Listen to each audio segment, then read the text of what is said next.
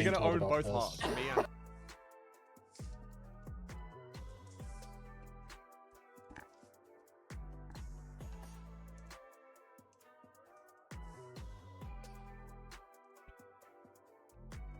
Hey. Hi, Daisy.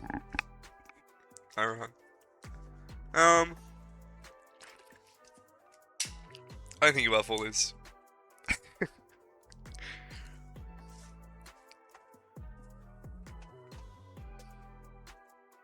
Why is it 720p? Hello?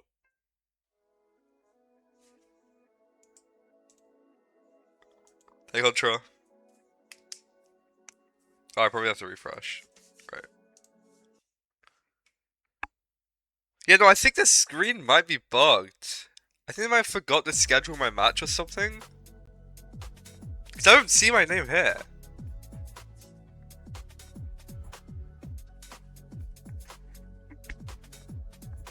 Hi, good.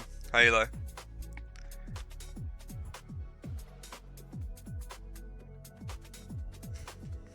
I must be tomorrow. I must be tomorrow.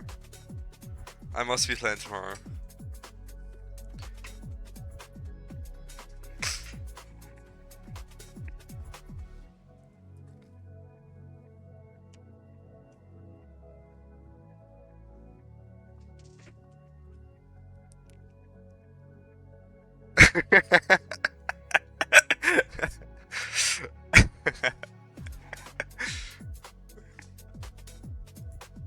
Oh, I'm playing Nahan. Oh. What's my record against Nahan?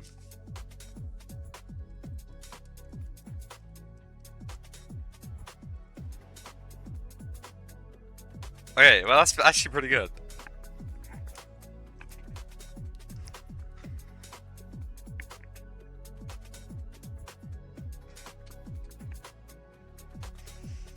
Yeah, we had one draw. I wonder how many people, like unique people, I drew with last season. I think Hacks wins. I think Hacks wins. I want Silver to win, but I think Hacks wins.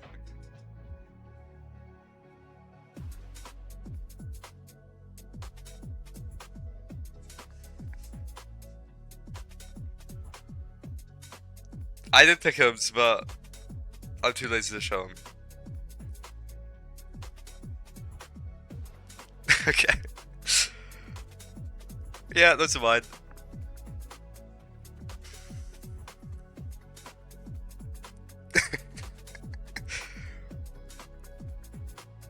What is the disrespect on Silver? If Silver wins, surely Impy wins it all. What are we saying?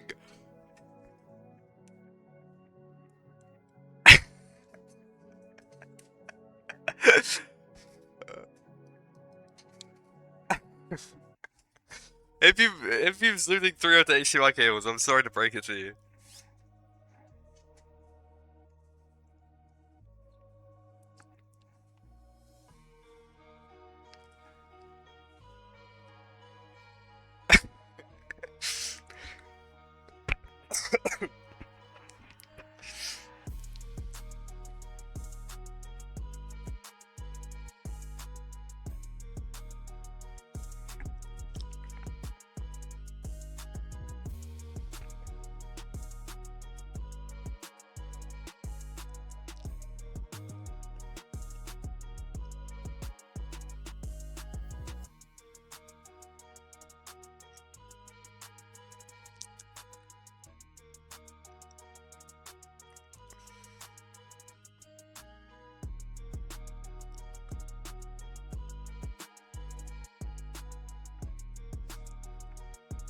Yeah, they forgot to schedule my match. This music would be better if they put Mustard Song in. I'm just saying.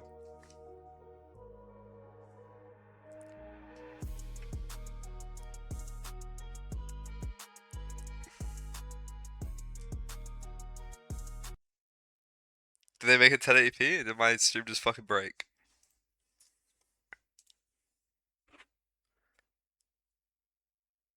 Oh, they ended.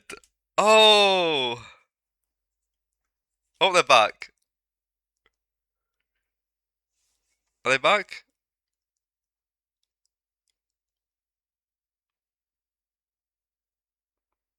Yeah,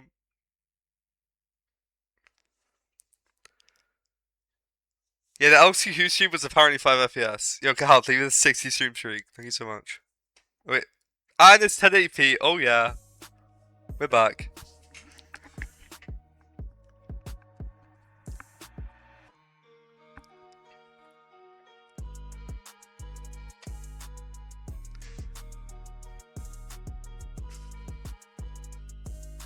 Well, I want Silver to win. That's who I want to win, but I think Hacks will win.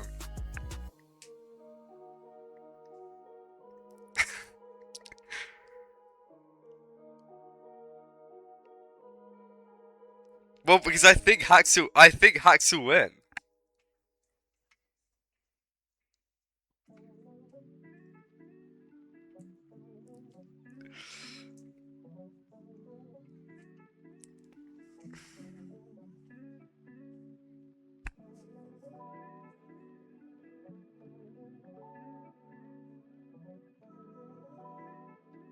Hi, Starhaven.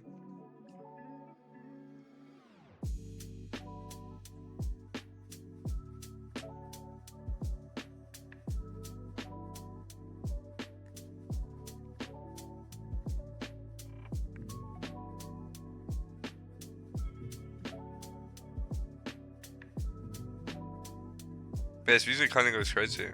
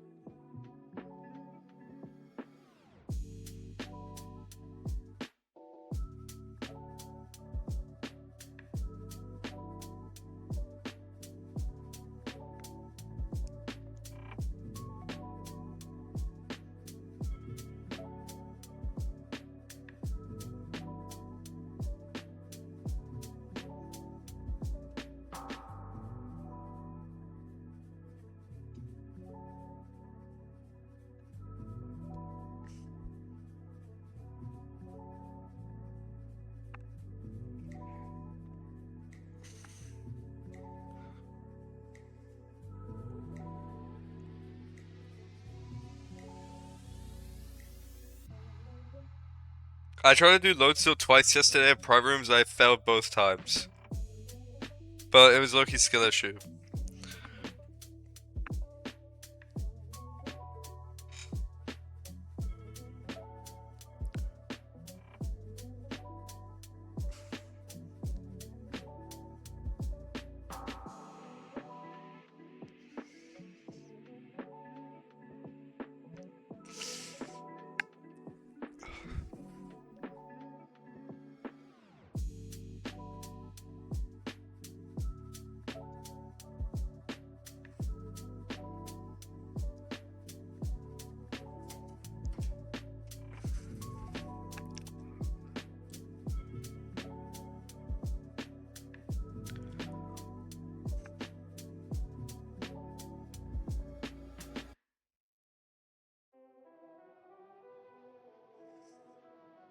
Ban on me.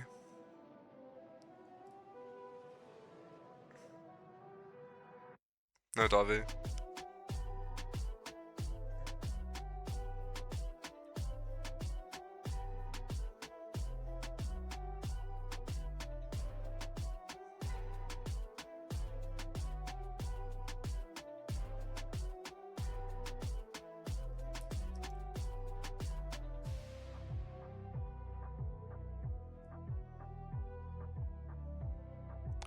Wait, so it was meant to start the 17 minutes ago, something like that?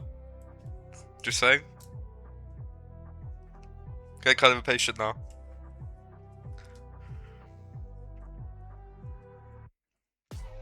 Oh! Hello, No problem, guys. welcome to season 10 of MCSR ranked playoffs. Super excited to be here. It is me, Thank you, bro, for and I'm here streak. with a new commentator, Rosebeams. Welcome to the broadcast. How are you doing? I'm doing great. I'm so excited. We're going to see some really, really awesome Minecraft play today, and I'm just really happy to be here.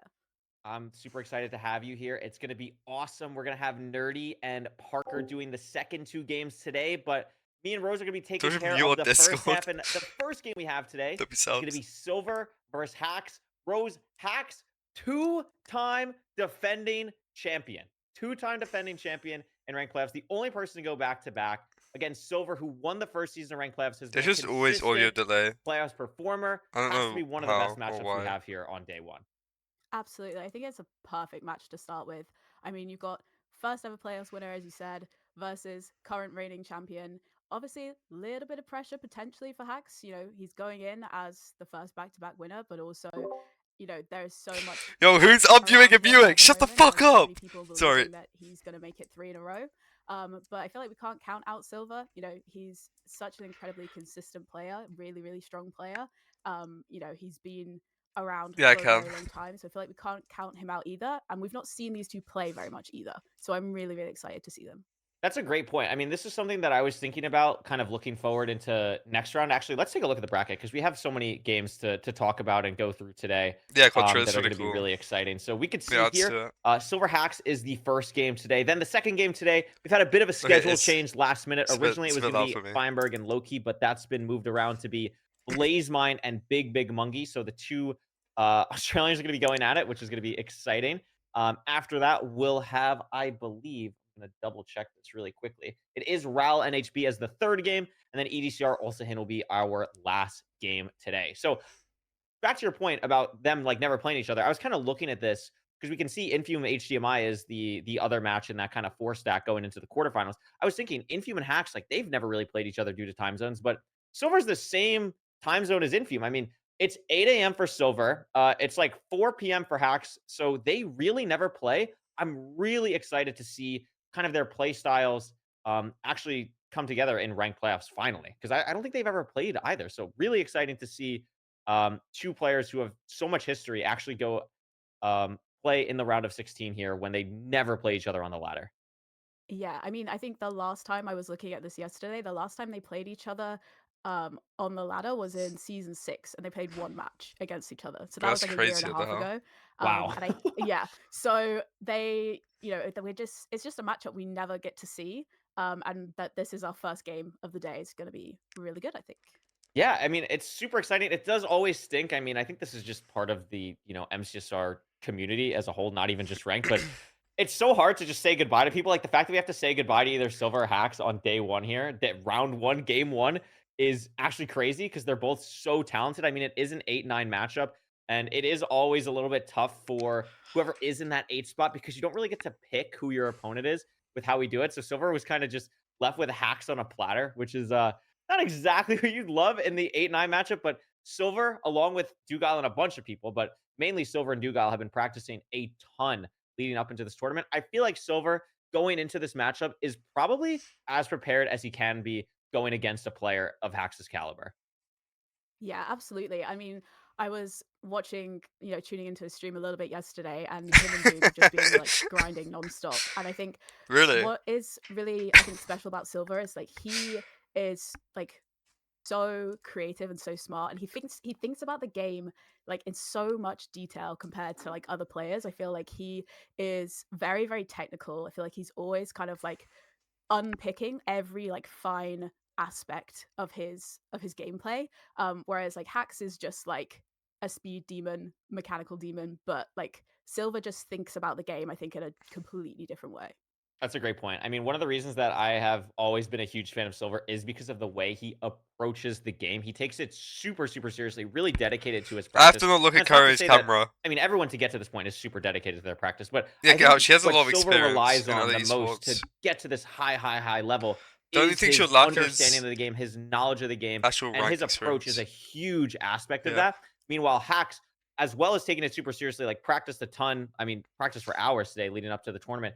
His top speed is really what put him on the map originally. Like I remember going back to season 3, 4, 5. Like he's always been around as this just mechanical, absolute warlord. Curry's camera's the always be best mechanical decent. player that we have to offer in the community. It's really annoying. What's allowed him to be so consistent recently It's is only during just a playoffs as well. continuation of his practice. Just getting more I don't know consistent how, over but- time has been so impressive to see, and that's Yes. why he's our reigning back-to-back Yo, champion. Abyss looking Leaf, if to you make say it it the third time, it won't be which is funny. Just saying. Yeah, absolutely. And you know, he's as you were saying, like that consistency, it's scary because he's so fast and you'll just be watching him play and he just finds time. And he just through his skills, his decision making.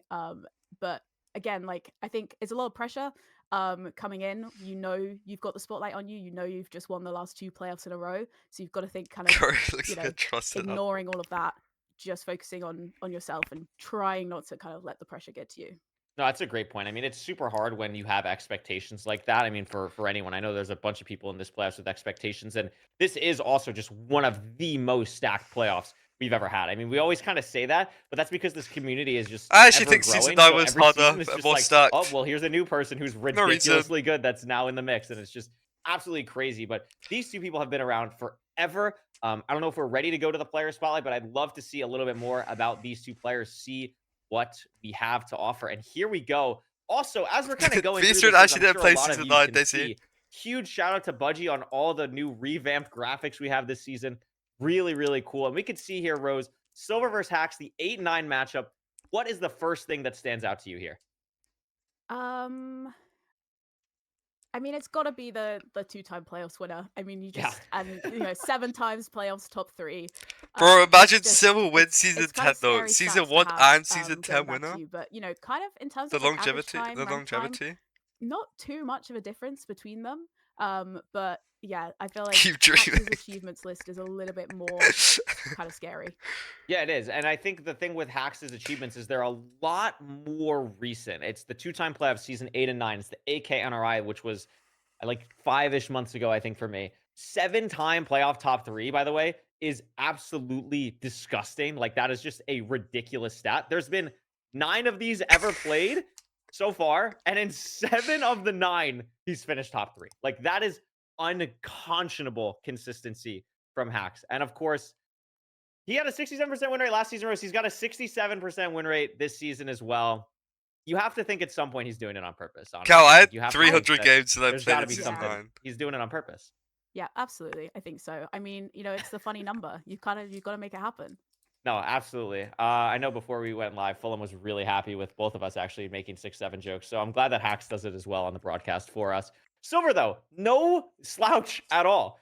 Playoff season 1 winner. I like also, I didn't actually realize this because this is a new stat for Silver. Mid-offs 2 winner. Obviously, Silver was not playing in mid-off. Silver is not mid. He's not mid. He was coaching to win that, which is incredibly impressive. And I think it speaks to, Rose, what we're talking about. It's not, Silver is not someone who's relying on his mechanics. And that's not to say that he doesn't have unreal top speed. I mean, their best rank time is so similar. But Silver is such a mental player, thinks so critically about the game. I honestly think Silver has an argument. I mean, this isn't a coaching tournament, but he definitely has an argument for being the best MCSR coach out there when push comes to shove. Yeah, absolutely. I mean, you know, it's one thing to be a really good player, but to be able to coach someone else to be a good player, it takes a lot because I feel like it's the hardest thing to be able to explain something to someone else for the first time. And you have to really understand something to be able to teach it to someone. And I think it's just really good kind of backing to our point that we've been making. You know, he just knows the game so well. Absolutely. And Rose, do you know who Silver beat, who was the coach in the grand finals of I'm that a terrible mid-off coach. I don't think I'm a I bad coach. I don't. just It think... was Hacks. It was Hacks, yes. It was Hacks. So there's a little bit of beef. What do you mean A agree? little bit of drama What do you mean agree? potentially happening here. Maybe we'll see some beef happening. It's interesting. It is actually quite funny. I didn't realize that was actually the case until we got going here. But yeah, I mean, Silver stats He's as a well. good guy. Really, if he really says impressive. Both anything peaking annoying, around he's getting 2600 banned. I elos. don't care. But we're getting close to the match here, Rose. Let's see if we're ready to see what the seed picks are looking like. If he mentions here. 8 and 9 one time, season, he's getting banned. We are changing up how we're doing the seed picks for the players. So in previous seasons, we had some like picks bans right off the jump. But this season, we're going to what we did at the MCSR Rank to LAN, which happened a couple weeks ago. And basically, what that entails, and I'm going to just read directly off of the announcement. So there's no seed bans now, I think. Because I don't want to be wrong. I think that would be I don't think there's any seed bans So let anymore. me find that really quickly. But the idea, roughly, is that there are no more immediate pick bans at the start of the seed. Where is this channel? Bracket info. Amazing. The way that it works, there's no seed type bans. The top seeded player, which in this case is silver, is going to choose the first seed type. After that first seed, the loser of each seed picks the next seed type. So let's say silver wins this first seed. He picks temple. Hax now gets to pick the next seed.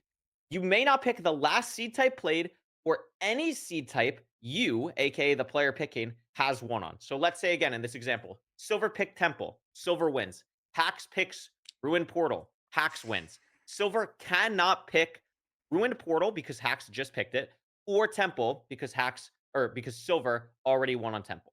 So that's all we need to know. So this allows for players to basically pick a little bit more strategically was the idea. And the reason we're swapping to this is because people at the LAN, which silver was actually one of them, really liked this format. They thought that it was better. It was almost basically like unanimously liked by all the players. So it might take a little bit of time adjusting on the broadcast to get used to / remember. But I think overall, this is going to be good for the players. I don't have any opinions on it. So I've never picked a seed, Rose. You also have not played in ranked class. Neither of us have seen what it's like to pick in a ranked class. But if the players are happy, I'm happy. Sounds good to me. Yeah, exactly. I mean, if it's good to change things up, and if they all seem to love this. Silver's playing on Norwegian. I think that's obviously the best thing to do, really. Yeah, absolutely. We will be having those seed picks momentarily. Oh, we have it now. Oh, look at this. Whoa, fancy. We have some village action for seed 1. Rose, what do the people have to watch out for if we're getting a village seed for the first seed today? Village seeds are really interesting because it's all about finding the best line. You want to get into the nether as quickly as possible, but I feel like with a village, there's a lot of extra factors because first you've got to find. I think village makes sense. You've got to see how much iron you have. You've got to make the decision if you're going to find the iron golem. You've got to make sure that you get food. You've got to make sure that you grab beds, and then you've got to find a lava, and you've got to find gravel. I think it's one of the overworlds. If they don't find the lava pool, it's gonna be really funny. For the most variation, but also for the most mistakes. Because if you make one wrong decision in the line that you decide to take, then you can be losing a lot of time to your opponent. Yeah, absolutely. I think out of the 5 seed types that we have, obviously the 2 ocean ones and then room portal, temple, village, I think village is the one where there's so much micro play that hasn't fully been explored. Like for example, like buried treasure, you're grabbing the buried treasure, you're getting some blocks with TNT or shears, you're going to the ravine. But village, technically, I think technically it can have no linear decision making that you can make. And you aren't meant to expect the seed change. They might reroll the seed, but they also might just make you play it. Line to get through all of that is really important. So I actually really like this seed pick from silver here. I think at a lower level, people really like village because it's like, oh, I get a bunch of food. It's really consistent, blah blah blah. But at a high level, which we're gonna absolutely see with these 2 players. There's so much micro. And I'm really excited to see why silver picked this. I'm curious. There's also obviously the different village types, right? So we could have plains, desert, etc., etc. So excited to see what village we're going to get because that could also be a huge deciding factor in how these runners route their overworlds. Yeah, especially if we see a desert village. Obviously, you are looking at less trees. It's a lot harder to find wood. You have to sometimes make the decision if the trees are far. Are you going to risk going for those trees, or are you going to, try and get less wood? Finding flint can be a little bit harder as well. Do you go for a wood light? It's all these little things that you kind of have to keep in mind. Yeah, absolutely. I was liking on that graph. I guess we're gonna see. I'm seeing like all of these for. Not the first time, but I'm seeing them put together for the first time. I want both of them to going through all these graphics. It's like, oh yeah, the video is gonna play and it's gonna look cool. It actually came out really good. Shout out Budgie, especially for doing it on especially short notice. We need a little bit of stall here to get ready, getting everything sorted, making sure the runners are all good to go here. But Hax Rose has maybe the most historic village seed in the history of playoffs. We can get some wacky stuff. I don't know if we're gonna get something wacky on the first seed of season 10 playoffs, but I don't know. Do you think we're gonna see a Toolsmith in the first seed of season 10 playoffs? It's probably like a 3% chance. I think it's a very low chance, but I think Charisma, don't say that. Great start to the season to have. You're gonna get bad. I mean, we had the Snowy Village last season, which is also like a village you don't see very often. Yeah. If you're not familiar with it, you don't know where which houses have got what in them. But you know, I feel like it would be nice to see a toolsmith, but it's unlikely. But I'm It's holding out. very unlikely. I would be You could so do that. happy if there was even like a snow village. Like I don't know which is rare in the filter, but like I just love. I mean, I guess this is also just kind of like my MO of like watching these runners. I like to see them be human a little bit. I like to see them like especially Hacks, because Hacks is such a robot in playoffs. Has some of the fastest times ever seen. Obviously the back-to-back thing, back-to-back winner, and sometimes they can look so untouchable. You know what I mean? It's like, oh my God, how can I as a player ever get to the level of Hacks or Silver or Loki or Dugal or whoever's playing in this tournament? It's so hard to remember, like, wait, they I mean, also delays at one happen. I point don't know. had to do all this stuff to get here. And there's times where That's just like when you get to as good as that they goes are, without saying. some things are gonna get left in the cracks. Sometimes maybe you're gonna forget what a desert toolsmith looks like. Sometimes you're gonna forget which houses in a snowy village actually have food that I can grab. So I'm always a fan of stuff like that, but also it's day one, it's match one. Let's set the stage with a really nice, clean game to start. Least deaths. I don't care if there's like silliness, just no deaths. You know what I mean? Yeah. No, yeah, definitely, Relatively, Rohan. Delays kind of and like close to matching, restarts, can they be- kill all we wanna momentum. see It's both so these bad. players at their absolute best. But I mean, they and just we want happen. to, So really see them going down to the wire. I'm hoping to see all 5 games being played as well for this match. It's I hard. would absolutely love to see 5 games getting played. Now, the other thing to consider as well in this Yeah, match, as we definitely. mentioned, for Silver, it is currently 8:34 in the morning for Silver. For Hacks, it is Please currently also heed. 4:34 p.m. And Silver is going to get better the longer we wait, and Hacks, it's not going to get worse, but he's going to be maybe a little tired, maybe, Also, it goes hard. getting a little kind of out of it. He's been up for a while, blah, blah, blah, maybe getting hungry. Silver, the more time that goes for Silver, it's something to watch out for, because you never know. You never know and stuff like this. It's something to keep an eye out Yeah, for. I don't know. Especially because, again, I don't know. Like, they if never ECL play each loses other. round It's not one like again, one of them is going to be like, it's oh, gonna be tough. when I play Hacks, It's gonna be he tough. doesn't do this thing. Like, they really don't have any metric for what the other players like to do. Like When bad they go tough, against each other. not good tough. Yeah, absolutely. You know, for players that we see that are constantly facing off against each other, you start to learn their play styles. But unless, Silver and Hacks have been watching each other play, watching each other stream, they're not going to know those little details. They're not going to know that, oh, he likes to take this kind of risky decision. He's going to maybe take this terrain. He's going to maybe try and do this. I think he's maybe going to try and leave the bastion slightly earlier. You don't have that extra kind of almost like metagaming. So Fanboy it's very Beauty much, is a a blank image canvas for both of video them in terms sharing of what is the other service. player going to do. Absolutely. As we've said, we're going to get into the first game here momentarily. We're going to figure out what's going on here, but we are just waiting for a little bit more stall for the runners or production or refs or whatever we need to do. A lot of moving pieces to make something like this happen. We appreciate the patience. We'll get going soon. Trust us. No one wants to get going more than us. The messages are we just for will punishment. momentarily. They aren't like I'm trying to think of actual any good messages. stall stuff, because you mentioned to me specifically that you have some stories, and I don't know if we want to get those right out of the way immediately. Would you like to tell one of your 2 stall stories? Yeah, that was a waiting here free for will the message you audience? said you just said. Okay, so I can tell you the amazing thing that happened to me yesterday when I got home from work.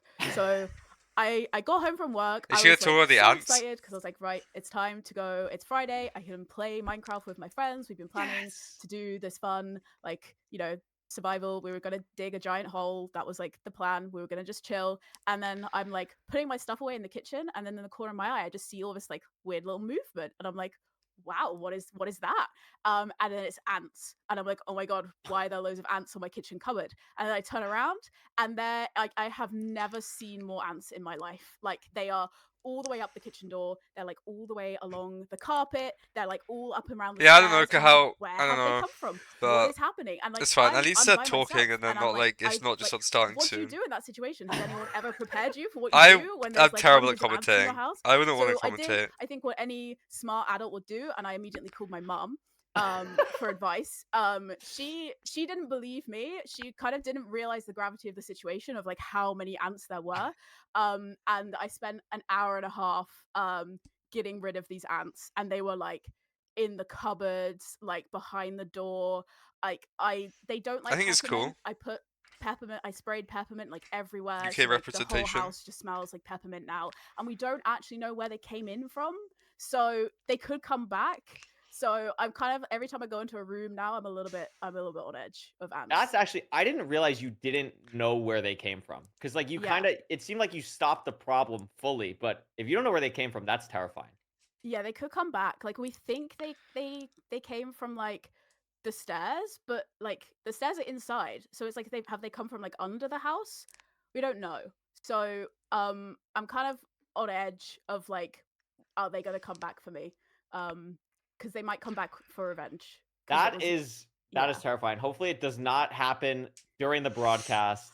That would be not fun. Were they like near your setup at all, or like do we need to like watch out for like we're commentating like a 0 cycle and then all of a sudden like ants just start going up your microphone, because that would not be ideal.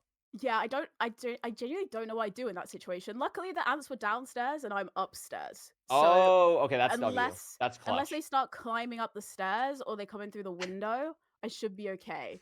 But you know, you never know. They could still be around. Yeah. I was just thinking, this is a horrible thought, but like your house is kind of like the bastion and the ants are the piglins, and they're like routing the bastion to figure out where the gold blocks are, aka the food. Yeah, and they did go for the honey. They found it. Yeah, the honey was gold. I'm not well, really studying them. I like this analogy. I think it works. It works. Listen, you guys can say mute all you want, but would you rather be on a starting soon screen? Would you rather be on a starting soon screen? We're gonna start soon. Don't put us on the starting soon screen. Ignore them, please. Don't put us on the starting soon screen. Together. It's totally chill. And I just got a message from Oliver that says, "Okay, let's get the players in the room and start ASAP." So guess what? You won't have to listen to us yap about ants or whatever else for much longer.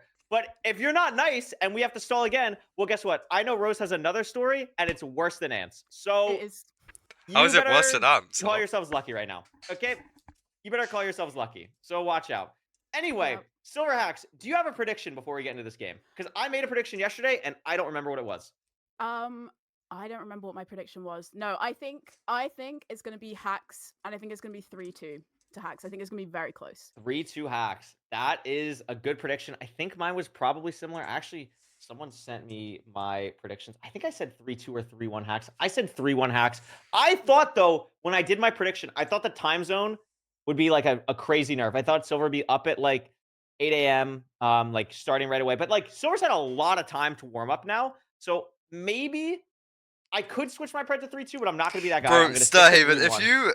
it's just so hard to if you change your name, I think you'd get banned in every chat. I think the only reason why you don't get banned is because people know you are. His march here very soon to not only be the first person to ever repeat as champion, but to potentially be the first person to ever win 3 in a row, which is just saying that out loud is just absolutely absurd. I read his message and I'm like, okay, I'm gonna ban him, and then I read his name and I'm like, okay, well I can't do that now. I don't know why. I don't know why I feel that way, but I do. Has the potential to win, and so for Hacks to be able to do it back to back, and that we are so kind of confident in saying that like it's very possible for him to do it 3 times in a row, it's a big. Oh my god, we're in.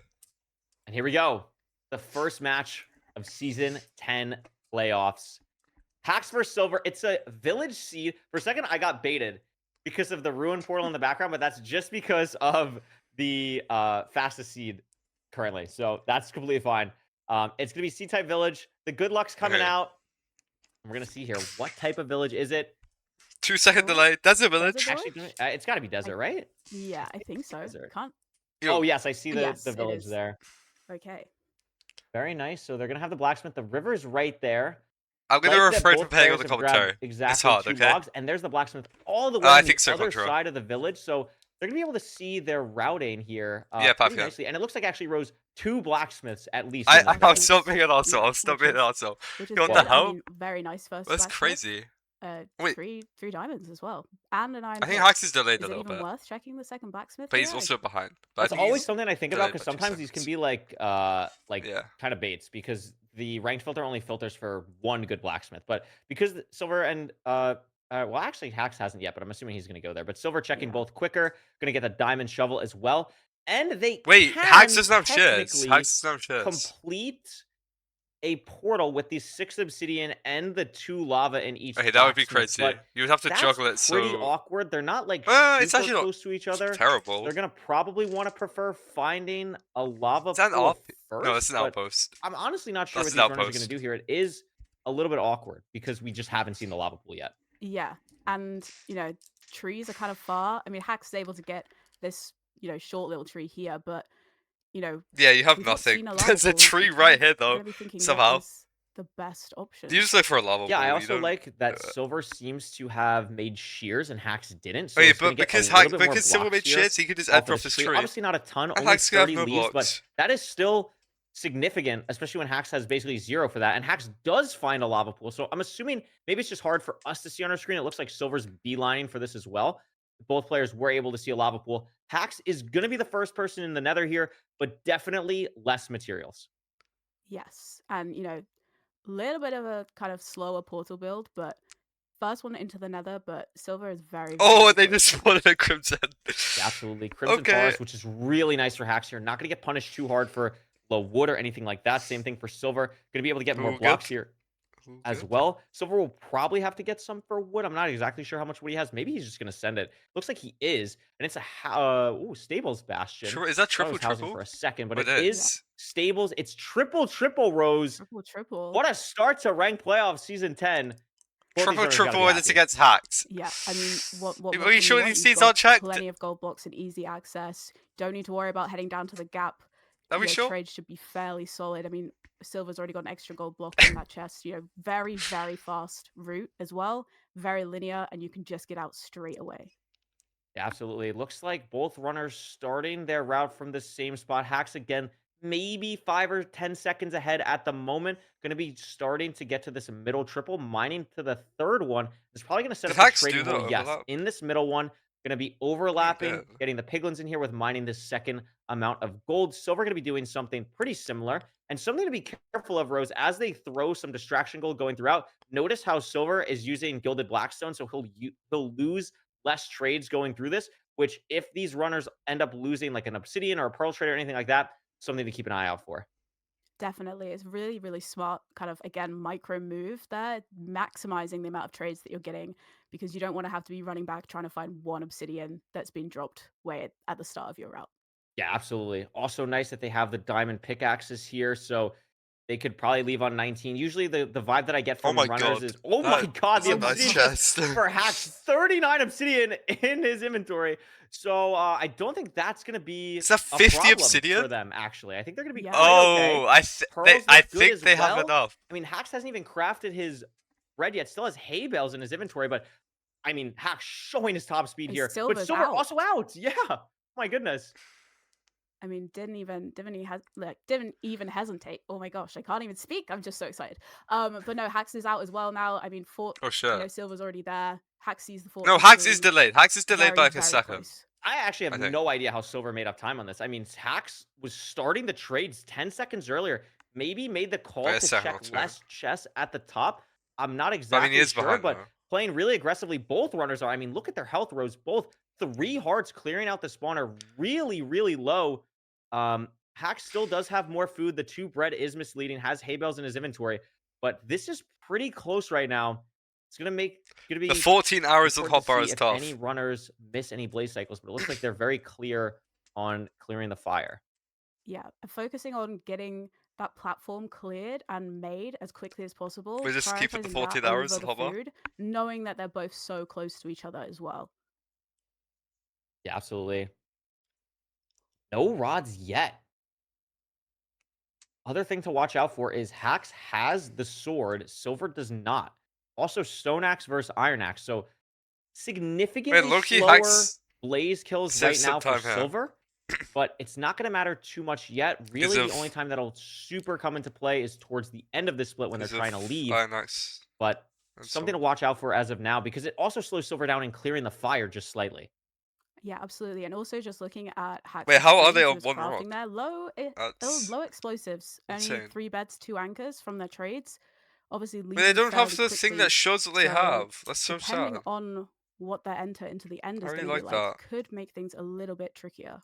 It's a great point. Going to be keen to see what the tower's going to be, because if they have to do something like universal side setup or just side setup in general, it could be a little bit awkward. So with Silver low gets put over the explosives. ocean, Hax Both runners, gets I put mean, on an they are island. identical pace right now. Both have the same blaze cycle. When they re-enter the nether here, that is absolutely crazy. But again, the rods are just not dropping. So They're really slow. slowing the pace down. Yeah. Up to Hacks 5, I going think for a now for pearl no, they're the Silver. same spawner. Yeah, 5 for Hacks as well. Just needs one more rod. It's just gonna be Maybe close standard here. block RNG. Like they just stood on a different block on the pool. One more for both. Both have their pearl hang set up. And Silver gets the Swan Cycle first. The Blaze doesn't drop. And this is exactly where the Iron Sword could come into play a little bit. Hacks could get a little bit of time back here. Accidentally tool screens. But it's going to be okay. And none of the Blazes drop. But Silver has a Stray. And this Stray could drop. He only needs the one. Oh my god. And it does. And he he's out. gets Wait, it. W Yep. Stray. That That's Stray so could good be for making all Silver. the difference for Silver now. I mean, Hacks just gets his Oh! cycle good? out. Low health for Silver as well, pearling, but Hacks is out as well. The Stronghold seemed decently far. 192 on Silver's Ninja Brain bot. So the Pearling is definitely going to be necessary here.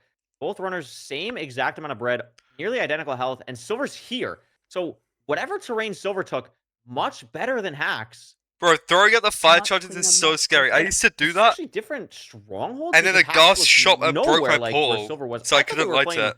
literally the So I same stopped doing spawner. it. But I mean, maybe not at yeah. all. That's I mean, yeah. crazy. And Hacks with Silver finds the portal Oh, room the is portal a room. 4-eye.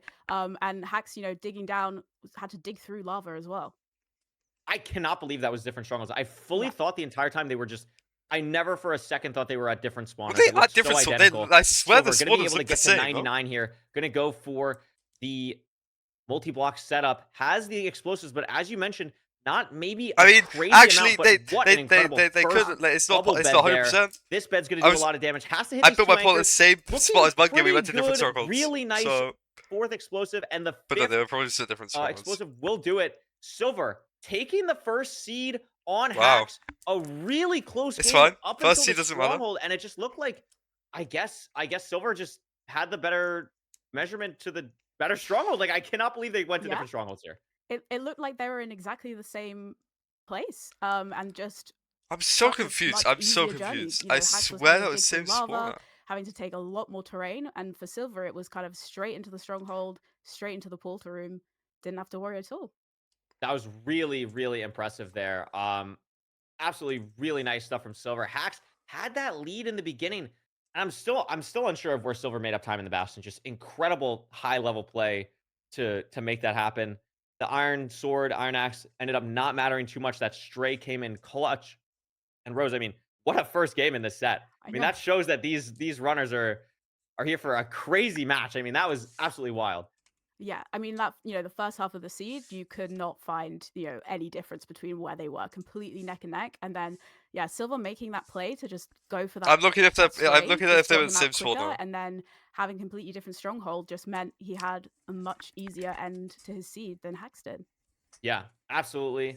We'll get into our second game momentarily here. We'll see what the seed pick is for Hacks. I mean, Hacks is It was same spawner. It was same spawner. Guess what people are gonna choose for their Oh! I think for Hacks it's much less so. Bro, I would be no. shocked if I In don't between see two Hacks just strongholds, pick they're in the between portal two for the strongholds. They're in I between think two that strongholds. has always been Hacks' bread and butter in ranked playoffs, and I would be really surprised. Look if at that's this. Look at happening. this. Look at this. Look at this. It's Yeah, so I funny. think, if you're Hacks now, you were ahead, even just slightly for a Okay, the you see beginning of the Silver's eye season, here? you just wanna I go to for something Hacks. that's gonna play to your strength. Hacks' and eye is speed this way. is your strength, so it just kind of makes the most sense to go Ruin Portal here.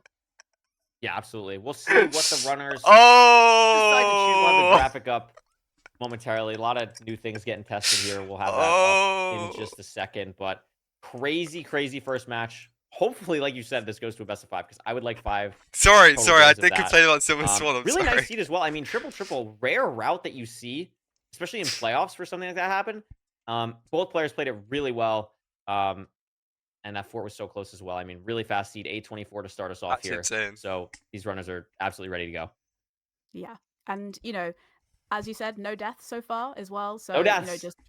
So we're still on track. It's going. We're good. still on track. Yeah, I think the thing is, I mean, I'm trying to remember back to the land that we had a couple weeks ago. I think it's something where there were I think a pretty significant amount of deaths at the land, but that's also something where you're so not used to your element. Like now we're back home, we're used to what we're doing. And I think that kind of helps as well, just the familiarity for both of these runners. And not only the familiarity of their setup rows, but the familiarity of being in playoffs. I mean, both of these players have been in, I don't know how many. I think Hax has been in 8 at least, if not 9. This is, I think, Hax's 9th. And I think this is Silver's 8th or 9th. Like, just absolutely crazy consistency. Yeah, and they aren't going to necessarily have some of the same nerves in the same sort of way that some of the newer players, players where they've already played in 1 or 2 playoffs before, or if it's their first playoffs. So, it's something you're comfortable with. You're used to the competition. Hax is going to be, he's going to be frustrated that he lost that first seed, but he's not going to let it kind of affect him. He's going to be. I mean, Hax would have bouncing lost straight back as anyway, we I head think, into because our Silver second got that seed. stray. So Yeah, like, absolutely. We'll get on that. it's still ready bad, in though. a second here. I'm actually curious. Oh, look at this. Here we go. And it is a room portal. Okay, yeah, that, It's this almost makes like we've sense. commentated the. Well, I've commentated so many Hax room portal seeds. Now you get to have the wonderful experience because it is. I swear to God, I swear to, if we open this I'm RP, so excited to see, and also ruin portal seeds. A lot of extra little things you have to think about, and decisions you have to make very, very quickly. a fucking supply drop in there. Are you going to have the free iron, or are you going to have to look for that as you head into the bastion? How much wood are you going to get if there's trees? Do you try and get food? There's lots of little things that you can enter almost straight away. But do you take that extra time to get more blocks, to get food, to have that extra safety net, or do you just? Bro, Hax already doesn't care. Yeah, I mean, it's a great point, and Hax also is something already that I fine. always watch out for is what type of room portal. Like, how are we even getting an iron pickaxe? Are we gonna have to make a bucket? Are we completable? But the food is weird. Like, there's so many things to consider. I think people think of ruin portal as something that is super linear because when you're either looking at the leaderboard or you're just like seeing on YouTube, it's like, oh, there's a really fast rank time. It's like ruin portal looting 3, but not every ruin portal seed is like that. I mean, even just on this graphic, there's the 2 different ones. Like if you're getting the video one, you're making a bucket. If you're getting the one on the bottom, maybe you get an iron pickaxe. Maybe you're just able to enter right away. So I'm really curious to see that aspect as well, because potentially it is a bit of a gamble, right? Like Hax is banking on the super fast ruin portal type, which is, I would say, more prevalent, more common in the ranked filter. But I mean, if Silver gets something like Waluishi's was no looting 3, no iron pick, I don't know no the right way to say it, but Garrett's. just like a little bit more like mental capacity in the beginning here, like just something that's really, really like, okay, how do I route this overworld? That could be something that Silver gets a little bit of an advantage on. Yes, definitely. Yeah, I think it was called we're hopefully going to be seeing very, very soon what kind of overworld we're going to have with our ruin portal. Absolutely. We're going to see right away. It is a hanging one, which could be either, and it's going to be... Okay, this is good. Iron nuggets This is good. 48, so enough for a bucket, but not enough for an iron pickaxe here. Yeah, so no gonna have to test their lava completion skills here as well. Plenty of trees around. There are some animals, so it'll be interesting to see if they're going to try kill a couple of these cows that they can see on their screen as well. Yeah, definitely the food here is going to be huge. You can see Silver thinking about what are we going to craft here. No, I meant good as in like it's bad. Tools, has the bucket like ready. It's not like really Something linear. You see, or I should say, used to see runners do sometimes is like use that 2 iron for No, shears, yeah, this is but a terrible RP. Much less common nowadays. This is awful. Just saving the iron, so you only have to rely on a couple of iron nuggets in the bastion is so nice compared to the extra blocks. It's just not as necessary. We're gonna see Hax be the first person. Oh my god, this chicken! For the ruin portal completion. Yo, Silver, you have 3 beef. Like I didn't see any crying. Silver, you have 3 steak. Maybe I'm wrong, but I thought there wasn't any. Oh, there is one. There yes. is, yeah, there's one. I would do the same, but like trying to get extra food. He got 1 extra chicken, but I think it lost him a lot more time than it. That's not the point. Was going to gain him as Hax's first one into the Nether. Chicken is so bad though.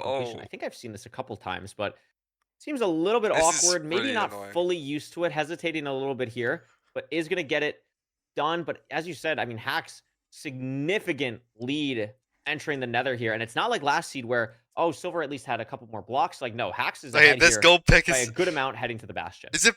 Yeah, and it's is it buried? Further bastion. I know. So I thought it's to the right. Traverse this terrain to be able to get there in time. Those extra couple of seconds that Silver lost in the overworld could really matter here. Absolutely. Both runners, 3 steaks. Maybe Silver has like a chicken. So I saw him going for that. Oh, don't put the iron up here. Don't put the iron up here. A lot of obsidian in this top chest. Yes. Of this housing. We're gonna punch a pig. Silver, go down, Silver. I think made up a little bit of time on the terrain, maybe. But Yeah. Hack's heading down now. Really nice stuff. Has the bone blocks for stuff. Where are we going? Oh, we need iron still. Duh. I was like, what is happening? Oh my god, they have to go to Still the needs middle. iron though. After all that. The hell?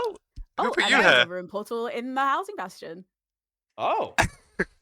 Well, that's awesome. Wait. And there's And the iron chest. Finds the iron chest. A little bit of a kind of disruption to our route here as well. This is so chopped. Able to craft the pickaxe. Silver's probably going to run into the same issue as he tries to find the chest, but does find the chest that has Insta the beeline's iron in. it. Yeah, I really That's- like that's that my play. Looks like probably going to break this chest for Manhunt would be my guess, but maybe going to try and make the pickaxe first. Does go for that. Is going to break the chest here. The Manhunt's going to go off and has a good amount of piglins. Going to punch more. I think actually Hax has quite a lot of piglins now. I thought Hax maybe had a little bit less, but looks like it's going to be pretty similar here. Oh And yeah, again, Goose. Hax just with that 15 How to does he have 10 second lead, 15 especially in a gravel? housing bastion, Rose. It's going to be Where- hard to make up Where time did here we if get you're Silver. 15 gravel? Yes, definitely. It's going to come down to, Yeah, Kara. you know, how fast are you going to get your trades, and also how far away is this fortress going to be. The only chance he's really got now to be able to kind Oh, of make trades up from up top. those, That's probably you know, what it few is. seconds that he's missing is going to be in his travel to the fortress.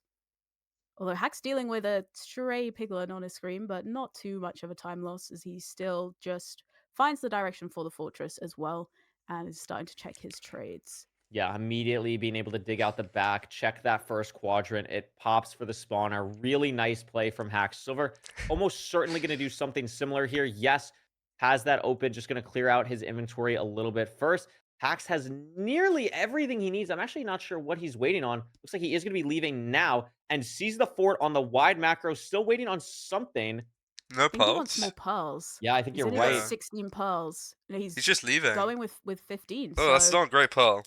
really but I mean, this interesting pearl now is to see kinda if hard anyway. Silver is going to do the same thing, because that's going to slow. Wait, Silver has Silver more pearls. How is Silver Silver? has way more. Yeah. Silver It has to be. has It had to be the 22. straight pearl. It had to be the straight 23 trade. even. How did Hax just lost a pearl trade? I guess maybe. Oh, Silver. That's not good. I did missed see some pearls on the trade. floor Okay, but- for Silver, like outside of the trading hole, so But that Hax might could not be able very to easily have zero been because the one he trade will that either have Hax to. He might have to throw one that to get the Just chords, and pearls then he for has Hax, 13. That's going to be a huge factor. Rose going for the zero. If it's a back zero or a zero eye, or I mean, even heading to chords, that's something. Hax might be ahead right now, but You I mean, don't look at the guarantee more situation with pearls than Withers this. too, like a little bit all over the You're place. for Hax guaranteed right now, but 3 wow, how pearl many strays. trades.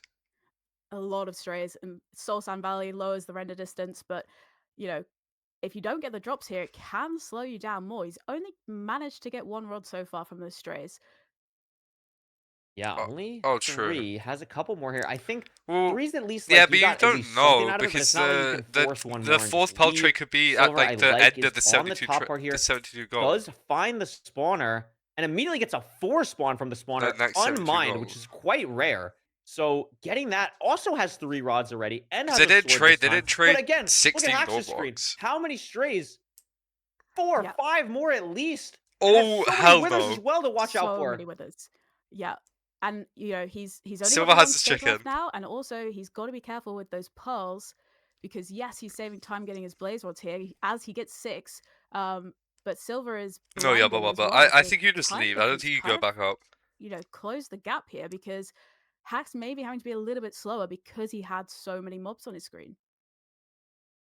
1300. Both measuring nearly the same time, but I believe that Yeah, he Silver had 16 count. has the more rods. Getting 1 more wood. I'm not exactly sure why, because we pre-crafted a significant amount of beds. I'm not exactly sure. Maybe it's for a bow or something. No, it has a crossbow. So just wanted Oh, sticks that or is so something. chopped. They went down It the is gonna make a fucking bow. So wants the mountain. bow over crossbow. Makes sense. Hax though, look at Hax. That's Maybe so a unlucky. really awkward eye spot. Had to go all the way down the mountain. Okay, maybe Silver's getting And Silver's kind of out. lucky. And has Maybe a plenty little of bit. pearls that he can use now as he travels to his terrain. You know, Hax is trying to find the best lineup, but yeah, he's down to 13. And Hax is dead. Yo, and Silver, Hax is dead. You're so greedy. Wow. Whoa! I mean, Well, Hax is dead. I'm not even sure what happened. I don't even know how he I- died. I didn't see. I was looking at Silver It killing a looked hoglin. like an aggressive pearl, maybe, or like Yo, got hit Silver, by a wither when purling. How? Who are something we eating for? Hello? Unfortunate, obviously happened to Hax, but hey, that's why we have a Fulham analysis potentially. Exactly. Oh, We're it's have to tap Paul's in, hit. because It's Fulham gets to Paul's see things that hit. we didn't. But I mean, Silver here is gonna realize pretty soon that something happened to Hax. Looking for a spike in the stronghold, doesn't have it now. Depending on where this fortress is compared to the nether portal, I'm not exactly sure like the chords of Hax when he died, but it didn't look like anything burned. So if the stronghold is not super linear for Hax or for Silver, what's excuse me, that? it is something to at yeah, least true puffin, watch out for. Yeah, definitely. And at the same time we were focusing on Hax's death, Silver was gathering that extra little bit of food, killing a hoglin as he finds the portal room now. So, Zero Eye as well. And we know that Hax just hasn't got wouldn't the be with pearls, Zero anyway. so if he is able to get back, it's going to be, very difficult. If Silver makes a mistake here, it's going to be very difficult for Hax to close that. Oh yeah, he pearled. He would have been. Are we going to push to 103? No, we're going to play it very safe. Go to the 99 setup. Makes sense. Plenty of time here. You know your opponent's not even in the stronghold. And Silver, with this 0, is going to, I'd assume, I mean, we have plenty of explosives here. One more arrow bed. Yeah, double bed should do it. Because season 10 was played with no standards patch, so on if you the turn on, it'd be reigning a match change. back-to-back champion in the first match of the day. It's fine. Hax can reverse sweep. It's incredible. I mean, obviously, Hax did have a death, but even before that, Silver was ahead, had more pearls, a lot more kind of easier run in. Okay, into the fortress. so if I support Silver, I get hated. If I support Hax, I get hated. And if you're Hax now, you're gonna be feeling a little bit. I can't support anyone.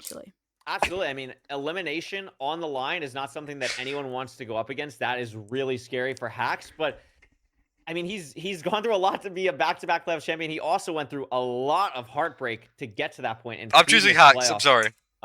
So I mean, going into Hax to three, eventually, we are gonna have a full analysis first. I mean, it's gonna be 3 seeds in a row against Silver, who is one of the most guys, I'm players winning in the world.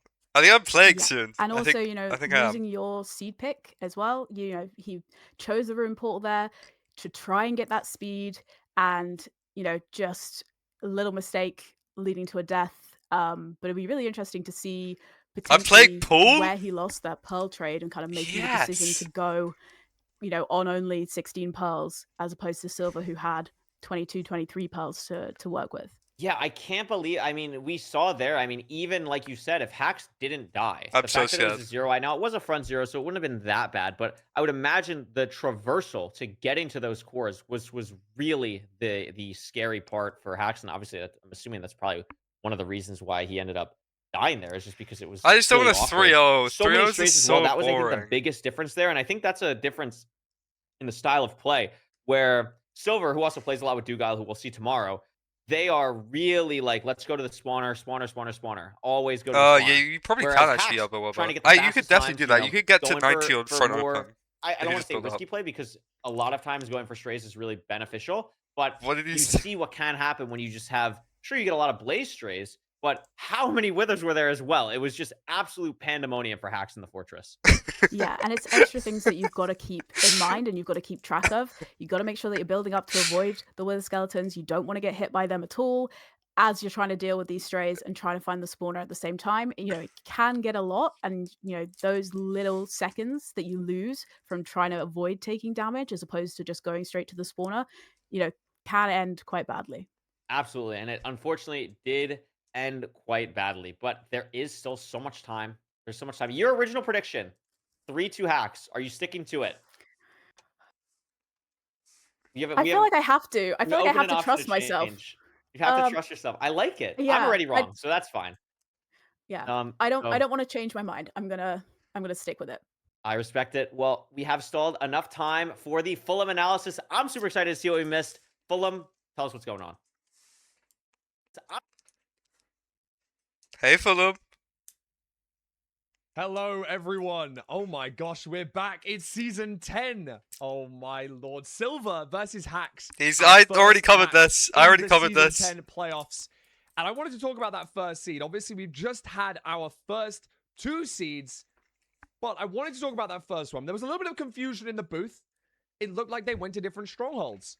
And I am fortunate enough to have had the time to have a look. And let's just say they did go to different strongholds. This here is Silver's blind. Silver blinding out of the nether on top of that spawner. And let's just quickly talk about it. First and foremost, uses a beautiful technique to avoid the dolphin from picking up the eye. Something that I think our commentators might have missed. As you can see, dolphin down here approaching the eye of Ender. But he drops a second block so that then the dolphin is distracted upon that rather than on the eye. I don't think the dolphin actually looked at the block. I'm pretty sure the dolphin just ran into the floor anyway. But it does work. There were different strongholds. And I just have this screenshot of the blind coordinates. He got the right idea, but it didn't work there. 1158.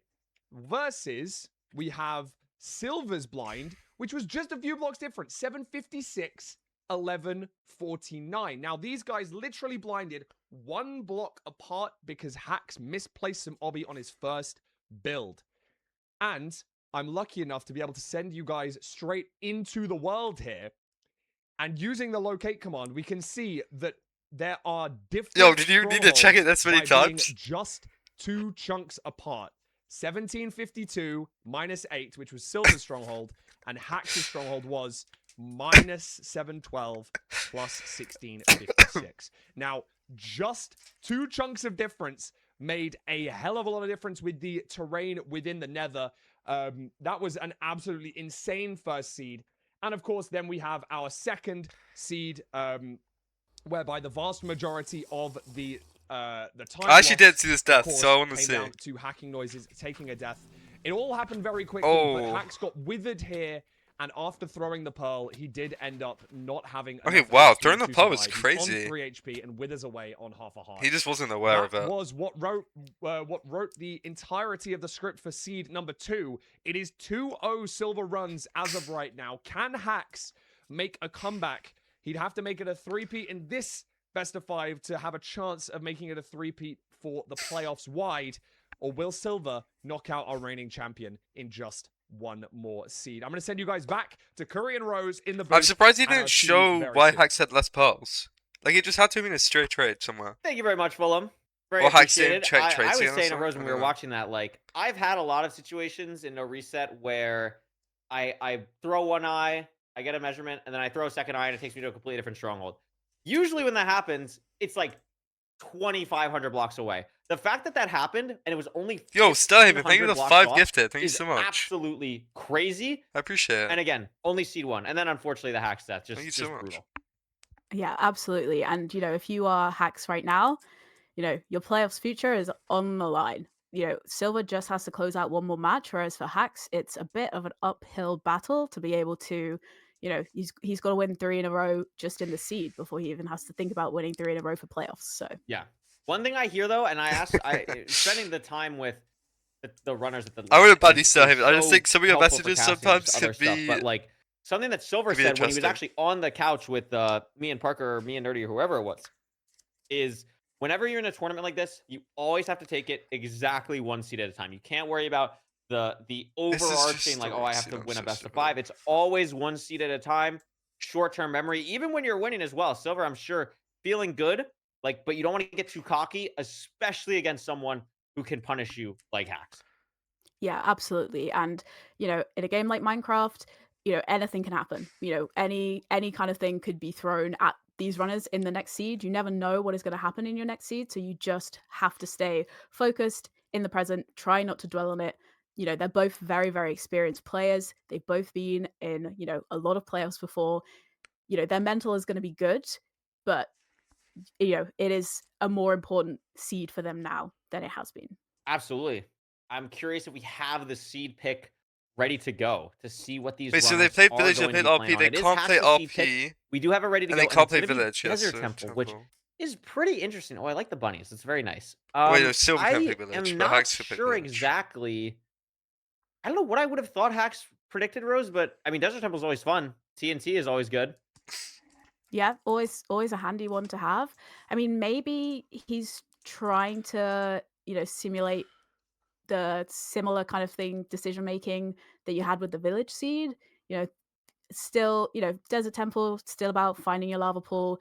Are you going to find your flint source, or are you going to have to go for the wood light? So maybe Hacks is kind of, you know, banking on able to be a little bit quicker in sometimes a seed that can have a little bit more variance in it, potentially. Yeah, absolutely. I think temples can also just be really fast as well, depending on the seed. Like having the TNT to just blow stuff up is really nice, and it can make the early game like deceptively fast. Like you can see a lot of like sub 140, sub 2 enter desert temples if you just have enough food from it and everything. So very curious to see what these runners are going to have in store for them when we get into the actual match here. But the fact that it's desert temple is absolutely interesting. It's over up 2-0. Like, does it This make new sense for seed pick Desert system is Temple? also just kind of interesting to see how it goes now, because now after the seed, assuming Hax wins, I think it so. can be basically any seed again except for Desert Temple. So there's no like stuff that prevents that, which is going to be exciting. But to get to a seed 4, Hax has to win this one. Yeah, Probably and knock her out. hopefully Looks too he's sandy. thinking Oh, Desert he's Temple rolling now. is his best chance to be able to do that. Oh, Silver said he wasn't And comfortable with Desert pressure is Temple. on, but I think if anyone can do it, it's going to be Hax. That makes sense, son. Absolutely true. He has the experience. Both these runners do, which is why this matchup is honestly so interesting. We have a little bit of a stall here, but that is okay. We will get into this game momentarily. Ocean seeds are just like a minute or fucked so. though, because like you could just get fully Hax needs fucked a on little bit of a Ravine, and so I think that's 60-second why break people really don't want to quickly. play them. Then we'll hop into a game. But this is gonna be it. I would tell you to tell your other story, but I know we don't have time for it. So we just have to look at this beautiful Desert Temple seed. I do like how this is though. It's very nice. Yeah, I love think the little bunnies. They eventually. are so cute. I love the little I'm not entirely bunnies. sure, I though. think it's a great touch. I'm excited to see what the ocean ones look like as well. We're gonna get little fish, little whatever. There's been a lot of stuff Yes, out that'd this be good. season, so it's fun to see how it's going. How do you like commentating so far? Is it fun? It's fun. It's kind of terrifying, but I'm having so much fun. I feel like I think these she's first done 2 great. seasons have been so good. I think this she's been matchup, doing like really that well this is with our him. first game of season 10. It's like so amazing. So It is crazy. I feel like sometimes when I've cast in the past, like every game is amazing, but it's like, oh, I missed out on the Hax game. Oh, I missed out on the silver game. I'm getting that. I'm so happy I'm commentating this one. And it wasn't even because like I wanted it. It's just the way the time zones worked. I'm so happy. Non-biased commentary, by the way. Friendly reminder and it's a after rare this. matchup. Oh no. Yeah, go. Yeah, it is a rare matchup. It is. Yeah. I mean, I think they've, they haven't played each other on the ladder in, a year and a half. Yo, chill on Nadi, we but don't get to see them play. I agree. So the fact that we get to watch them play is pretty awesome. It is very cool. I think my favorite matchups in playoffs are the ones that you don't see that often because of time zones. Because like, don't get me wrong. Bro, I me and love Andrew would watching be so Infuse and bad. Feinberg play for the 740th Andrew doesn't time fuck with the game at anymore anyway, 9 so p.m. Eastern time. I do enjoy that. It's great.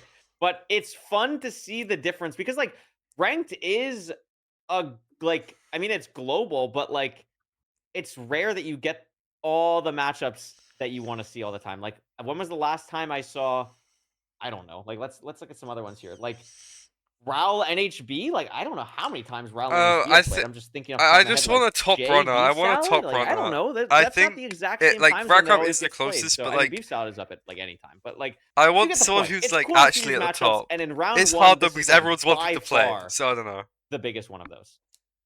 Yeah, absolutely. I think it's 2 absolute giants in the scene as well. First ever playoffs winner, current back-to-back winner. I just think you need like perfect really matchup high as we level head input because I think they into do get a lot of seed things number wrong. 3 here. I'm very excited. It's a desert temple. The trees are close. I think so, Carol, but Immediately like checking for that lava pool, not the seeing problem too much is people at might be all sad that they yet. didn't qual and then not want immediately to going to commentate. different sides. So I I don't actually know. really like But this it's second like a half. good Sure, it idea. takes a little bit more time to go into the temple, but you get to check a lot more of the desert terrain for the lava pool. Unfortunately, I just don't think either runner saw it yet. Yeah, and making sure you pick the right direction can make a lot of difference here. Absolutely. 2 golden apples, 17 rotten flesh, 3 golden apples actually. I don't know, Carol. And gravel in the It would bottom be of the so temple, scary. I so probably wouldn't say already yes. eliminates the need to I have just don't think I'm to good at risk commentating. the wood light. You're looking for a lot less now. You just need to grab your water and you just need to find the lava pool. Yeah, still looking for that lava pool. Both runners. A telltale sign of have you seen the lava pool yet is who is in F5 is usually a good indication of who's found the lava pool, who hasn't. I like this tree spot from Max as well. Finding a spot to get both logs can be a little bit tricky in the savannah. I don't know if Silver actually would be a good found idea. the spot to do that. So nice that Hax was able to. For Hax fans, And Silver does see the lava pool. I did think I saw a little bit of stone here. It is a lava pool for Silver. And Hacks significantly slower here. I'm not exactly sure why. I mean, maybe a little bit more time lost at the bottom of the temple, I think it was. But Silver going to be in about 5 seconds faster. Yeah, very, very close still. But yeah, definitely just a little stumble in the temple that just meant that Hacks is just slightly slower in here. Looking for the spike. This terrain is not incredible. It is dwarf forest. No sign of the fort yet either.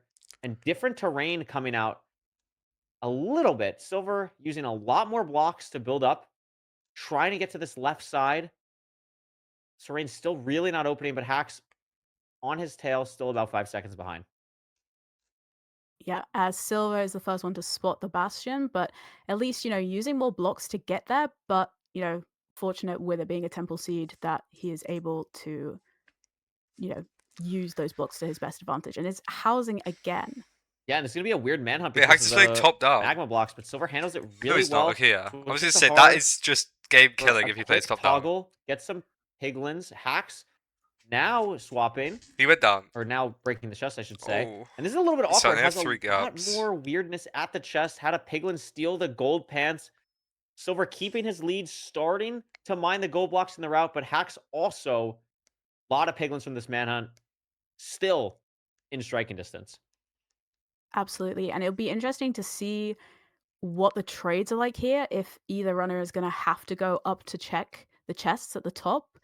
Sometimes, manhunt much faster route to do in the housing, but if you are missing your obsidian or you're missing, a couple of extra things, having to check those chests at the top can cost you a lot of time. Absolutely. Trying to get a quick idea of the obby count. I mean, the problem is these runners are so fast that they open their inventory for not even a second, and I can't figure out where your obsidian is yet. It looks like Hacks is single digits. This Goose route, not sure it's yet. really good. I think Silver's on 9. And it's definitely better. 14 now after he just checked the chest, but yeah, probably was. And same thing. You have no hard toggle. You overlap lava load that they did for the spawn. I don't think it's that way. I think Silver went that way. Didn't load. He raised his render. Does get 20 obby from the trades though, so no need to go up top. Because Hacks also getting 20. Hacks did block the pelt trade and they didn't see it. Looking for the still spike. Checking. Yeah. But has all the trades he needs, but just taking a little bit more time. Finds the spike now. Yeah, and Silver trying to figure out what way he wants to go. Doesn't see the fort yet, but knows it's this way. Hacks, I think, just saw it. Silver has to throw an extra pearl, but should be okay. I'm not exactly sure that pearl counts between these two runners, but Hacks sees the fortress first and will have the lead going into the second half of this round. Ahead. Yeah, just manages to make that time back. Yeah, a little bit quicker, finding the spike, a little bit quicker, making his decision in which. I don't think you go for the one on the right. To that's really annoying. These strays are so awkward on this ledge. Does get the blaze rod from the one, but it goes back to what we talked about. Sometimes you can lose a little bit of time from the strays, and we can see the difference in playstyle again. Hacks lowering the render, trying to get some of the and look at this, Rose. There's a 5 trillion blazes for Hacks.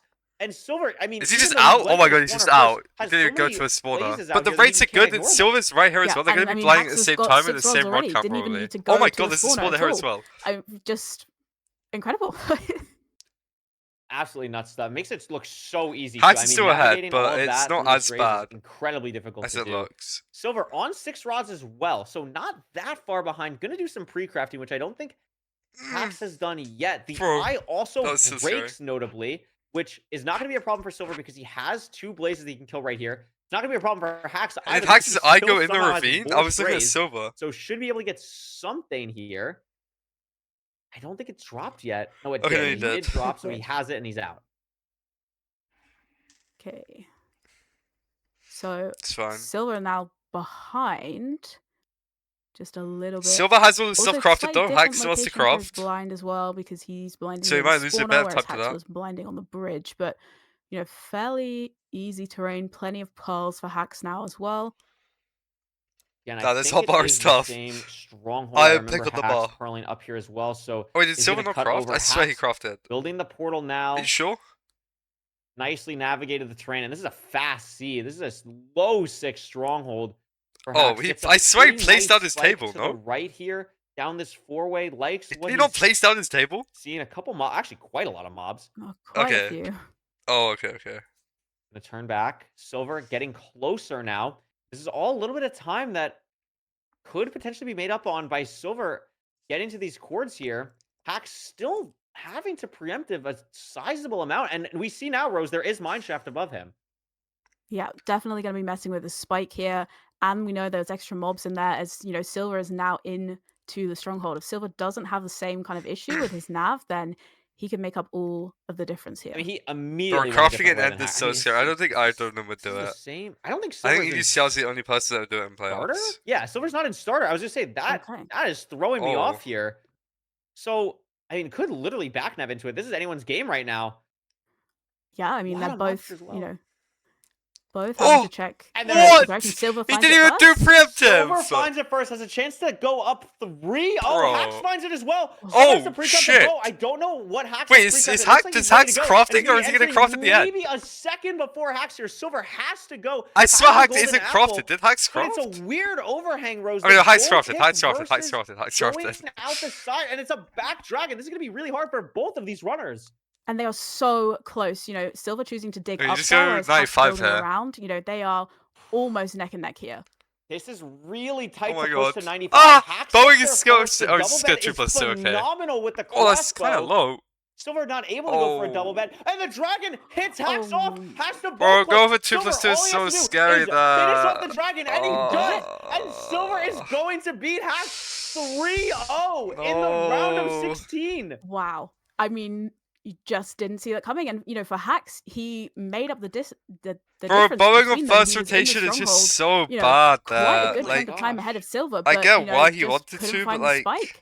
And, you know, entered slightly ahead, but it's just just so wasn't bad. able to pull it off. Just unbelievable. And how about Silver? 3 sub Okay, 9s Daisy, in a yours row. I are- think it was yours, like yours. 824 into Those are as 836 well. into 808. Unbelievable. Yes, it is Cahal. from It's Silver there, offset. and so close from Hax, because you're right. Spent so much longer in the stronghold, but did Oh, really? Oh, he really? was able to enter the end still first, had the cycle for the dragon, and I honestly missed what happened. I wasn't exactly sure why the dragon, I guess on the 2 plus 2, the dragon like was too low, broke the bed. Unfortunate for Hax there, because really? what a way to get yourself back in the game that would have been. But I mean, talk about So did Silver. Hax just fuck it up then? Definitely the underdog going into this matchup by so many people, and absolutely showed up 3-0's the defending champion. I mean, yeah, if you are Silver right now, you've got to be feeling pretty amazing. You know, at so many points in all 3 of these seeds, they were very, very close together. But you know, he was, you know, consistency, kept it calm, pulled it off, and you know, our reigning champion is out. Just I don't really believe it. unbelievable. Absolutely unbelievable. We are going to have an interview with Silver momentarily once we get all that sorted and drag him into the booth. But I mean, I'm just excited to ask him how he's feeling. I mean, it's early. I know that Silver, just from talking to him as a friend, like he always struggles sleeping before playoff games. Like I don't know how much this guy has even slept. But I mean, what a way to show up and make it to the next weekend. Really, really impressive. And also a huge shout out to Hax. I mean, what a burden it is to come into a playoffs with beyond unrealistic expectations. To show up, to still be the back-to-back playoffs champion at some point is unbelievable, and really gave it everything he had here, especially in that last seed. Yeah, absolutely. I mean, you know, there were so many points where, you know, he was ahead, and you know, he gave it his all, absolutely. And you know, we know he's an incredibly skilled player. He's going to be able to come back from this very, very easily. But it's just on this occasion, Silver is the one who's taking the win. He's absolutely going to be the one to take the win. As we said, we'll have the interview momentarily. A lot of new things happening, as you can tell by all the new beautiful graphics. We're getting some stuff set up. I think you will all really like the interview scene, because it's probably my favorite one that Budgie ended up doing. So shout out Budgie. Shout out all the people making this happen. Bro, you've been supporting him for so we'll long. get Silver in here. Do not worry. He's in the waiting room. I see him. He's gonna show up. Yo, thank you for the prime. It's gonna be fine. Thank you so much. Figure it out. It also gives us a chance to think about what we're gonna ask him, because I don't really know. I usually just wing that on the fly. I had like just wow, just unbelievable stuff from him today. Yeah, I definitely want to ask him about his nav on the last seed, because he was, you know, entering the stronghold behind. So it'd be really interesting to kind of get an idea of what he was thinking there. If he, he's got to obviously know Hax has been there in a while. So it'd be interesting to hear his like thought process on how he decided to approach it, knowing that Absolutely. Hax was looking for a while. He's the season 1 champion. He could be the season 10 champion. Mhm. Does that mean he's going to be the season 100 champion? We'll have to find out. Maybe. Yeah. We'll have to find out. It's absolutely possible. Also, before we get into this interview, while we're still waiting, something to keep in mind. I know a lot of you are probably like, okay, next match, Loki Feinberg. No, next match is not Loki Feinberg. We had a schedule change. Unfortunately, Feinberg ate a vegetable. So we have swapped the schedule. It is Big Mungie versus Blazemind next up. So don't go anywhere because that will be an exciting match. And guess what, Rose? We've stalled enough. Bring Silver in here. It's time for an interview. Silver, congratulations on not just beating the back-to-back playoff champion, but winning 3-0 while it is currently 9:28 in the morning for you. How are you feeling after that? I feel amazing, obviously. I feel like the nerves like all hit me at the end, like after, and I'm so shaky right now. Wait, when did Silver last get out of round of 16? I'm pretty Was it shocked. season I 7? was not expecting that. Yeah, Rose, I mean, ask your question about the nav. Yes. So obviously going into in the last seed, heading Yeah. into the stronghold, you saw Hax was in there first, and you were obviously entering behind him. What were you kind of thinking in terms of how you're approaching your preemptive, knowing that Hax had been taking kind of a little bit longer of a time to find the portal room? Yeah, I guess I maybe could have metagamed that a little bit. I usually like if the match is close, I'll just send the first spike I see, and I had a clean spike, and I noticed that we weren't in starter. But I was like, I'm just gonna send it. Like, I didn't know like exactly like if he just like, I don't know, picked up some other spike or whatever. But I noticed we weren't in starter, and then I kind of just had like a mental image of where that spike was. So as soon as I realized like those 2 spots that I went died, I just like wrapped back around on the stronghold. I think, yeah, it's just like maybe I could have metagamed a little bit more and realized, oh, maybe he doesn't realize that we're not in starter or something like that. But it was mostly just that I sent the first spike I saw because I was trying to make up time. Makes sense. Yeah, Makes okay. sense. One thing I want to ask is, we were at the LAN. We always talked about like, what do you do when you're down? Like, okay, you're down. You got to have a short-term memory. What's going through your mind when you're up? You're up 2-0 against Hax. Are you still like, okay, short-term memory, anything can happen? Or are you like, you kind of feeling yourself a bit like, okay, like I'm really confident? Like, what's going through your mind when you're winning these games to get to this point? I think one thing is like I reflected a bit on my previous playoffs matches, and a lot of my chokes came from me getting too like excited, too hyped up, and I just got really, really shaky. So the only thing that I was thinking this entire time, and I was literally saying it to myself out loud, was calm, calm. And I just was trying to keep myself calm and like tell myself to breathe, because I knew as soon as I get shaky, I start making mistakes. And even when I'm up, I just knew like it's Hacks, like, there's nothing else more to say. So I just had to kind of forget about it and just play my game and see what happens. Like, he was gapping me on that last seed, of course. Like, I was shocked when he hit stronghold. Like, I was like, bro, is 2,300 blocks away. Like, how are you in stronghold already? And it was just like, yeah. So I don't know. I just was focused on that, I guess. Unbelievable. Rose, you have anything else? I just wanted quickly to hear your thoughts on the new seed pick system, because obviously you picked the first seed, but then you obviously weren't able to pick any of the other seeds after. So I was just wondering kind of how you feel about the new seed system, and also kind of what your thought process was for picking Village as your first seed type. Yeah, I like it. I feel like I haven't played enough with it to like really like make a strong opinion about it. I think there was issues with the last one, because we would just play all 5 C types most of the time, and that was kind of like whatever. So I do like this because it gives a little bit more of like a comeback mechanic or whatever. You can play some seeds that you're more comfortable with. But as for Village, like it was kind of like I didn't really know what to pick. I hadn't thought about it that much before. And I was just like, okay, what do I pick? Hacks like Hacks, like, before, like, I woke up this morning and I came to his chat, I told him good luck. He said, don't pick Ocean because I've choked, like, 5 out of the last, like, 10 Magma Ravine portals or something like that. And so I was like, Loki, I had that in the back of my head. I'm like, you know what? I don't have to pick an Ocean. Bro, And Hacks, I've when also in the been old VOD viewing system, a Hacks ton of would bad villages shipwreck recently, and every so I time as know well. that I'm a bit He more did not like confident on them. shipwreck. But one of the people that I VOD reviewed was Hacks for those villages, so I I don't know think that they he's did a insane media at day them, this and I time. I was don't just think they had thinking about time. that the whole time. I was like, okay, I could pick Ocean, or I could pick Ocean, but he doesn't want me to. I could pick But I mean, Village, maybe but they he's really good on did. I have no Village. idea. Oh, I could pick RP. Okay, that's like a really bad idea. I mean, it's very nice of you to not pick the Yeah. Ocean seed after he asked you. I mean, it's very much the NHB method of kind of who do you ask, you know, not to pick something. Yeah, I mean, no, I like low-key, I was like, okay, I'm not gonna like actually like factor that in, but then I was like, dude, I have nothing else to go off of. Like, might as well just. Yeah. That's awesome. Last thing I'll get you out of here on, you're going to play the winner of Infume and HDMI, which I believe is the literal last match of tomorrow. So any early predictions on that? Anyone you want to play or any thoughts you have going into, you know, whoever you're going to play comes out of that? I think a part of me is feeling like I took down Hacks, and so it doesn't really matter who I go up against anymore. Um, but like, I don't know. It's weird. Like I lost to HDMI in the EG tourney, and then obviously Infume is Infume. So I don't think like either of them are great options. But I guess I am expecting Infume, and we'll see how that goes. But yeah, I don't know. I'm excited nonetheless.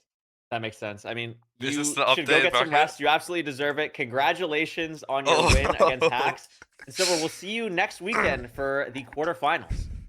Thank you. Thanks for. Bye. Bye. Bye. Oh, Wow. no. I mean, what a No, game. thank you for I dropping a can't new I can't script. believe the Ocean strat. I mean, if that doesn't talk about the community that we have in MCSR, I don't really know what does. Yeah, absolutely. But yeah, no, interesting that was part of his thought process for what he was choosing there.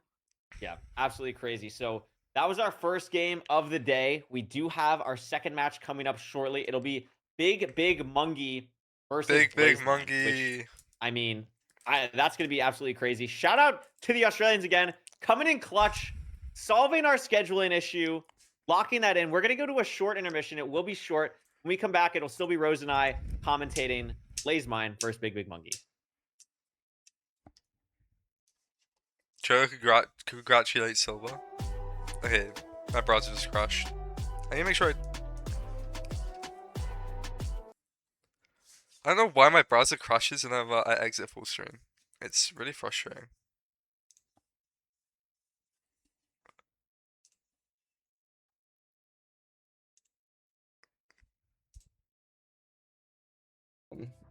Thanks Isaway. Thanks Zoggy. Thanks Uber. And thanks Subi for the 50 bits. Thank you all. I know I had 11%. I was looking at that Why too, is it and I was just on like, dude, I'm Ninbot? surprised people are even saying 11%. I'm surprised anybody's voting me.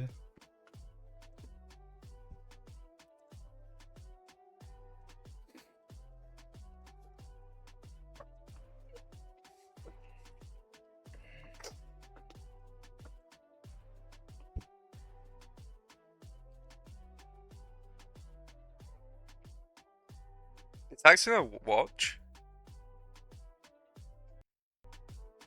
No, it's just that makes sense.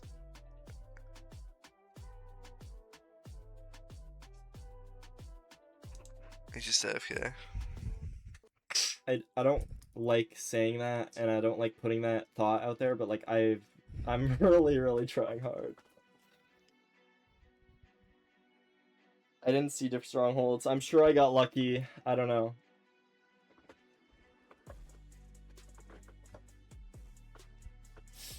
But geez, thanks for the tier 1. Sorry, I forgot one end. My bad. My bad. I pressed enter too early. Yeah, I mean, I have a bit of time. I could go through it. I do want to just like watch the next matches over VOD view, but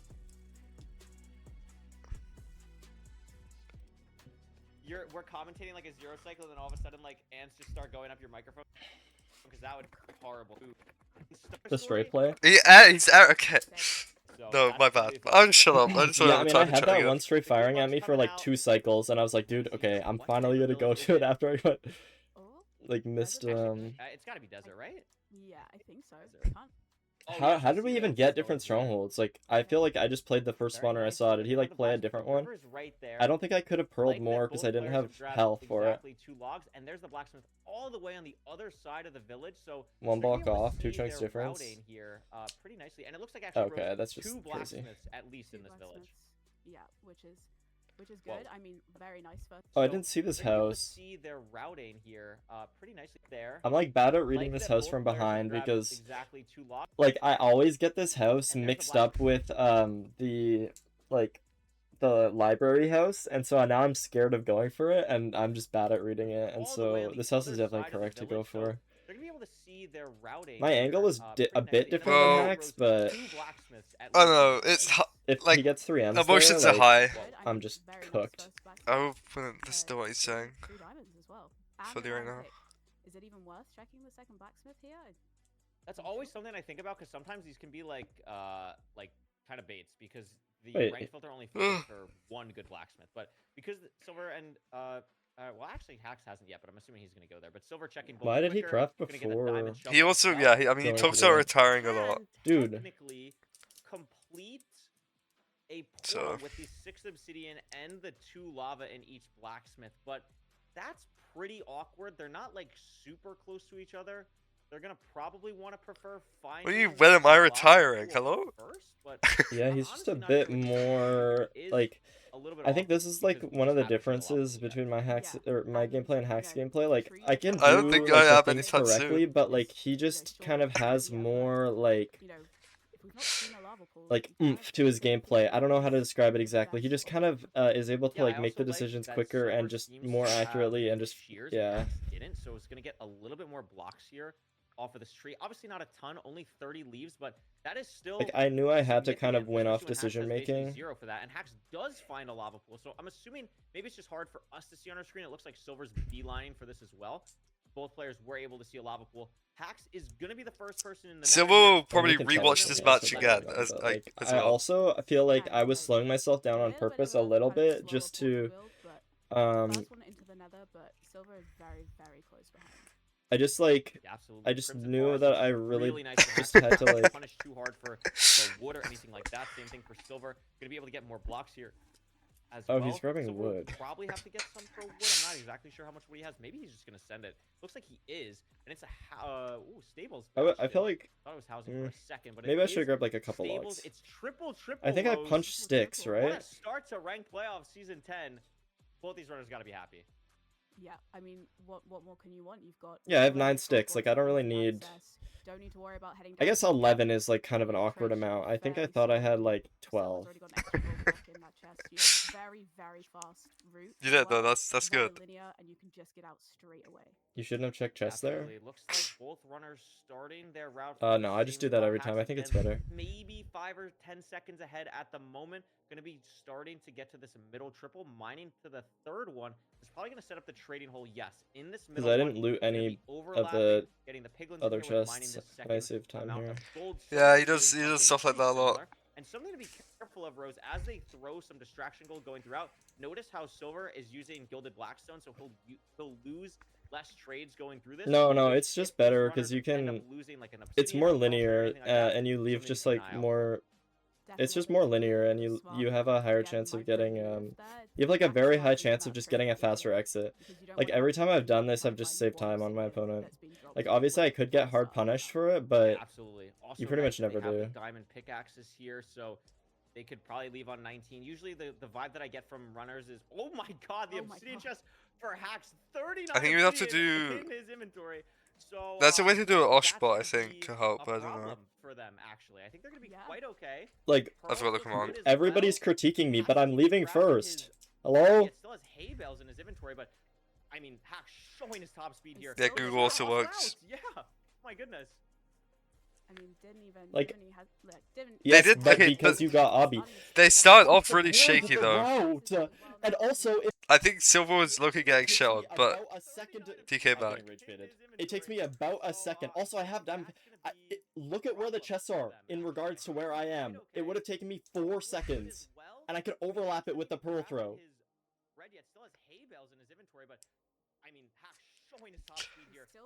I agree with Silver. I mean, didn't even have. I've done this like 10 times, and it saved me like 20 seconds like every time. I'm just so excited. But no, Hax is out as well now. I mean, Yeah, but it's nearly 3 AM for both of them. This pearl will So look a bit better. they're both at disadvantage. Was starting the trades 10 seconds earlier. Maybe made the call to check less chess at the top. I'm not exactly sure, but playing really aggressively, both runners. True. Like, the chests are on top of me. The only punish is if I get no explosives, which I'm already villaged up on this seed. Villaged up. This is pretty close right now.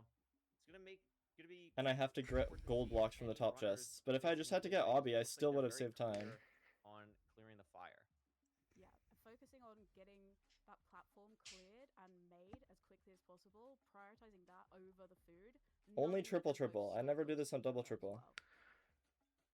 Yeah, absolutely. No rods yet.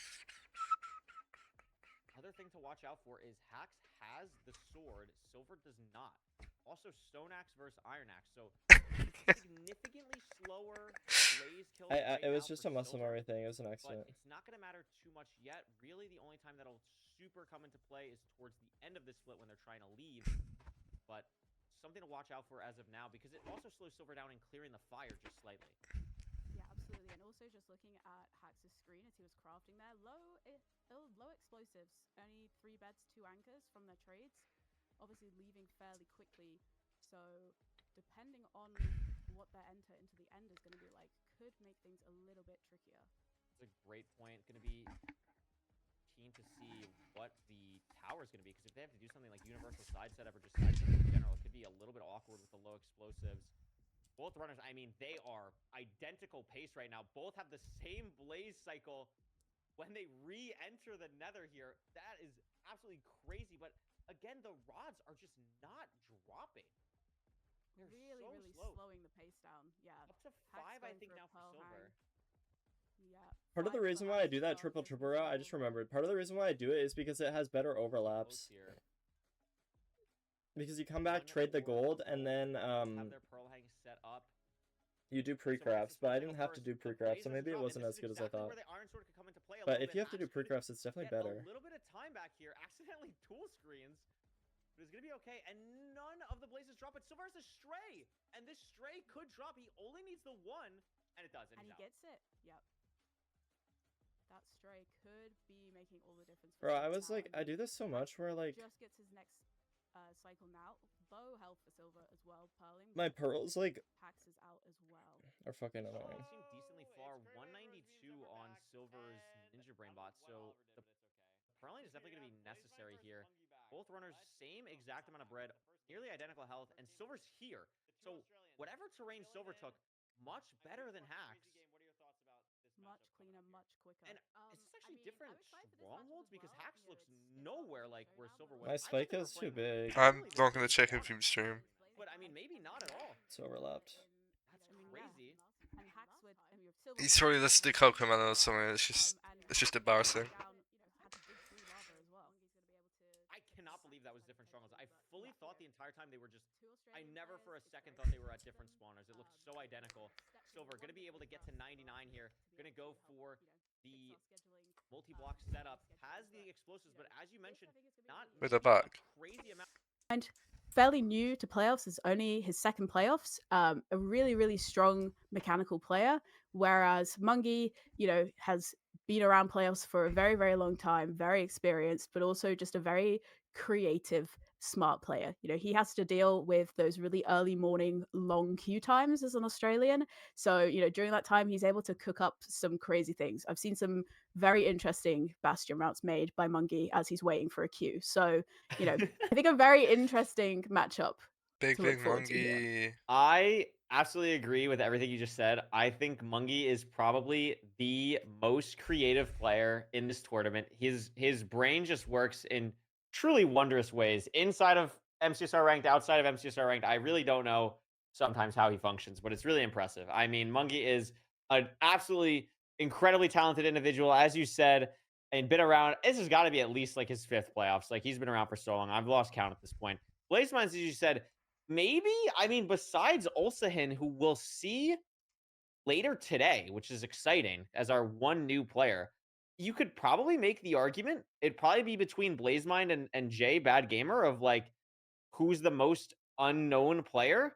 I feel like BlazMind has been around for people who really, really are tapped in, but this is only their 2nd playoff appearance, like you said. But their mechanics are up there with literally anyone. And I'm really excited to see these two go at it today because it is such a difference in playstyles. Yeah, absolutely. And that's something that's I think is so special with ranked and speedrunning is, you don't have to be this like mechanical god to be able to do well. If you have that kind of brain power, that thought process, decision making, knowledge of the game, then you can lean on that to be just as quick as someone who is, doing drag clicking and other crazy things. But you can get there with just your decision making and your knowledge, and that's something that Mungie has in heaps. Yeah, absolutely. I mean, I like to say, and I think a lot of top runners agree with this, of like Minecraft, while mechanics do matter a lot, it's so much decision making. It's so much about what terrain are you taking, where are you starting your bastion route, what chests are you grabbing.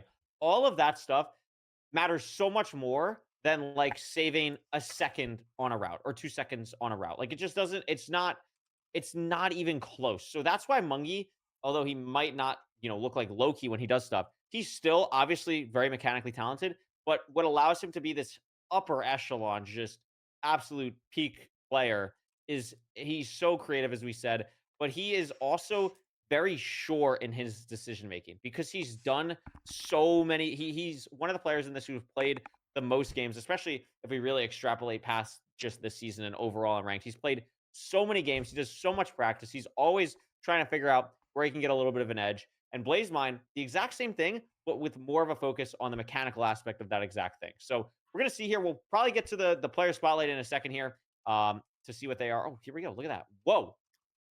What stands out to you here, Rose? What are we looking at? Okay. A lot of things. I mean, faster rank time for BlazMind. Back-to-back sub-7s is pretty incredible. Like the mention of the sub-6 ranked choke as well. But, very, very focused on speed there. And also for Mungie, a lot of second places. Yeah, a lot. Really wow, actually, a lot of second places. Now that you say that, I mean, it is the thing. I think that's like there's a lot of second places. There's no disrespect on being second place with so many people. If you tell Mungie right now you're getting second place in playoffs, I think Mungie would be very happy. Second place is fine, but it shows like his consistency. Like, yeah, he doesn't have that top speed that one person might have gotten in whatever tournament, in LFI or Paceman or whatever. Might not have that top speed, but is always able to show up consistently. So good at that. Thing that stands out to me here is the wins versus opponent, 12-8 for BlazMind, I think is really interesting. And I think, I don't remember what it was last season, but I think it was relatively somewhat similar where BlazMind has like this little bit of an edge, but something that BlazMind mentioned and is still relevant for this game, this conversation that's happening today, is Mungie is definitely the one of these two players with the worst sleep schedule. Now, BlazMind can make it work. It's like 3 a.m. for both of these players right now. But Mungie's the one, like Mungie's, this might as well be like noon for Mungie. You know what I mean? Like, this is prime Mungie real estate. BlazMind's got to like push himself through this. So that's something to watch out for as well. I really love like the time zone battles that really kind of happen in these games. There's yeah, no definitely. way. And if you're an Australian who's That's living funny. on, a UK I didn't sleep think you would schedule, then watch. you don't really need to worry too much. But if you're trying to keep to normal daylight times, which is normally the smart thing to do, then this is a little bit more of a struggle for you. But yeah, and going back to what you're saying about No, the kind it's of, like, so consistency hard. with It's the second so hard when places, it's like your these are all first or very, second very playoffs different tournaments to as well, fill out different achievements. styles of It's so tournaments. hard. So You just have the nothing fact to that he's able do. to be consistently, And so showing up for very, very his different, compared to formats, Monkey's are different kind of bad. environments, I think just But that's because shows he hasn't done anything. his talent and his skill that he has. Yeah, absolutely. Also, I something just- that I just mine like, were did not bad. even realize on this sheet: sub 8 in under You can go 1,000 look nether back. I enters don't want to is talk about them. absolutely diabolical from BlazeMind. Like that is just, I don't know how to properly put that into context of like how impressive that is in RSG. Fulham Like that likes is to just like do absolutely absurd. analysis, I and feel I like think the Fulham's good closest at it. equivalent would be I like think a sub when 7 you in think about ranked in analysis, under, you like, have to four- take into 40 account tries or something not like that. It's just, everyone like, that is, like some like most unbelievable. people don't know I anything, can't even. and I think so going into this, I think you have BlazeMind to have a skill is to a slight favorite, make people who but don't know anything it really just depends on the understand. day. Like it's really gonna And depend I on think Fulham not can just do the that. day, but also the seeds. Like Rose. even And if he that's gets some something we haven't really talked about, technicalities but these wrong, are much less he filtered does seeds going majority into these well. games today, as opposed to previous seasons, and that could be something that kind of favors Mungie if they're more traditional rank seeds. Yeah, absolutely. You know, you're kind of moving away from potentially having a more linear seed where if it's coming down to it and it's an all-out kind of mechanical speed, you know, I didn't put assessment, friend of then EDCR yes, down. That would have been. it's I not didn't do looking that. as great for Mungie. But for someone like Mungie, who is very good about decision making and consistency, you know, has a lot of experience, if you do have a seed that has potential for more variance or has something that you're not expecting, Wait, why you doesn't know, he have that, various other Daisy? things that you have to Why deal doesn't he with, have then that? this is at a really, really good benefit for a player like Mungie. But we also can't, you know, count out BlazeMind. Very, very strong, very, very fast. Yeah, absolutely. Let's take a look at the seed selection must here. take Oh, her. we do get fish. Look at this. We get fish and squids. Fish and squids, no dolphin. It's a shipwreck seed. And I like that we're showing this shipwreck on video because they're never going to get the shipwreck. This is what I have to deal with. This is the shipwreck with no Okay, loot so chests why in it, are no they buried showing the treasure map, shipwreck just though? a food And chest. why are they showing a buried Just a shipwreck food for chest. the These runners image? won't get that, but it's a nice little shot here. What? I like that we're going ocean here. These are two players. I don't know who this favors, honestly. I mean, In the it's ranked more- playoffs, Shipwreck they're is showing a seed shipwrecks at that a you're top just never level gonna get. where, let's say, is controversial from top Mm. runners. You know what I mean? Like they're not the No, biggest this is fan just of it. food Like, if you're chests. getting This an doesn't even OTC, have a they'd BT probably map. all This is just prefer, food like, oh, chest. let's just get a BT. But there's some interesting stuff with shipwreck. I think it really allows people to be a little bit more creative. So I guess I think on this seat I'm leaning Mungie a little bit here. Yeah, I think I'm leaning towards Mungie here, but you know, it very much depends on the shipwreck. It depends on the overworld. You know, if it's a fairly simple overworld, BlazeMind is going to have that speed. Yeah, and I mean BlazeMind did pick it, so I mean, what do we know? That's why we're commentating, Rose, and that's why BlazeMind and Mungie are playing. But you know, Exactly, it's yep. exciting. He's got something up his sleeve. He's got to feel good about shipwreck. I always am interested in like why these players choose certain seed picks and bans. They It's aren't always something showing that's fascinated me because it C-type is so, stats anymore such a either. foreign concept. I to like Minecraft, those. But as we learned in the silver interview, sometimes it could just be like maybe Mungie DM BlazeMind and was like, "Hey, let's play shipwreck for a seed." Like we just don't know. We have no idea. Yeah. Maybe they were like, let's make sure that we see every single seed type in these first two matches. You know, we want to see what the BT little video looks like. So maybe they'll give us that next. Yeah, that's true. That is true. They could be looking out for that. But we're gonna start here momentarily, and I'm excited to get into our second game here because it is gonna be quite interesting in this matchup. The two Australians battling it out here. And who would the winner play of this? Let's take a quick look at the bracket. The winner of this has the really fun task of playing the winner of Dougal and Aquacord. So oh, this that upper sounds bracket really is so yeah, lots hard. to look forward to there. I do want to ask, what is your prediction for this game? I'm curious what is my you prediction? have Oh, so you're gonna gone put for me on here. this spot. I predicted, I think, BlazeMind. I think in this matchup, I really like BlazeMind here. I think I predicted whatever it was last season as well. I have a 3. Oh no, excuse me. This is why I write down. This is why you write down predictions, because I wrote Mungie 3-1. Actually, I wrote Mungie 3-1. Oh, okay. So I'm sticking to what I wrote yesterday. Okay. Okay. What did he say? I think I can't even remember what my pick'ems are, but I'm pretty sure I had Mungie ahead. I think I had Mungie 3-2 as a kind of flip from last season. Because last season it was BlazeMind 3-2, so I feel like this time it's gonna be Mungie. People be saying anything. Yeah, it is interesting. I mean, we saw it on the stats too. Like if I go to the leaderboard for season 10, BlazeMind finished 5th overall, 2578 elo. That's absolutely ridiculous. Where Mungie didn't have as strong of a finish to the season, not super low down, just about 100 elo lower than where BlazeMind was at 2481. So in the context of ranked, that's about especially at that high level. That's unironically about 7 games. Let's say about 7 games between the two there. So I mean that's not nothing. That's not nothing at all. So BlazeMind maybe had a little bit stronger of an end. So absolutely could see I think it's 4.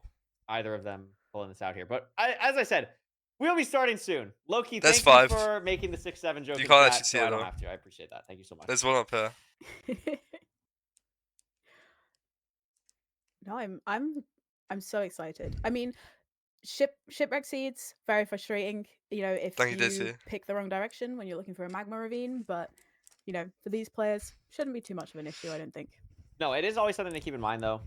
As we got the call from the big boss that this game will be starting very shortly, so no more stall is going to be necessary soon, which is nice. So we will have that. The magma ravine stuff is interesting. I always like watching it in like LCQ when we see like the big magma or like the all the players like go all these different directions to the ravine, and you see like the 4 poor souls who go to the wrong magma ravine or Yep. something.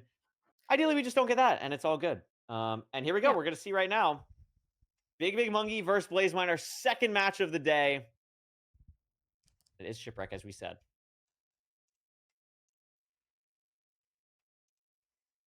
Both players finding Is that the ship buried? pretty No, it's easily not. as well. It's not. It's Yeah, fine. not hard at all to spot the ship here. He looked kind of Sometimes buried. that can be a little bit annoying, but these runners do a Oh, really it good is job of that. buried. Solid food.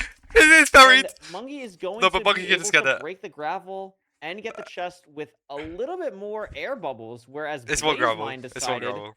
to get some wood at the bottom here first to replenish the bubbles, so it takes a little bit less damage, but not anything major. I don't here. think that's not bad for And again, BlazeMind. this They're is probably not just a pace crazy match iron now. shipwreck. They are going to make shears, but besides shears, they're not Monkey's going to have actually lots of work slightly with here. ahead, but it's fine. Yeah, you know, fairly low iron. Food, not too bad. I mean, 10 rotten flesh. You know, you've got carrots. You've got the option to make golden carrots in the bastion, depending on how much gold you've got left over. But fairly basic stone tools. You know, pretty simple. How is the overworld, really. first shipwreck slightly Absolutely. buried? That's actually so funny. Gonna grab the leaves here. I didn't see any kelp on the surface here for either runner yet. So we'll have to keep that in mind as they start to look in this ocean for where they're gonna go. Monkey crafting everything that he needs. Has about 50 leaves. Gonna grab another tree on the way here. Get as many leaves as possible. And there is a the ravine ravine's just actually right here. right next to this island without kelp that they probably Did just BlazeMind saw. go the other way, though? Really nice enter for Mungie, even Wait, with the buried BlazeMind went the shipwreck other and the way. weird gravel. Doesn't get punished too hard. But this is it. This is what we said. The poor Yeah. Is this soul real? Even lost is at this sea. even real? Yeah. Oh, yeah. Although, not okay. No, does manage How to is find this- a good okay. spot of the lava for Mungie, but looks like BlazeMind's now found a ravine. Okay, this Ooh, does this not look looks good either. bad. This What are looks these like ravines? I'm not Okay, loving this it. Maybe is this fine. is real. Yeah, this part's real. The This other is part what, not deeper? real. This is good enough. How is this Mungie too is gonna deep be as the number well? Hello? first. They are not going to spawn far apart from each other, so that's nothing to worry about at all. Monkey They just has both a did little bit L. of They both a did lead L. here, and a little bit more leaves as well, which is something to take note of, especially going through this SSV for a little bit. But this is a bridge bastion. Monkey's going to have to bridge over. BlazeMind is just into the crimson now, but gets shot off by a skeleton. Crazy block clutch. Terrifying, but It was okay. It wasn't okay. crazy. Yeah, unfortunately. and Oh my Mungie- god. BlazeMind's gonna do Mungie loads still. onto the bastion. Had a little bit of a baby hoglin following him onto his bridge, but was able to just break the block to kind of keep him off.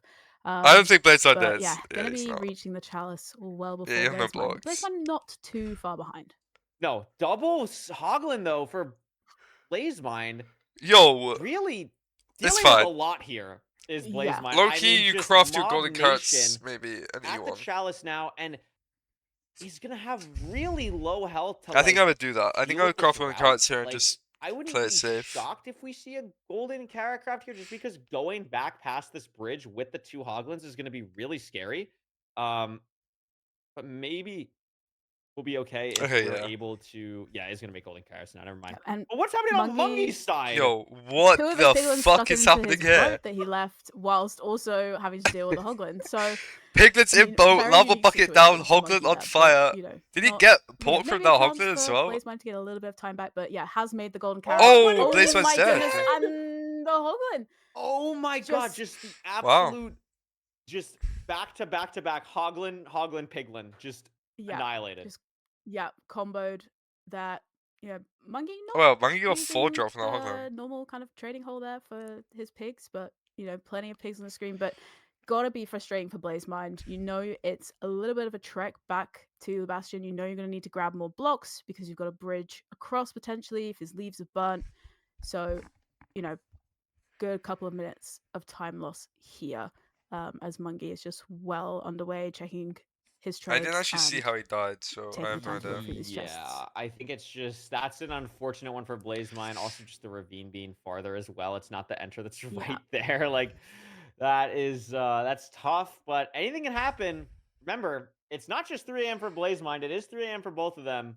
But that wasn't even like a 3 a.m. death. That was a what is happening in my Bridge Bastion death. Just absolutely unbelievable. Also had the skeleton from earlier too that he had to deal with. Just crazy. That's still there.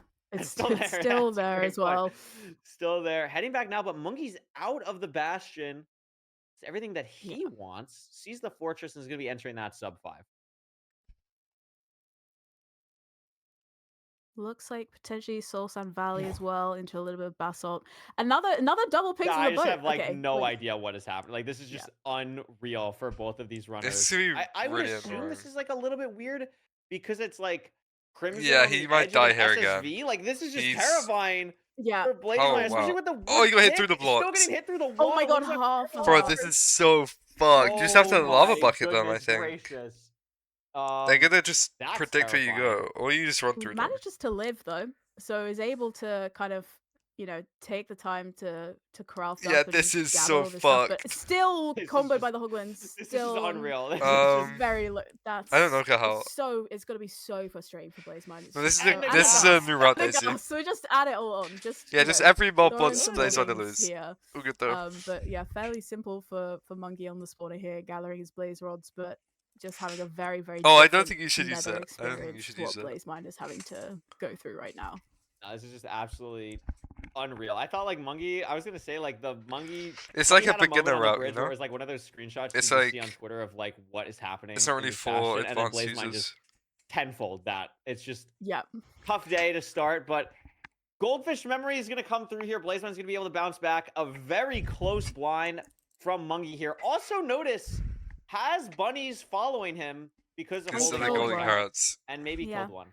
He did kill one. he kill one? Punched it. The hell? Oh, So well, yeah. I'd like to Not- change my prediction. Yeah. I think That that's is- pretty valid. That is unfortunate for the bunny there. Monkey is looking at where to go here. I think it's just I was just saying I don't think it was fully out. I was trying to pearl hang, but No. wasn't able to get the render off correctly, but is gonna be fine now. BlazeMind just Hey, pulling BlazeMind up has to the no wood as fortress. well. Oh, no, not yet. Sorry, I thought Bro, this was this with is the sub, so but we're still in the chopped. Bastion just with a low render. But Monkey should be able to leave here soon. As BlazeMind is checking trades. Yeah. It's just very, very different experiences for these two players here. Just really frustrating for BlazeMind. Just absolutely completely different situation with the Oh. Hoglins and the Piglins on the bridge. Monkey knocked off a little bit there, but I think got his last rod. He's able to use his pearl hang. A little bit annoying when you're in the basalt. It's a little bit harder terrain to be able to pearl through, but he's perfectly onto chords, so he's going to be heading into the stronghold. Absolutely. Pretty solid. Sub 730. Has a really nice spike here. BlazeMind getting to the fortress now. So if this nav is Go, difficult, which it's not BBM. because Monkey's already going to be entering the end, Go. would have had a chance for BlazeMind here, but Monkey's still probably going to go for the 0, especially now that he sees that BlazeMind did enter the fortress, so it's not completely like, oh, free, my opponent's still, what's happening to them. Oh, well, BlazeMind's not gonna hit 4 minute probably 4 to 95 finish here on this scene, back I think. 88 tower, so should Maybe be he chill will. with that. Maybe he will. Wasn't fully checking the explosives, but is probably all good. And has golden carrots as well. I mean, Rose, this is looking like a really clean first game for Monkey. Yeah, absolutely. I mean, just no real major issues. He's a little bit low on explosives, but it Wow, he's so doesn't matter tough. at all for him. So it's Really nice. Yeah, pretty clean, easy, very simple first seed for Monkey. Whereas for BlazeMind, very frustrating situation. Yeah, I think that's just one, especially like the way you die. Like sometimes it can be hard to have a goldfish memory if it's like, wow, like I should have hit that 0. Oh my gosh, like what the heck? What's wrong with me? Why didn't I hit that 0? But like in something like this where it's like, okay, I have like mob boss Hoglins in my bridge bastion. Like that is a little bit easier to kind of chalk up to one of those random one-off ranked things. So I think BlazMind's going to be looking to bounce back in this next seed, and it is also going to be BlazMind's pick again. So we'll be able to choose something there. But Mungie, I mean, looking strong. Like I said, Rose, this is like, it might be 3 a.m. for him, but it might as well be like 3 p.m. I mean, this is his domain. So something to watch out for sure. Yeah, definitely. And I think, what you were saying, I feel like for BlazMind there, that is that's a situation you can't really control.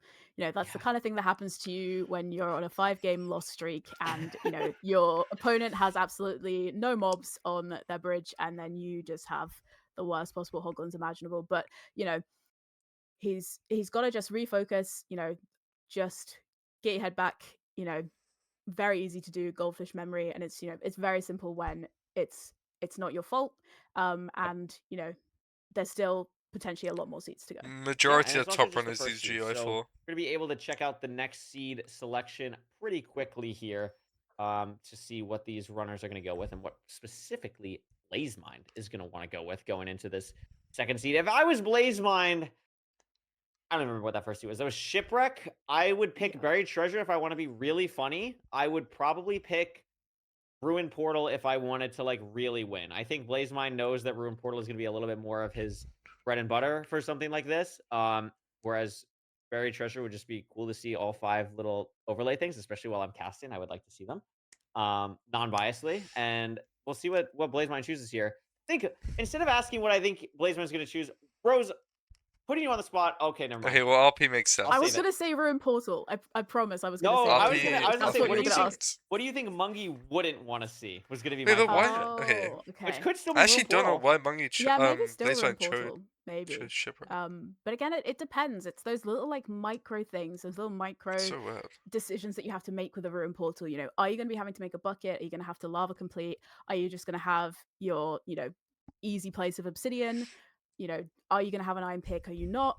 Depending on the bastion that you have going into the nether, if your iron is in a completely random chest, if it's a housing or a stables where you've got lots and lots of extra chests to play with, it can be a little bit frustrating and it can really kind of slow your pace down. So, it's not, if it's a pretty like if it's a simple Ruin Portal seed, BlazMind's going to be hopefully feeling pretty good about this. But if there's a little bit of just kind of like upset, then, Mungie's not going to be feeling too bad. I mean, he's one game up. He knows he's playing well. Yep. Should be good. Should be good. Speaking about things that are good, I really like the animated magma texture in the shader. Yeah. It looks really cool. I sometimes forget that, like, there's some blocks in Minecraft that are, like, animated, and I always forget that they exist, and magma is definitely one of them. I think it's just really cool, and we need more of them. Yeah. Like, did you know that the Crimson Warp, or the Crimson and Warp logs are animated? Yeah, I did know that. Okay. Did you know that Prismarine is animated as well? I did know that, yes. Okay. That's the other one that gets a lot of people. It's, like, such a cool little, like, thing. I don't know. We need more of them. Don't animate everything. Yeah. There's the Ruin Portal. I mean, this is another Ruin Portal, though, Rose. It could be completable with Obby. It could be a bucket. And there's bucket. And it's gonna be both. If I'm doing my math correctly. Silk Touch as well. I can't do math. I think it's 54. Yeah, I think they're good. Yes, they have an iron pick They've already. only got 1 obsidian, but they can do bucket and pick, basically. Okay. So it's yeah. chill. That's what I was saying. Like, they don't have to. Maths sorry, is hard. I was thinking in my brain. Yeah. So that's chill. Silk Touch is really funny as well. So they have to use the iron pick here to get. Oh, but look, BlazMind made a wood pick. He didn't make an iron pick to break the stone. There. Meanwhile, BlazMind didn't see that though. That is unfortunate. And also didn't make an iron pick. Maybe a bit of a math moment. Yeah. Also now realizing, wait a minute. And maybe it's that time difference. It's a tough day at the time store for BlazMind. 9 times tables, very difficult. Which again, like, I know we're like being silly about it, but seriously, huge shout out to BlazMind and Mungie filling this, because Infume is cooked. Infume was not filling the spot with HDMI. HDMI responded very quickly to fill the Fiber Look again. Infume responded and was like, I haven't slept yet, so that wasn't happening. So very thankful to BlazMind and Mungie for being able to do this, regardless of what happens in this game to either of them. So they both got 1 mutton. Very W sportsmanship. That's fair. And they're both entering at the same time. Yeah. Only 1 mutton though. So not the best situation food-wise. Yeah, gonna be a little bit weird here. Both with just one mutton is, like you said, not ideal at all. Warped as well, so no hoglins around. They do have some gold armor, which will help probably mitigate some damage, not from the armor itself, but just, dealing with piglins and stuff. There is 2 hoglins on Mungy's screen. Not going to go for them. Going to push the Bastion. This is something that's very common in ranked play at a high level, but is going to take a lot of damage from messing up that boat clutch and Blazemine being able to stay on the high terrain here. Yeah, little misstep, having to use a couple of extra blocks as well. Stopping to gather a couple extra ones so you're not using all of your wood, but it's a very, very far bastion as well, and it's not the nicest terrain. This is It's going to be nice. These bridged trees are again. really It's nice. going to be really interesting to see if we're going to have the same Hoglin scenario this time. Yeah, absolutely. Looks Mungy's just like much 6 seconds more behind. comfortable for both of these runners as of now. Yes. Now, something to note, I don't think that lava that is going to be too weird for these runners if they do anything on the right side, because oh no, it is double triple. So they're just going to do Donkey Kong probably, or Sug, depending on what they want to do here. There is a bit of a crimson tree. Is that going to affect a route is the question. Looks like Blazemine's just going to go for Sug here. Makes sense. This crimson tree probably would have affected Donkey Kong. So I like this play a lot. And I think this is a textbook example, Rose. Like, Blazemine's mechanics are absolutely top level. Yeah, I mean, just ridiculous. So fast. Yeah. Incredible speed, incredible pace there. Plenty of obsidian in the chest. Blazemine just slightly ahead now over Mungy. Yeah, and I mean, that difference in routing is going to matter a little bit here. Starting the trades earlier has so much extra, piglins potentially here as well. I mean, the Crimson might mitigate that a little bit and help Mungy out. But a lot of obsidian in this chest as well. Going to be Pyrain for the fortress. Blazemine already has the direction and should be able to leave here pretty soon once these pigs are done trading. Yeah, definitely mechanics there helping to just put him a little bit ahead. It's a nice pearl hang there, so soon as he's happy with his trades, he can just go. But trying to keep an eye on explosives as well. Not a lot of string. 3-2 anchor right now. Pearl hang for Mungy as well here. But you should probably check and then you probably got everything. Yeah, 20 obsidian for Blazemine. Yeah, you have 3-bed 4 anchor. I think if you double Blazemine. Oh, not the best pearl hang, but able to recover it fairly well and straight to the fortress for Blazemine. Going to be the first one into the fort here. Yeah, really fast forward as well. Sub 430. Looking for the spawner. A little bit hard to see where to go because of the crimson trees, but still relatively open. Blazemine sees something that he likes. Does find the spawner. Wait, with only one wither, so not going to be. Actually, Mungy's going to see the spawner on the right hand. Not too far behind. In the fortress now. Going to be looking. And both runners do manage have to get a stray on the way, his stray didn't drop for him. He had stray on the spawner and then got a 3 spawn as well. Spawn there at that was crazy. Does get a nice spawn, and that still will be, no matter what, 1 extra blaze killed. So depending on how these spawners go, that 1 stray that Mungy got could still matter big time with them getting the same rates here. So Blazemine gonna build out here. Gonna actually build a portal already. I wasn't looking at Blazemine's rods, but only with 2. This is a pretty aggressive play without building out a back of the spawner, but it's going to overlap building the back out. I mean, that's the level of actually maybe there is something right now, but this tree is not helping. No, a little bit. I know they did do media training. Frustrating blind position there, but makes it a little bit harder. Has to throw 2 eyes as well, so a little bit of a time loss there. Oh, really? Okay. Whereas Mungy has got all of his rods. Hunger reset for Blazemine as well in the overworld.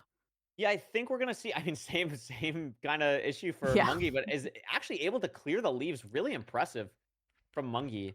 Very far stronghold we can see on Mungy's. And got an apple from his leaves as well. So wait, that's huge. And he just crafted all of his gold picks. He could have made a golden apple. That would have been amazing. Yeah.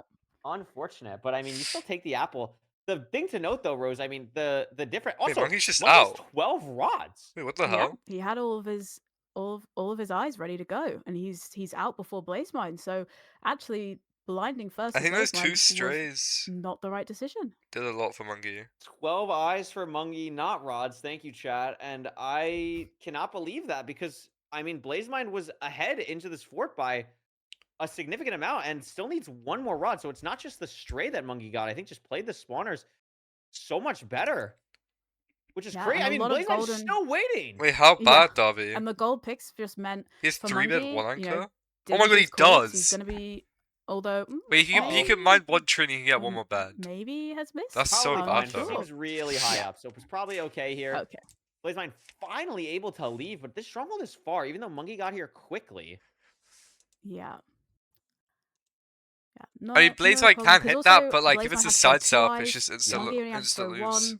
You know, also grabbed an extra chicken, so probably isn't going to have to, might need to hunger reset, but it's got a little bit more to work with there as well. Mungie also was taking a while to look at the spike. Yeah, you noticed. He's just behind, so he's just playing for 3-bit 1 anchor. I mean, all this time loss, I mean, not time loss, but just time in the stronghold is going to give Blazemind a chance here to really catch back up. Mungie, I don't think Curryway like this or Rose have maybe realized, going to try and go down here and push down. This looks pretty good. And there's the just so really nice from Mungie. Blazemind going to have to do the same thing where he digs into the stronghold from the miss. But, I mean, this is looking like Mungie's seed to take. I mean, entering the end here, has everything for 0, and looks really good. Yeah, good amount of beds and 4 anchors. So, you know, Blazemind having to do another hunger reset. Just unless something goes wrong with Mungie, it's... Mungie can't place the anchors where the beds are because he did it here. Plenty of time, has the bow, the double but arrow it's for the fine. first He has bed so at many the beds. 99 setup is really clean. Should be able to do a 2+2 here, and does. Wow. But you can't place the anchors. Really nice here. Gonna go up 2-0 on Blazemind. You know, rematch from last season that Blazemind. He had so many beds, it just doesn't matter. I thought he had really, 3 beds. really strong from Mungie. Just, you know, no mistakes Huge. so far. Just, you know, playing really, really well. And now if you're Blazemind, it's match point. You're going to be on the back foot. You got to be thinking really carefully now, what is your final seed pick going to be? What are you going to be able to do to, you know, try and get a comeback here? Well, so he can pick Shipwreck again, but he can't pick RP. I mean, we saw this last time, Rose. Right? Silver was up 2-0 and closed it out in a game 3. Do you think we're going to see the same thing here? I want to see game 5s. I would like to see as many game 5s as possible. I don't know. I go to 29, but you could go to 30, and I think it's better. You know, get these next 2 seeds back. I think, you know, just a couple of little things that's holding Blazemind. Yeah, I thought he had. And I think, no, he had more than 4 beds to out. He had like 6 beds. I don't know how he had so many beds. I don't want to see, you know, this going all the way to 5 matches. I think that's going to be a lot. Yeah, more that's why I do I think for us, but also, you know, we want a chance to see more. You know, I think, you know. No, I think and you know, Mungie's been Mungie didn't really well. bad. I just want to see more games. I want more Minecraft. Yeah, I would like more Minecraft as well. We're not gonna have a full analysis, so we can get to more Minecraft. That's what we want to see. Like I honestly though, like the one thing on that seed, I don't understand where Blazemind lost time in that fortress. Like it's so crazy. There was something Parker always says this. It's like Magic Mungie. Like Mungie has the ability, and I think this is partly because of his FOV. Like Mungie is so deceptive because he plays on such a lower FOV from everyone else that it's like you don't realize, but Mungie will just make up 20 seconds on someone in any seed, and I just don't understand how he does it. It's magical. He like had a magic wand there and just saved 20 seconds in the fortress, and I don't know what he did, but it was really impressive. Yeah, I mean, maybe it was just the, you know, decisions with the spawner blinding earlier. Maybe he was able to get more blazes to spawn.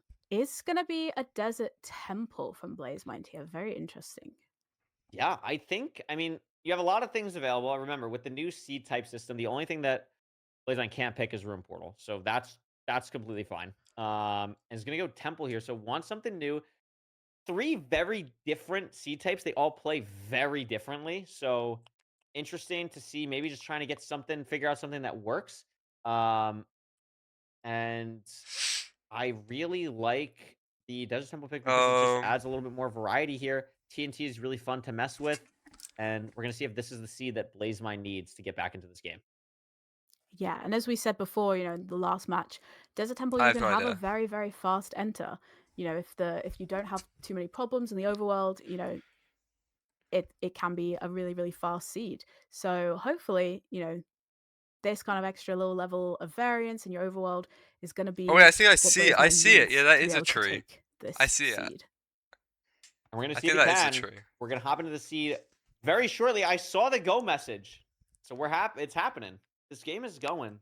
I'm very excited. This is the last stand for BlazeMine, at least right now, to stay in this game, to not go down 3-0 and go home. What can BlazeMine show us on this Desert Temple seed? It's right next to the runners. No immediate river is going to be interesting for gravel, and we're off to the races. Yep.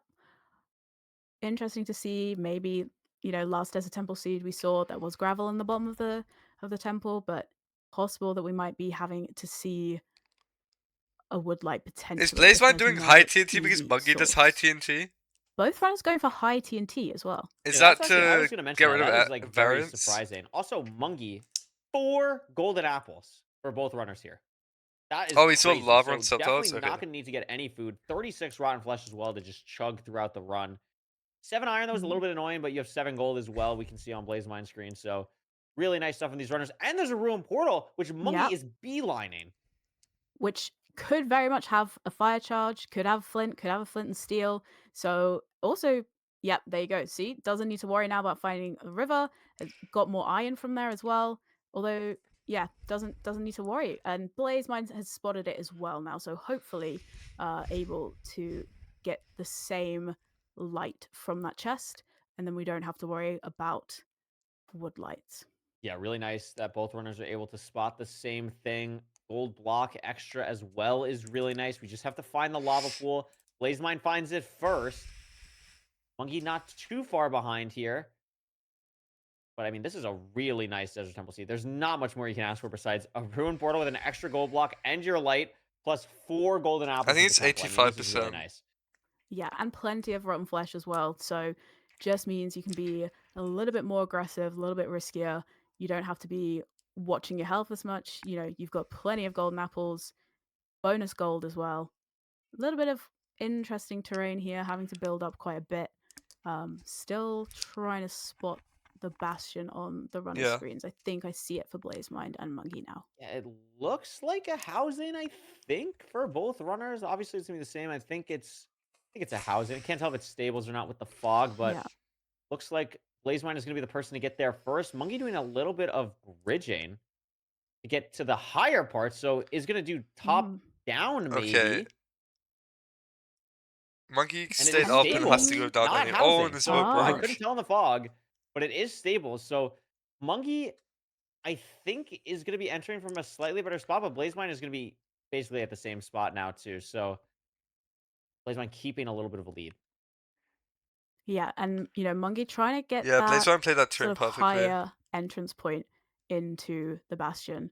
As opposed to BlazeMine, who kind of entered from the middle. Monkey trying to enter from near the top. Takes a bit of damage to the pigs, but... I don't know if you saw, but Monkey placed a gold, like, ingot on his build-up spot when he was, like, getting there to, like, make sure a crossbow piglin didn't see him. Or, like, didn't shoot at him when he was going over. But now there's, like, 4 piglins that are distracted on that. So he's going to lose, like... He's going to lose, like, 5 piglins. Like, look at them all looking at the gold. So he has to burn it with a fire charge. Go back to the route. I've never seen that before. That is crazy. A bit of a backfiring of his distraction there. Well, he's like 25 seconds behind down now. In the gap. Took a little bit of damage.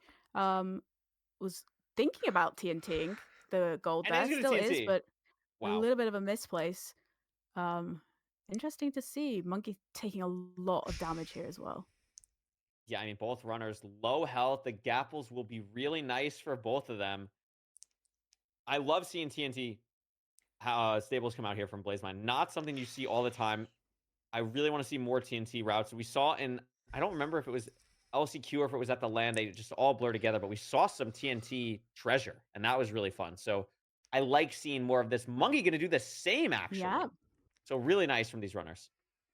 Yeah, just makes sure you get those gold blocks a lot faster. BlazeMine, a lot of late pigs there, I think, or pigs breaking out, but he just had about 3 extra pigs kind of run into. Was it terrain pigs, or why did he have those? Wild stuff. Looks like BlazeMine will be leaving pretty shortly. Had extra pearls excuse me, still on the ground. I'm assuming has just plenty to leave here. And yeah, 2 stacks, Yeah. still has so many golden apples. And Blazemine, who needs this win, is looking really good on this seed. Yeah, straight onto the spawner. Mungi, a little bit behind now, seems to have most of the trades that he likes to look at, but yeah, it's definitely behind Blazemind here as he starts to clear out that Blaze spawner. Mungi getting here now, has a Wither to deal with, but that Wither had no desire to kill Mungi at all, so that was pretty easy. Blaze is coming out here. A little bit awkward for Blazemind, just has a lot of blazes everywhere, so has to handle the scorches a little bit weirdly. I Wasn't mean, able there's to fully trees clear the right fire, here, so like... is not going to get a full spawn on True. this cycle. But he's so far ahead, I Although don't he's think it ahead on rods by a matters. lot, so it might not matter if either of these blazes drop. He gets a 5th or 6th, excuse me. So that would Like, be he'll really lose nice. some time, but... Doesn't get it, so He should force gives overlapping Mungi it, a little bit though. of time to catch up because Mungi is also on 5 rods now. And Rose, the story of this match is Like, he should how he Mungi shouldn't is have tried to playing build these out the pool. He fortress should have clips. just, like... Yeah, he just spawn makes on it. He up should've so just much time. I mean, forced must have just overlapping had a rod. much easier time clearing the spawner. I mean, Blazemind is blinding first, but both runners need to get another rod. But potentially, Wait, how did Monkey save so much that could time? come into play if Monkey had more spawns, if he's got a bit of a better platform built out than Blazemind had. So maybe that he could has be 4... making the difference here, he has depending 4 on beds. what happens when these runners head back in. And he just... Yeah, absolutely. Both runners just need 1 rod, I believe. I don't think it broke for either one. Monkey not able to leave yet. It's just going to be a pearl hang. Has to get rid of the fire at the spawner while Blazemind is fully leaving. Yeah. Okay, no, he might not. Grabbing a bit of extra wood on the way as well, but seems to be at his Okay, course this is already. really annoying. It's A not little bit far. awkward having to dig into the bastion. I mean, Mungi is right behind, almost at cords as well. Really impressive stuff here. Oh, Blazemind just the tiniest bit of a lead. Mungi still has a golden apple. Blazemind ate it, but is on full health. Really awkward here for how is he Mungi about to to nuke build the a portal hoglins? in a slightly different spot. I think these hoglins are a little bit weird. Is going to not be standing, I think, on the exact block that Blazemind was.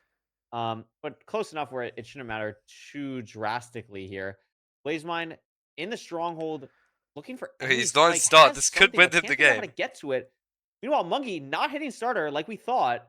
And maybe he a has better a spike spike here though. Potentially. I mean, Blazemind knows to find a nice clear spike. Oh my and god. Mungi finds the pool room first. It's just, but there's Blazemind. they're So even. this is actually down to who's gonna hit a better 0. They're gonna be entering the end. But Blazemind entered slightly ahead. It's 058. 058 cage. They both don't have gold pickaxes. They're both Front, on a it's at ton of health, 85, but it's front. 88? It should be hittable for both. 85, runners here. I think. It looks like it's probably 85. It is. You get Blazemind to the 95 top hit first, easily. but neither is going to be able to push for more than 95, and it's just going to come down to who hits the Oh. faster cycle. Rose, this is so close. No, his arrow went It's through so the close. I mean, dragon. Blazemind getting that first bit off, but it's really low for Mungi. There as well. And Mungi I mean, 2+2s. It's so close. It's Mungi. And Blazemind doesn't kill still, so guess what? Even Wow. though that kills, and Blazemind is going to live. Big now, Mungi. I don't think it's going to matter. Unless there's an insane amount of stream delay, I don't think it's enough. I think Mungi is going to take this 3-0, Rose. Oh my gosh. Wow. I mean, and it all just came wow. down to the, and Mungi takes it just the very, very end there. Just That's doesn't crazy. spawn in starter. He and doesn't then spawn that was star, he's close what's to the happening pool with the room. Wow. difference there. Just able to, That's find that's the really pool room unlucky, but much that's the faster game. and just hits such a beautiful 0. So, Mungi taking it 3-0. I mean, not what we thought we would see, really. No, I mean, really impressive stuff from Mungi, and I mean, I know we've had 2 3-0s so far, but I mean, Rose, those both game 3s have been ridiculous at the end. Both entering the end I did that against literally Wolfdogger the on the hit exact pool same room. time. And it is so hard on those 0s when was you really know you're funny. entering the end the same time as your opponent to be able to just push it as absolutely far as you can. And wow, Mungi, back-to-back 2+2 in. I think people were saying that he also 2+2'd on seed 1. Insane consistency on the 0 cycles, and that allows him to win 3-0. Yeah, absolutely. I mean, a reversal of last season, Mungi able to kind of, make it a 1-1 on this Australian showdown. But yeah, I mean, Blazemind played so well. Next match just is unlucky there at the end with that you 0. think? But yeah, really, a surprise, but a good Rao surprise versus for NHB. Monkey here to, comfortably be here 3-0. Interesting to see who he is potentially playing next. Oh yeah, so Dougal Aquacord. So not an easy quarterfinal match for Monkey either, but both players played very, very well. No, they both played absolutely amazing. And again, huge shout out to both of them for filling this time slot that we needed because Feinberg ate a vegetable. Truly unfortunate circumstances. Yeah. We'll make sure that does not happen again. But we will be seeing Feinberg in the Loki game at some point in the future. So that will be happening. Don't worry.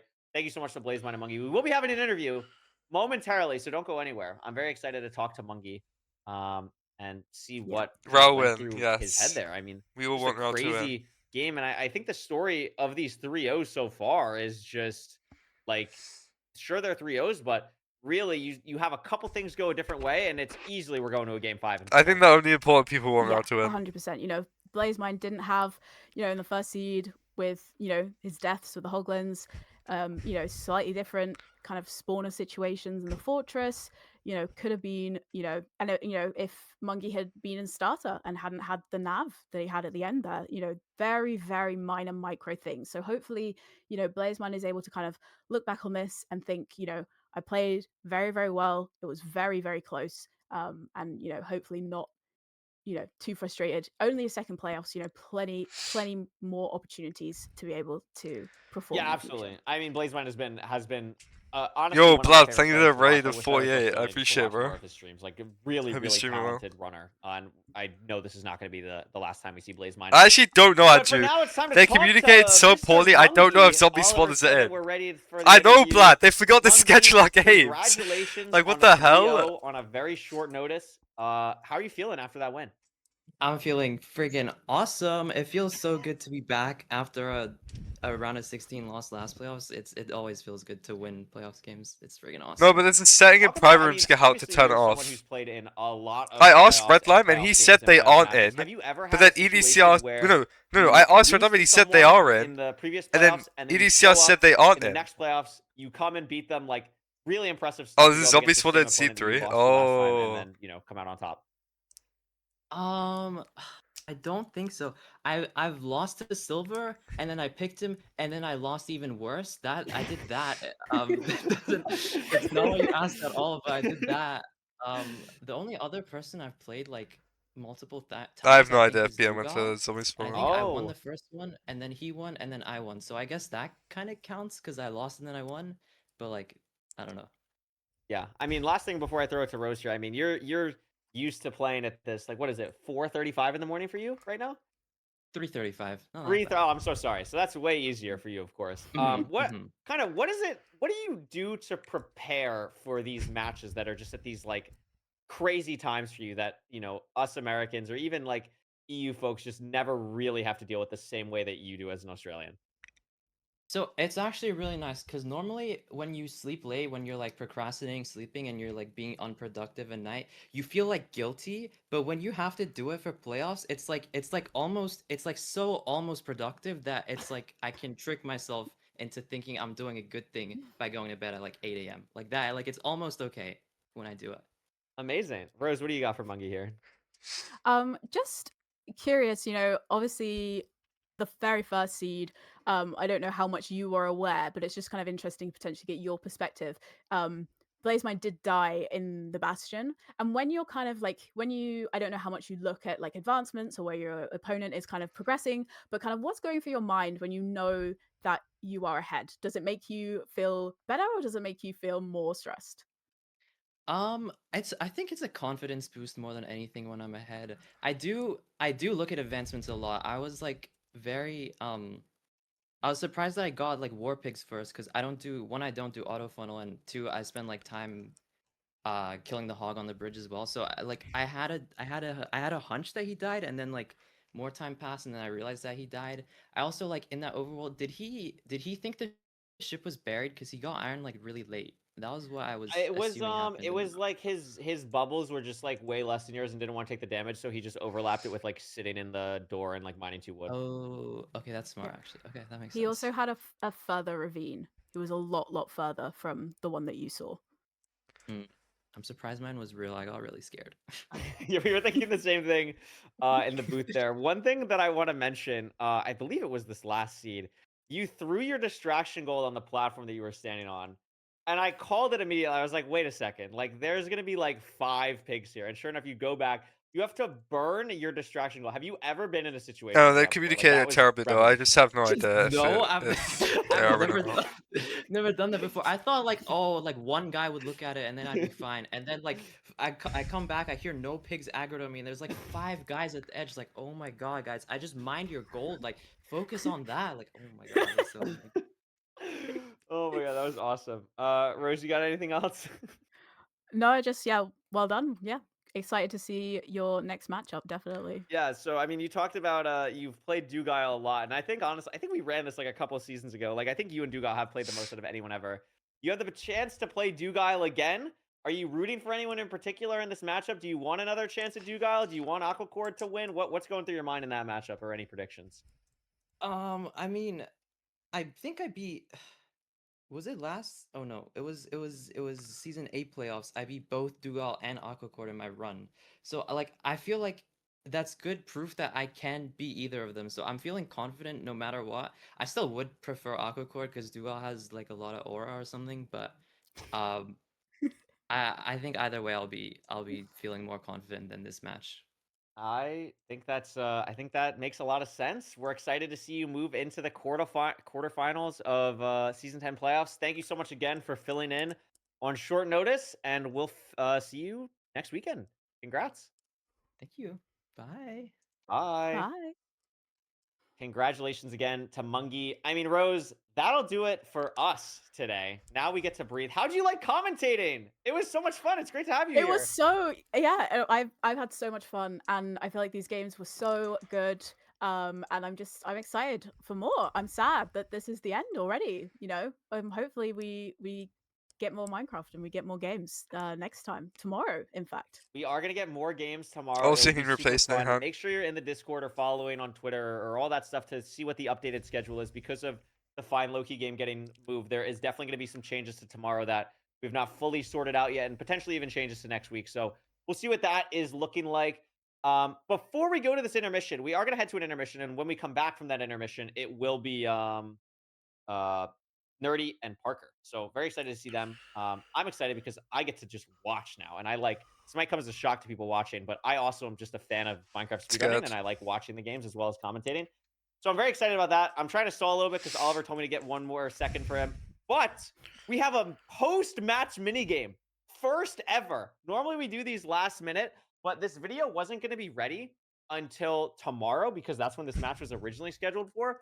But Sonia locked in legit. I was on a phone call with Oliver at 7:30 in the morning for me, which means it was 4:30 in the morning for Oliver, about, hey, we have to sort this. Can we get this video done in 4 hours? And Sonia stepped up to the plate, got it done. We have the video. It's all I know. Oh, it's build the structure from memory, which we're all really good at in Minecraft speedrunning. Rose, how good are you if I told you to build a desert well from memory? Are you doing that? Oh yeah, easily. Easily. Wow. Yeah. W confidence from the casters. I'm going to back that up and say I could probably build a mansion perfectly from memory. Not even. I don't know if I could build anything from memory. We've stalled enough. It's wonderful. For Rose, I'm Crayway. We'll see you all tomorrow. At least us two. But we're going to send it to a very fun video. And when we come back, it'll be Nerdy and Parker for the rest of the games today. Bye-bye. Bye.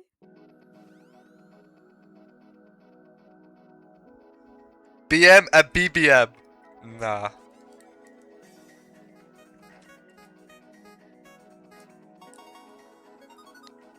Like this, I think there's obby in there. There's like some stairs. I'll put the shulkers for fun. What are we saying?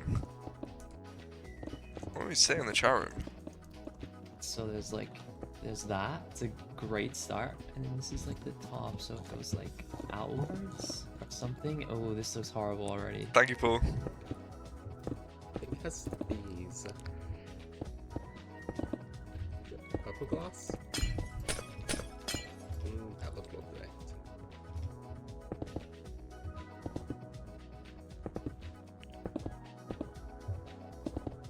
much time do I have?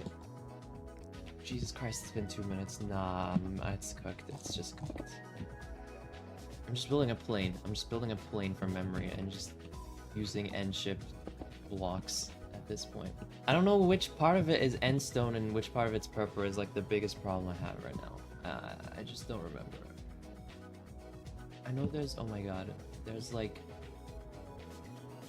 glass that you mine that like puts you in front of the thing, I think. Oh my gosh, mine's so wide. Yo, Oh, how no. big do you think it Yeah, is? it's nighttime. Go away. What block is it around here? Is it stairs or slabs? Is it something else? Okay, he's making it What should I smaller. have? I'm halfway through. Oh Jesus. Oh good lord. Alright, and then it's like this, and there's low-key just holes in the side. Yes, yes. Oh no. Bro, this is still so fat. So this goes here, and then there's.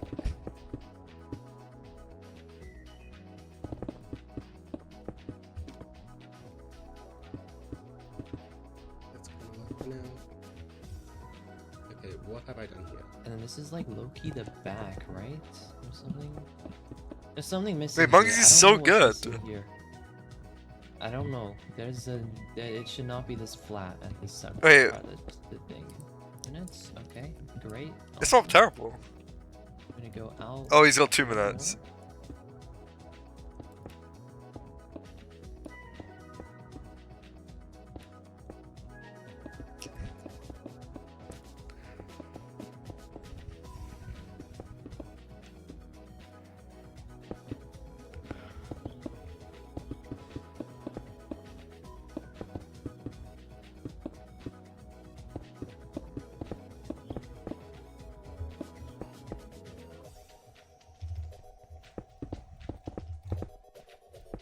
Oh, what blocks do you use for lighting in here?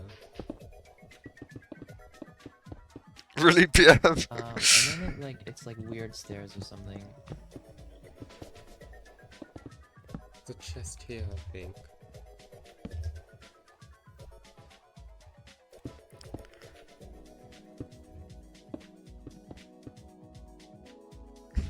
Or something. Oh my god. This is a tragedy. This is a tragedy. It's missing something so obvious. Well, it's missing a lot of end stone.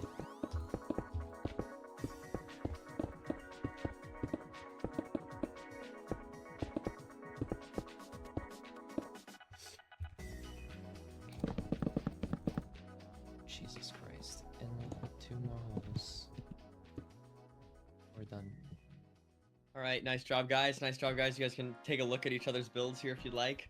Maybe give a nice showcase for everybody as well, in general, what you guys got going on here. Oh my goodness. Oh, don't look at that one, actually. Oh, this looks so purple.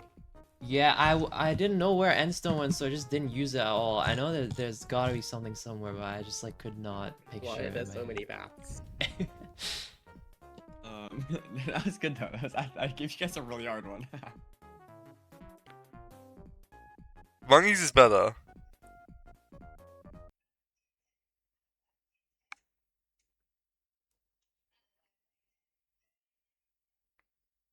They did one? They did one build? That's so boring.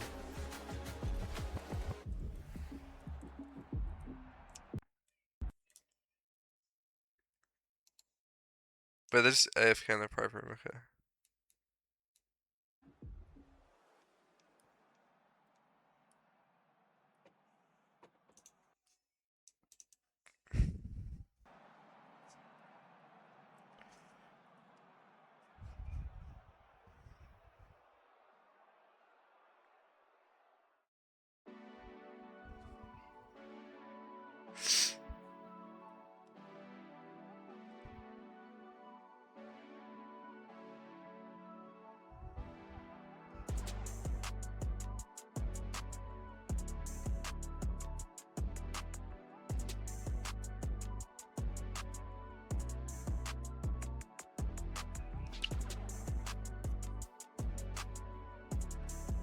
Yeah, Blob is fine.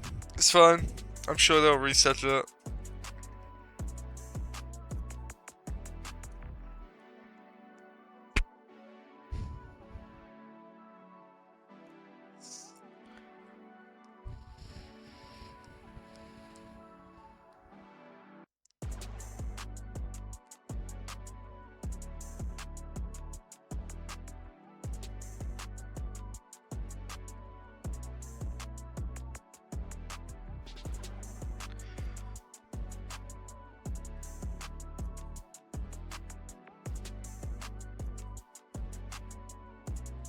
Also win. Sure.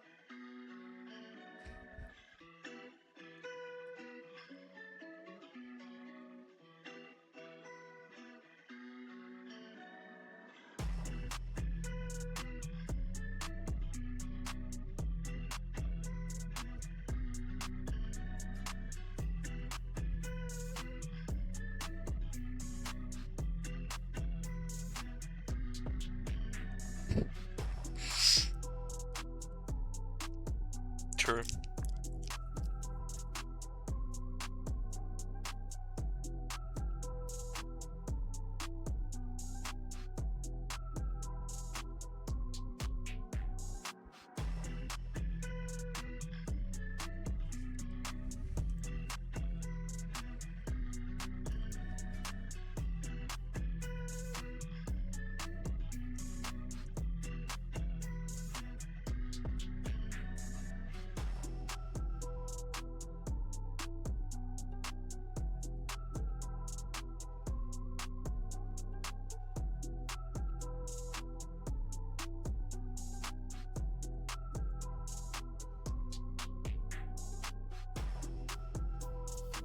Okay, bro.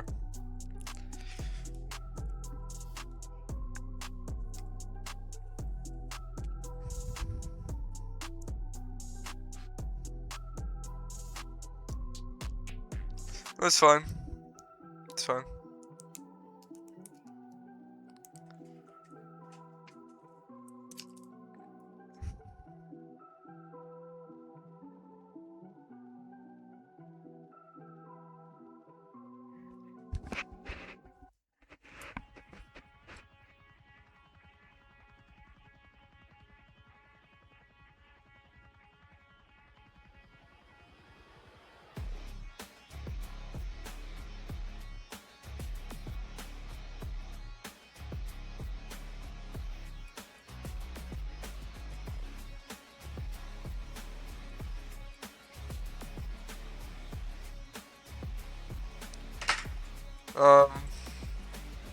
I don't really care.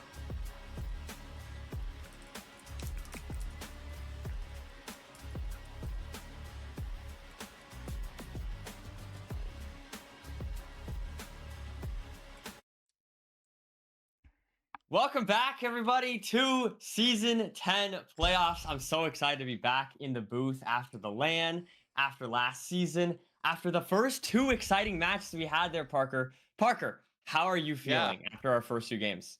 I'm feeling pretty good. You know, we've got some interesting matches. Strong. We had some cool matches. We got to see some Magic Mungie. It's a beautiful day, nerdy. I don't know. And we're commentating. This is like our first time commentating together in like an official like playoff setting. So I'm kind of pumped. No, it's super exciting. I guess the first thing I gotta ask you: do you think we're gonna get anything but 3-0s today? I think that's what's on my mind. I think I'm notoriously bad with predicting stats. Like so far, I'm 0-2 for my predictions. So I don't know how much weight we should give to this, but I'm gonna say it's gonna be 3-2 in favor of NHB. That's my prediction here. Okay, I like that. I want to remember exactly what my score. I think I had Raul going through, I believe, this round. So I'm gonna say 3-2 in favor of Raul. I want to go to a game 5. I want to see it happen. But this match is very Bro, shut the fuck up. We'll get into the player spotlights and all the stats and stuff. But every message you send is annoying. I don't know, any thoughts that you had going into this game? General thoughts. I feel like we sort of have an old school like master of the ranked, aka Raul, who's like been around the block. He's kind of been here forever. He's always been a top runner since like 2020.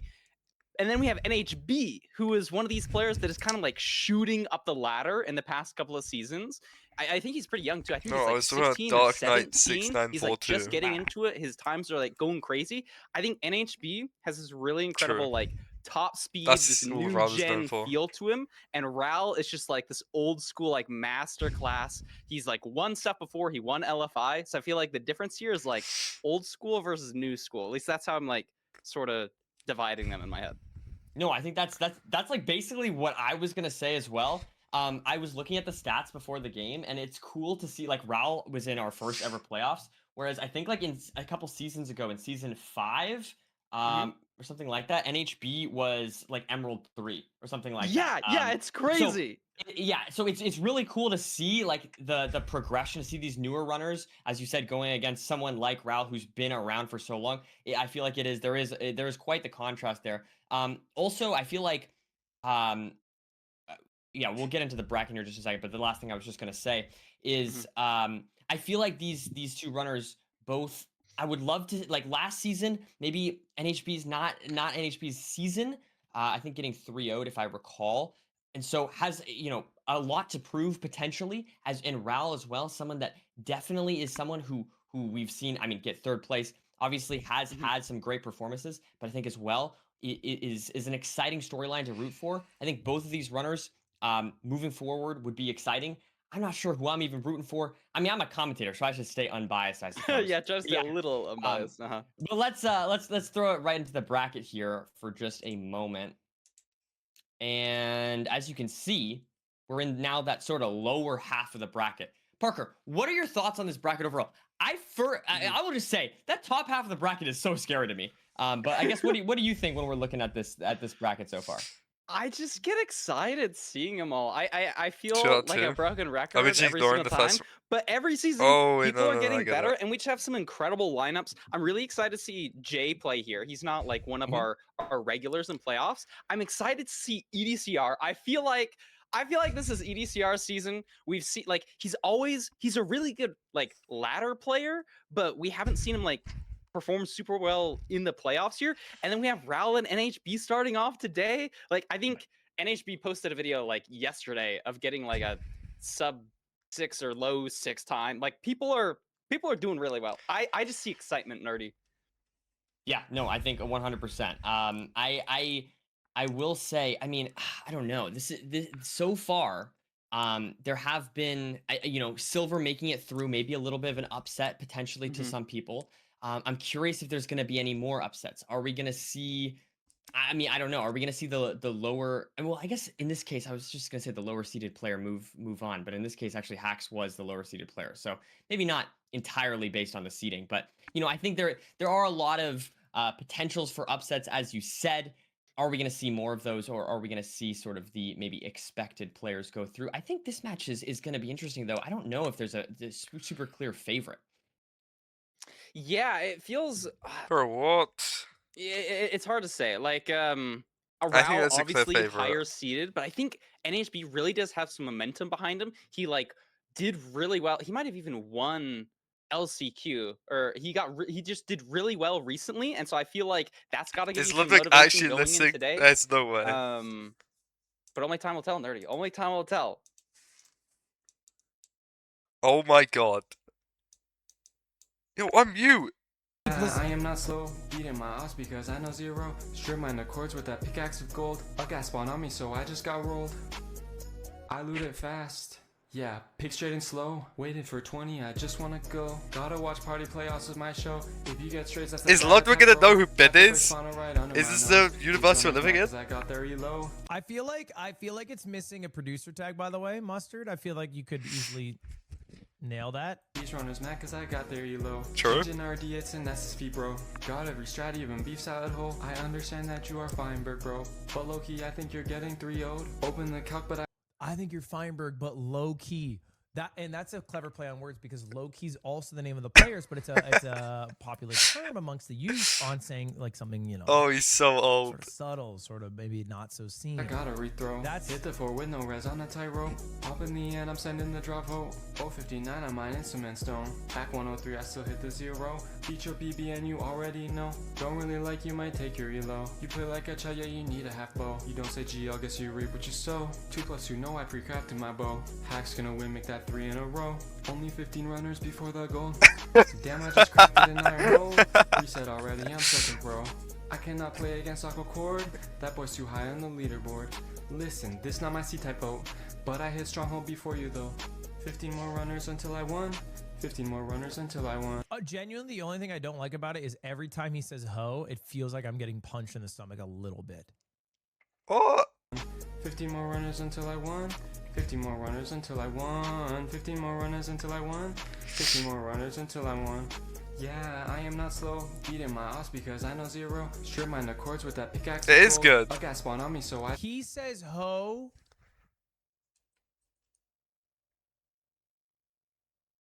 Kind of the same way that it must have looked like when I smoked weed for the first time in my life. He's saying it like this is like his 8th uttering is what it sounds like. Just got rolled. Damn, they just loaded in. Man, they just loaded in. NHP, please do not DM me. Don't get nervous just to lose to me. HCM, I got you tangled in. Mongi so smart like Newtonian. Raw going for the Ukrainians. Feeling like to when I'm Tellian. EDCR versus also him. EDCR versus also him. Jump in the bow, yeah. Is it also him? I'm dragging it. Jump in the fountain, I'm PBN. J is too good, yeah, I'm forfeiting. In interviews, they applaud me in. Place my cutest in a mercy. Sending 50%. Are you talking about? Oh, yeah, I know. Yeah, it's really devastating. Cause now I'm up against this is the biggest loss from the Maker playoffs. This is what I'm most sad about. No, Lud needs to ask who Ben is. He needs to like. When Mustard says shout out Ben, Ludwig's gonna ignore it. But I think I'm unsure the words. Reset. I'm soaking, bro. Wait, what? Wait, what? Okay, they're looking up picking. I wanna hear him hit. I wanna hear him listen to shout out Ben though. I'm so cooked. Oh, that makes more sense. That makes way more sense. Oh. I kept thinking he said reset. I'm soaking, and I was like, that's the first thing he goes for. That boy's too high on the leaderboard. Listen, this not my secret, but I hit stronghold before you though. 15 more runners until I won. 15 more runners until I won. 15 more runners until I won. 50 more runners until I won. 50 more runners until I won. 50 more runners until I won. Yeah, I am not slow. His hoodie's low-key tough though, no? The Minecraft hoodie? By the way, ho. Is he not gonna listen to shout out Ben? By the way. Oh. Your mental. Oh, that's so boring. Going into these matches. He skipped the shout out Ben. I think when you're the new person here, there's a lot of nerves. You know, there's they're nerves picking in up both cases, but I think there's more nerves. And I think like in our last match with BlazeMind, I think BlazeMind probably the nerves hit him a little bit harder, if I had to guess from the gameplay. And will those never? That's never happening. Any kind of inconsistency that we see in gameplay, we'll have to find out. I mean, I know sometimes nerves can make certain players kind of refocus, right? It can give them the necessary. I don't know. You know, they can zone out in a non-competitive. I don't have the right? confidence. So when they're in that super high stakes environment, they thrive. Maybe NHB will be one of those people, and we just haven't seen that yet. But as I mentioned, both of these runners, I think, really have you know, they really want this. I think they really want this, and we're just gonna stall for like 2 minutes here before we get into the match. I think we need just a couple seconds here. But yeah, as I was saying there, I think Raul and NHB both, I think they're hungry. You know what I mean? And I think I want to see, and I want to see what they're gonna do in these matchups in order to, I don't know, just are they gonna play risky? Are we gonna see any? Like, for example, sending a 1-eye, is that something we're going to see? Are we going to see the players pushing the pace? Are we going to see players going for more consistent strategies? I don't really know, but I'm excited to see, regardless, what we have up here. I like those points. Yeah. You know, it totally is a different environment. Like, these matches, like, when we're talking about the ladder, it's more about averages and, like, how you play overall. Like, these ones, it just matters so much more. And I like bringing up the point of, like, do you play a little bit differently? Do you go for certain things? I was watching a match yesterday between 2 of our playoffs members. One of them, like, skipped a couple gold blocks because it was a fast seed. Are you going to do that same thing here if it's ranked playoffs, or do you play more consistently? And I think being able to make those decisions on the fly of, I'm going to play a little bit safer here because my opponent is X, or I'm going to play a little safer here because I'm ahead by 20 seconds. I think that metagaming we might start to see that appear more in ranked playoffs, and it could become a big determining factor. Yeah, I mean, I definitely think that is true. It is interesting though, because like this competitive game compared to really like, I mean, there's not that many competitive games like it in the fact that, you know, there's not too much interactivity, right? There's not too much back and forth and it sort of like counter things that you can do, for example, compared to something like, I don't know, there's no play interaction or any kind of like shooter game or it's any League of Legends or anything like that, where, you know, there's sort of this back and forth. You play this way, I'm going to counter with this, kind of play styles that you can see arise. I think Rod's in the 3-0.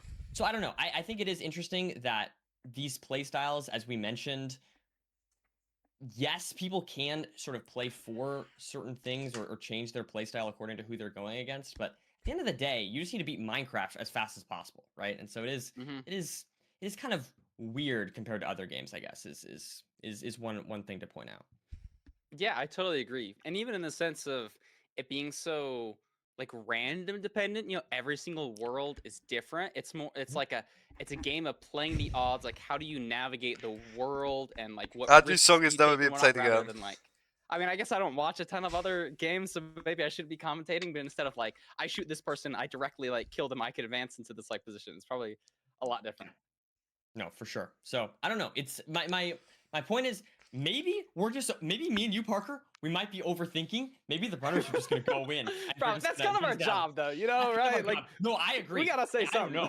I agree. Have they not been sat in this private room for like 10 minutes? I swear they've just been sat in this private room for way to go, man. But for like 10 minutes. I do feel like it is funny always thinking about. Like, maybe the runners are just thinking about, I don't know, like some zero that they're practicing at the moment. Maybe they're not. Maybe they're watching a YouTube video. We've seen that before. We've seen Impugn watching golf videos while we were like really trying to analyze, you know, his thought process, and he was just like watching golf in the background. So I don't know. Basically, all I'm trying to get at here, Parker, is that I'm excited for the actual gameplay itself to come up here, and I think we'll get to that in just a minute. But yeah. Let's see. Think we'll see any looting Okay, well, seeds? you should say that because you can get bad on Twitch. I'm a big fan of the fast, like, looting 3 seeds. Do you think this will be one? I'm gonna say no. We're gonna save that for later. We're gonna save that. Yeah, yeah. We're gonna save that for a little bit. Respectable take. Cows. Let's see what we've got here. Both runners headed over towards the spike and seeing that completable rune portal. 7 iron. I like to see that.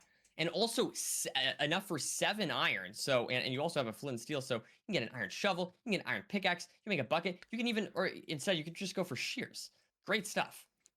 Yeah, like you got a good. I don't think shears is the play here because you have a gold pick. You don't need. NHB. You don't need the blocks. You have the gold block.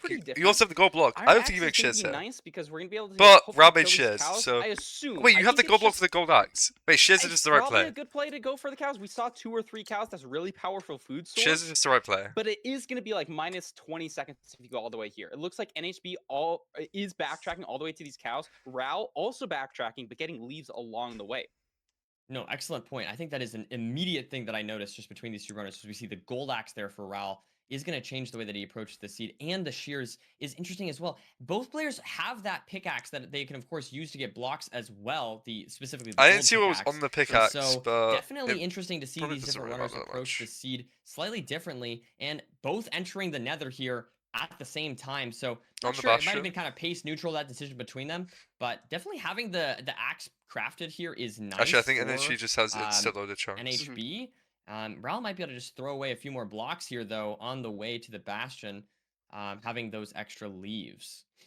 Yeah, this terrain doesn't look super great for Treasure. Ral having like more blocks. We can see glow dart. NHB doesn't do glow dart. Is using it, and NHB. Ral NHB does do mining glow a dart. couple Is of that the fort though? blocks to, I couldn't see if it was another fort or get not. enough for the route. Ral's going to be at the gold block. Okay, that's just a faster, fort though. I right there. like how Never it's just a mind. terrain, so it looks like the leaves are going to be paying off for him here. And Nerdy, we have a gold pick, so Treasure should be an even faster route than usual.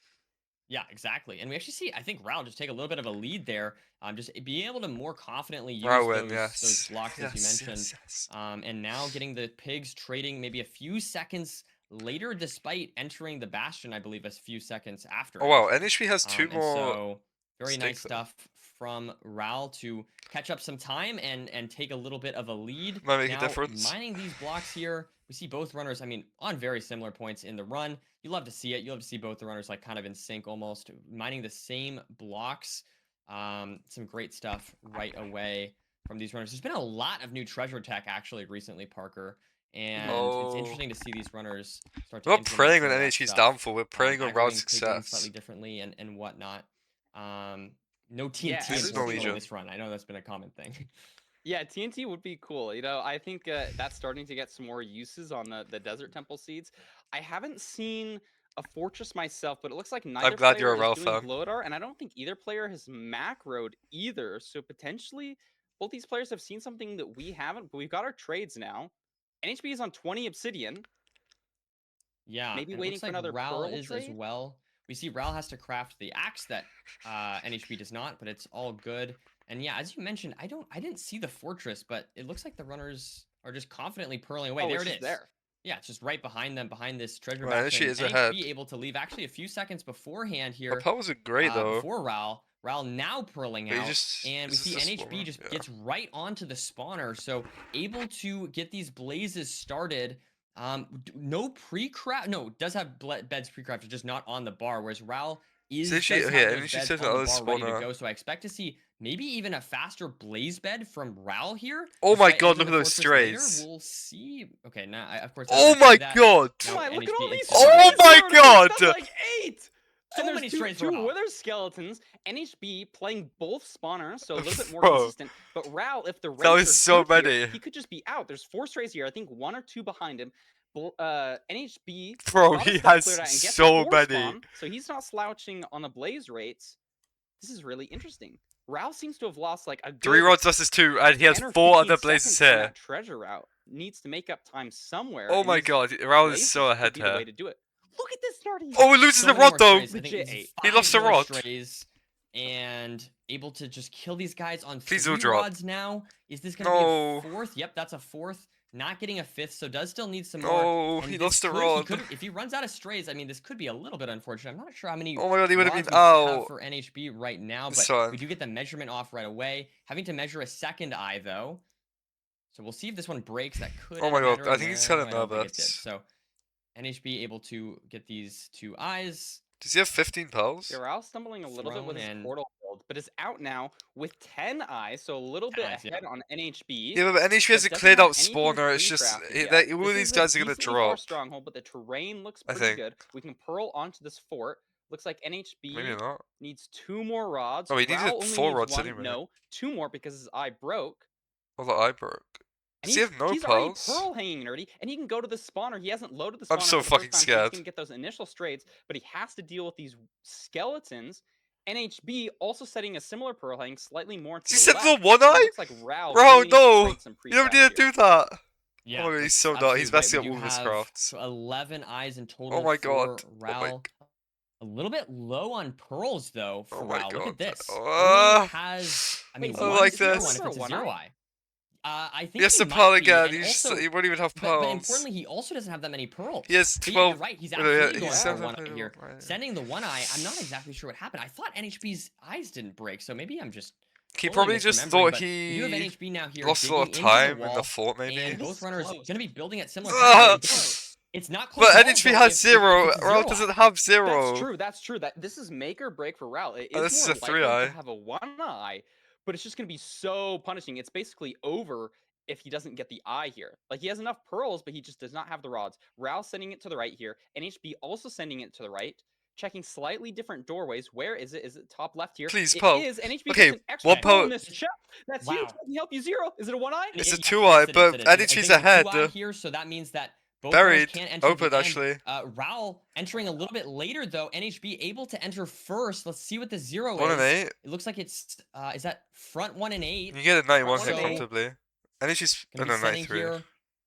I mean, we One, have the two. blocks. Both are going for it, but Rao is just a little bit Building out behind. I Netherrack. don't This think he could can blow push up. all the way to 95. NHB messing It up slightly, could but break we below have him. plenty It of could break space. below him. We have a It probably crossbow, won't, though. and apart from a And- disaster from NHB, I think he's ahead just enough. Should kill it. It's fine. Wow, yeah, great does. stuff from NHB. No, if he uses the Great anchor stuff path throughout kit, this it can. entire seed, I feel like, from NHB. Just playing a little bit more consistently and fast compared to Rao. I mean, we have to remember, first of all, Rao doesn't hit the 0 there. That's unfortunate. Well, but you never know. He also might Rao fail. entered on 11 never know. eyes and still Rao for the lost 0 the anyway. pace against NHB. So definitely a little bit shaky there for Rao. A little bit, a little scary. But you know, down 1 seed, it's not over by Hindsight any means isn't real. whatsoever. And an early lead. What are your thoughts there early on there? I mean, Parker, what do you think? NHB looked really strong, really confident. You know, the biggest decision was that Overworld deciding to go for an axe as opposed to Rao shears. I think it was better for Rao, but he still lost time in the treasure. Maybe that was mechanics. Maybe that was being more aware of your trades and being able to leave sooner. I think he pearled a slightly different direction as well. But the main thing, Nerdy, is that NHB didn't even need a 1-eye. And he was still ahead of Rao into the end. He didn't mess up the 0. We've seen a couple mistakes from Rao here, but NHB, the lower seed, is looking really good today. Yeah, I mean that was I Wait, I Rao was said saying, the I 1-eye feel 'cause like he that was lost the rod, fantastic that's play why. From NHB, playing very consistently this seed, getting enough eyes. And I mean I guess like I like the play from Rao. I don't hate sending a 1-eye at all. But it is a little worrisome if you're rooting for Rao to have Rao enter the end second after sending the 1-eye. I think it just really came down to I mean, like there was. Do they even the know that fortress he lost the situation rod? Was different for I both think they players. do. We saw NHB play for the more consistent strat, and that allowed NHB to pre-craft and get everything ready to go. And since the rates just weren't crazy, right? Yeah, like they if hit those 7 rates Rao. were 6 for 6, then Rao would have been good to go. You know what I mean? Yeah, I think you're right. But because the rates were just not quite there, that slightly risky, the 2 slightly risky plays of sending for strays and also sending the 1-eye from Rao definitely did not fully pay off. And I mean, at least Rao did get the 1-eye or get the 2-eye in that case, but yeah, so a little bit of a shaky start for Rao, but we'll have to see if Rao can come back. Absolutely possibility, as we see Rao is now choosing a village. Village seed. So we'll see if we get a plains village like we're seeing in these little graphics. I like that we have video this time, like playing. It's really cool. I think Rao is still in a good position. Village is here. He really didn't good for make, Rao. like, Rao is the any best crazy village player. mistakes, like dying that totally. really Yeah, tanked the 100%. mental. He just made slightly different decisions, and I think you're really correct there. With if the rates had been better, like that's probably just a way better spot for Rao. But NHB playing a little bit more consistent. Yeah, and I also like another thing to point out is, I don't know. I guess like I feel like you could be the best runner in the world, right, and lose a seed to a decision that doesn't go your way. You know what I mean? And so I feel like with any great playoffs player, I feel like you need to be able to lose a match and bounce back, right? And so we'll see. I definitely think Rao has a lot of tourney experience, so I hope that Rao has developed the mental to be able to, you know, lose and just kind of be like, okay, well, that wasn't my seed. Let's go on to the next one. We're going into the village here, Parker. Who do you think this one favors? Do you think this is favors either player, or do you think this is kind of a 50-50? On Rao's stats, he has the fastest average overworld for village, so I think if anybody, like, we gotta favor this for Rao as part of his sheet. I like how you can see both of them like typing a little bit in chat, but it is a plains village. Rao front loading the hay bales while Blacksmith. NHP goes directly to the blacksmith. Beautiful stuff there. An amazing blacksmith chest we see off the bat. You love to see it. I feel like these chests can be so annoying. I always love when you don't need to kill the golem. Hey, It's well, so I think nice. what NHB did is It better. just feels so good. In hindsight. Yeah, you don't need to kill the golem. You can. I like how NHB is kind of overlapping getting this hay while going to the trees. We're gonna see some shear Sorry. from NHB here. So we're I gonna, think what Raul I did like is the best, NHB's actually. position a lot right here. Raul's gonna have to go back or maybe get the My favorite tree in seed the type is middle of BT. this village for blocks. I haven't seen a lava pool from either player nor gravel, and those could be really big differences in decision. Yeah, another thing, another smaller thing that I'm just noticing here is we see Raul going for the gold shovel, whereas NHB going for the iron shovel. It's kind of a subtle thing. You can right-click a piglin with that gold ingot, which is nice. So it is useful to just have one of those lying around. There are different lava pools, but they're the lava pool at the same time. Line with the gold shovel, so we'll have to see. Maybe Wait, a small thing, no, but kind of interesting. We see both runners now building their portals in slightly different spots, but oh yes, Woodlight. We've got in the nether up shortly for both, as it looks like actually a Woodlight. Yeah, Raul's lava pool looks really nicer. depend True. on this Woodlight. Raul is slightly true, I faster, agree. both using It's leaves. more That's a open. really gotta dig a block. You can overlap more blocks as well. Burn you. Oh. So it looks like having a little bit of trouble. Not on fire. Oh, and Raul's is lit. Portal's lit for Raul though. But NHB's is lit, and he's in the port before him, so he's gonna enter he's slightly in the nether before. first because he didn't decide to get more leaves like Raul did. So he's actually a couple seconds ahead, even though they had a very similar Woodlight. I guess leaf light in this case. Also, I think NHB might have had more blocks going into that as well. I could be mistaken, but I think NHB just got more blocks beforehand. Right. So let's. This spike is. There's two spikes.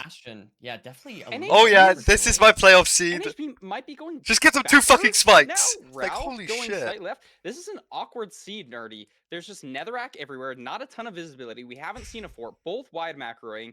You can really see the unconfidence in like spike here. Both of them checking constantly, trying to make sure they don't go for a wrong spike. That can spell disaster for a run. But they're now basically in the same position, and I think I've seen the fortress, so we should be okay here. This is so chopped. Yeah, that's always good. You love to see that. On the way. I mean, this is good for Raul though. This is good for Raul. Have Raul. The more chopped it is, the better it is for Raul. Teeny slightly different ways. We see. Look at this. Oh, this ravine is not good for NHB, and he fell down. Yeah, bro, where is NHB? I don't think this ravine is going to connect up a ton. He said for a ravine, which I don't hate, and it just doesn't work though. It's deceptive. Is it lava housing? What the E spikes were rating, and Raul is just so far ahead now. Like I think the train. I think it might be lava housing for NHB. But even if this works out perfectly for him, he's unbelievable. Oh yeah. Did you see what I just saw? No, what happened? This is lava housing, I think. WC. Okay, lava housing route. This is lava. Oh my gosh, it is. Wow. So we're gonna see. This is going to be very interesting to see how these runners approach this. We see Raul going. So fake spike and lava housing. Very different part of the bastion than we normally see. Entry is OF4. This trading in sort of this middle section, kind of. This is nearby. Yeah, right. Digging right on those sort of backup blocks that you normally get on your way down to the bastion. And so, I mean, this is just a complete adjustment that we need to see these runners approach. And NHB not only has to deal with this, but hasn't even entered I saw the ravine NHB went through, and it's like, I don't hate it, but it just didn't connect at all. Pretty noteworthy, like you're saying, nerdy, because like in previous seasons, we've literally filtered out specifically lava housing, but because we want the seeds to represent more of the regular ladder and be a little bit more random, like we're gonna see some more awkwardness this playoffs. And it's showing here. And I think Raul, I mean, is clearly handling it much better. Like NHB is going all the way back to spawn, nerdy. Maybe he thinks he got the wrong spike entirely. We might not even see him enter the bastion on this entire seed. Yeah, I mean, I think it's such a brutal way to kind of like be so behind. It's not like you're just like losing pace on like some little whatever. It's like you can't even figure out how to beat the seed in the first place, right? Mm-hmm. And so I think it's a really brutal way mentally to start off this playoffs for NHB, unfortunately. After, you know, well, I mean, I guess like not overall. I mean, it's up a full seed, but to start this seed specifically, it can be a momentum shifter potentially. Portal, nerdy. This is so bad. I think he's know, going to the fake spike. I think he's going to the other spike. If you really don't recognize those spikes loading it instantly, like maybe there's even just another Bastion here, Dirty. We really aren't checking these seeds as much this season, which I think is a good move overall, but it's not going to be feeling good for NHB here. Like Raul, he just reset. I think he messed up his lava housing route by like, misplacing a block. Did NHB die or did he full reset the seed? Huh? Maybe just a full reset. I'm not sure. I was watching Raul there for a second. Yeah, you're right. He just fully reset 5 minutes into the seed and a full reset. I don't know why he reset. And not only that, but has to deal with lava housing. He still has to deal with lava housing. You're right. And Raul finds this really good terrain up. So he's just so far ahead. He just reset when he was digging. I don't know why he did that. One for the mental, like, you know, you're behind, like, it's bad news. But also, you're gonna be able to pay attention to that E-ray as it loads in. You only get to load in another once, and so maybe he's just wanting to see that to be more confident with it. Like, it was just a really awkward and far Bastion, and now Raul is just in an SSV4. Like, he's got food. He just needs to play really safe, and he wins this. Yeah, absolutely. And I don't know. I feel like Raul is just playing safe and sound this run. This run, I definitely don't expect to see Raul send a 1-eye. So I definitely think we can imagine that. But I don't know. This is just going to be so difficult for NHB to come back. I guess. I mean, at this point, this match is really going to come down to, will Raul make a major mistake? Oh no! NHB. This is not good. Like, it honestly, it doesn't even that doesn't really matter a ton because like the seed's already kind of chalked. The more important question is like, how does this affect your mental? Like, even subconsciously, like, I think momentum is a big thing that people have been talking about lately in terms of like ladder performance and how well you're doing, especially in a performance event like this. This is really hurting the what happened? Mental. I didn't see. And I will say, like, this is sort of exactly what I was talking about beforehand, right? Like, Raul lost the last seed. We were questioning, you know, missed the 0 or like didn't hit the 0, sent the 1-eye, entered the end later, right? So it was like a little bit scary of a first seed there for Raul. But this seed was able to just fully bounce back, right? Like that didn't seem to influence Raul's play at all this seed. He's been playing great. I am worried, as you said, is NHB going to be able to bounce back after the seed? I mean, yes, it is theoretically you can't possible FF that in NHB playoffs. could come back and win the seed. In theory, it's most likely Raul's game to throw. But the question, I think, as you mentioned there, will NHB have this sort of tourney experience? This is NHB's second playoffs. Will NHB have that ability to bounce back after such a frustrating seed 2? I mean, it looks like he's really cranking on the mechanics, which is good to see. Like, that's nice for the confidence, but I think it's more a question of like, is your decision making, is that taking it? You know, it's easy to tell, like, hey, mechanically he's still in it. He's not really made any mistakes mechanically. It's just that decision mistakes. And Raul, clearly not. Like, he's just so far ahead, Nerdy. Like, what do we even say? Like, Raul just should not even go for 0. And he's got to see on his screen, NHB hasn't even entered the Bastion yet. We're 8 minutes into the speedrun. Raul is going to second portal courts. Yeah, Raul must be very confused at this point, but NHB, hopefully, I want to see NHB at least enter the Bastion. That's what I'm hoping. It is so brutal, though, to enter the Bastion 10 minutes. I mean, Raul probably doesn't even go for 0. I don't even think he had the explosive story to blaze bed. He's gonna see the lava house. I think he will get into the Bastion. I'm hoping. You know, he messed up. I don't know if he'll go for 0. That's an indicator. Yes, but if he takes the right terrain more, like, he should see it in like 3 seconds. And Raul, looks like Raul. This is Raul not the portal room. Looking around, trying to find the portal room. Does not see it immediately. Maybe likes this path down here. I think there was a little bit of a spike I saw there for Raul, so definitely should be somewhere around here. Sub 10 minute bash center. This is good. Unless that was some sort of fake spike. I mean, in a crazy world, if this is the worst stronghold of all time, like, there is a chance. You know, strongholds are the structure with the most variance, but nah, it just doesn't even matter. Raul has found it. He's gonna be entering the end tier, and if does Raul go for 0? Does he go for it? Like, even if it's an easy 0, I wonder. Yeah, even if it's I don't think so. He didn't blaze bed. I think he's really low on explosives here. Yeah, look at this. Not even going for a pearl. Like, he has food still. He's just playing for a perch. Wait, he has 3 bed, 5 anchor. Crafted, Nerdy. Like, this is just a really awkward seed. He can make another bed, 4 more anchors, 5 more anchors, I think. Nothing's he could make an extra pre-crafted. one if he wanted to, but he doesn't need. So gonna be able to set up these anchors and see what we've got going on here for Ral. Just taking out the crystals, getting ready to go. NHB is dealing with the lava housing, so taking out the gold blocks. But as we said, unless this is, I mean, Ral's gonna need some astronomical throw in order for NHB to come out of this one on top. Yeah, exactly. Oh, look at Ral. He's chatting to us. I'm not taking any chances. I love the the commentator. That's great. Make sure you don't take any damage from the dragons. But as a commentator, I appreciate. What do you it. mean We get Ral's to getting see forward inside allegations? the mind Why? of Ral here. I think it just totally makes sense. Like I would not go for a 0 here, especially when it's like That doesn't you have make any 3 sense. beds, 4 anchors. Like that's kind of a lot of Why? anchors. Maybe it's a little bit awkward. Doesn't like you just don't need to worry. The seed wasn't like Yeah. unlucky. And this is Look- like look one And of they the should just rare- played it He bad. doing? Like I don't know. Yo, chisel. Ral played played the nice. seed better. Nether brick. You never see that. And in a there's speedrun. the perch for Ral. So just going to be able to take out the dragon here with these 3 beds, 4 anchors. Hopefully, let's see if Ral can close out the seed. They both And dealt there with. They we have both it, dealt some with the great same stuff thing. Ral just dealt from with it better. Ral. And it's now tied up. So we're breaking the streak, Parker. No 3-0s going into True. the rest. At least we don't have a 3-0 streak continuing. You love to see it. That is great. Tied up Huge. 1-1 now. Mhm. What are your thoughts? Do you think NHB is going to be able to bounce back after that rough seed 2? I mean, if it's the pattern going forward of me always being wrong with my predictions, NHB is going to lose this. But I think he bounces back from it mentally. If we get a linear seed here, NHB I mean, you can think what you gets want a to think, sub but I just don't think 7, people think and he's feeling Ral really good going into the next match. does It's going to deserve go to this a win best of because of 5, and that. it's going to be freaking awesome. I love That's it. what I'm hoping for. That's a great thing to hope for. I want to see a best of 5 as well. We've only seen best of 3 or 3-0s so far today, so we're at least getting a 3-1 guaranteed moving forward in this series.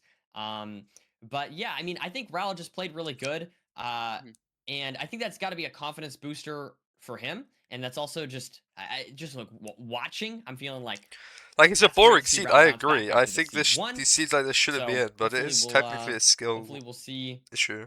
NHB do something similar on this seed to be able to bounce back and make it a close one for seed 3. Curious to see what seed choices we're going to see next.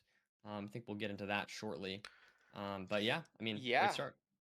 I think I guess we're gonna see it immediately here. We get a desert temple pick from NHB is how this works, I believe. We might see some cool Interesting. TNT tech. Bro, You people know, some really people do have been not fuck using with ocean TNT seeds. in bastions a little bit more recently, and on a fast seed, that can be the difference. We've seen some like basically near similar endings today. Yeah, 100%. The desert temple pick is Yeah, interesting. Ral is really old. I feel like this is a seed type that obviously can have low food, that there's a lot of variance on. The runners can play it totally different. Like the Ruined Portal seed was interesting to me just because the 2 runners approached it very, very differently. And we did see differences in the village as well. I mean, the village decisions were definitely more subtle. I think it was mainly just the gold shovel versus the not gold shovel. Am I wrong? But I do feel like these 2 runners seem to have pretty different playstyles so far. Pretty, like, when there's a 50-50 decision to be made, it seems like a lot of times they do make different decisions. And so I'm definitely curious to see on this Desert Temple, which has arguably the most opportunity for different decisions to be had. I'm definitely curious if we're going to see something. I think Ral's 22. Maybe we'll just have a super linear Desert Temple seed, and the boat runners will do the exact same thing.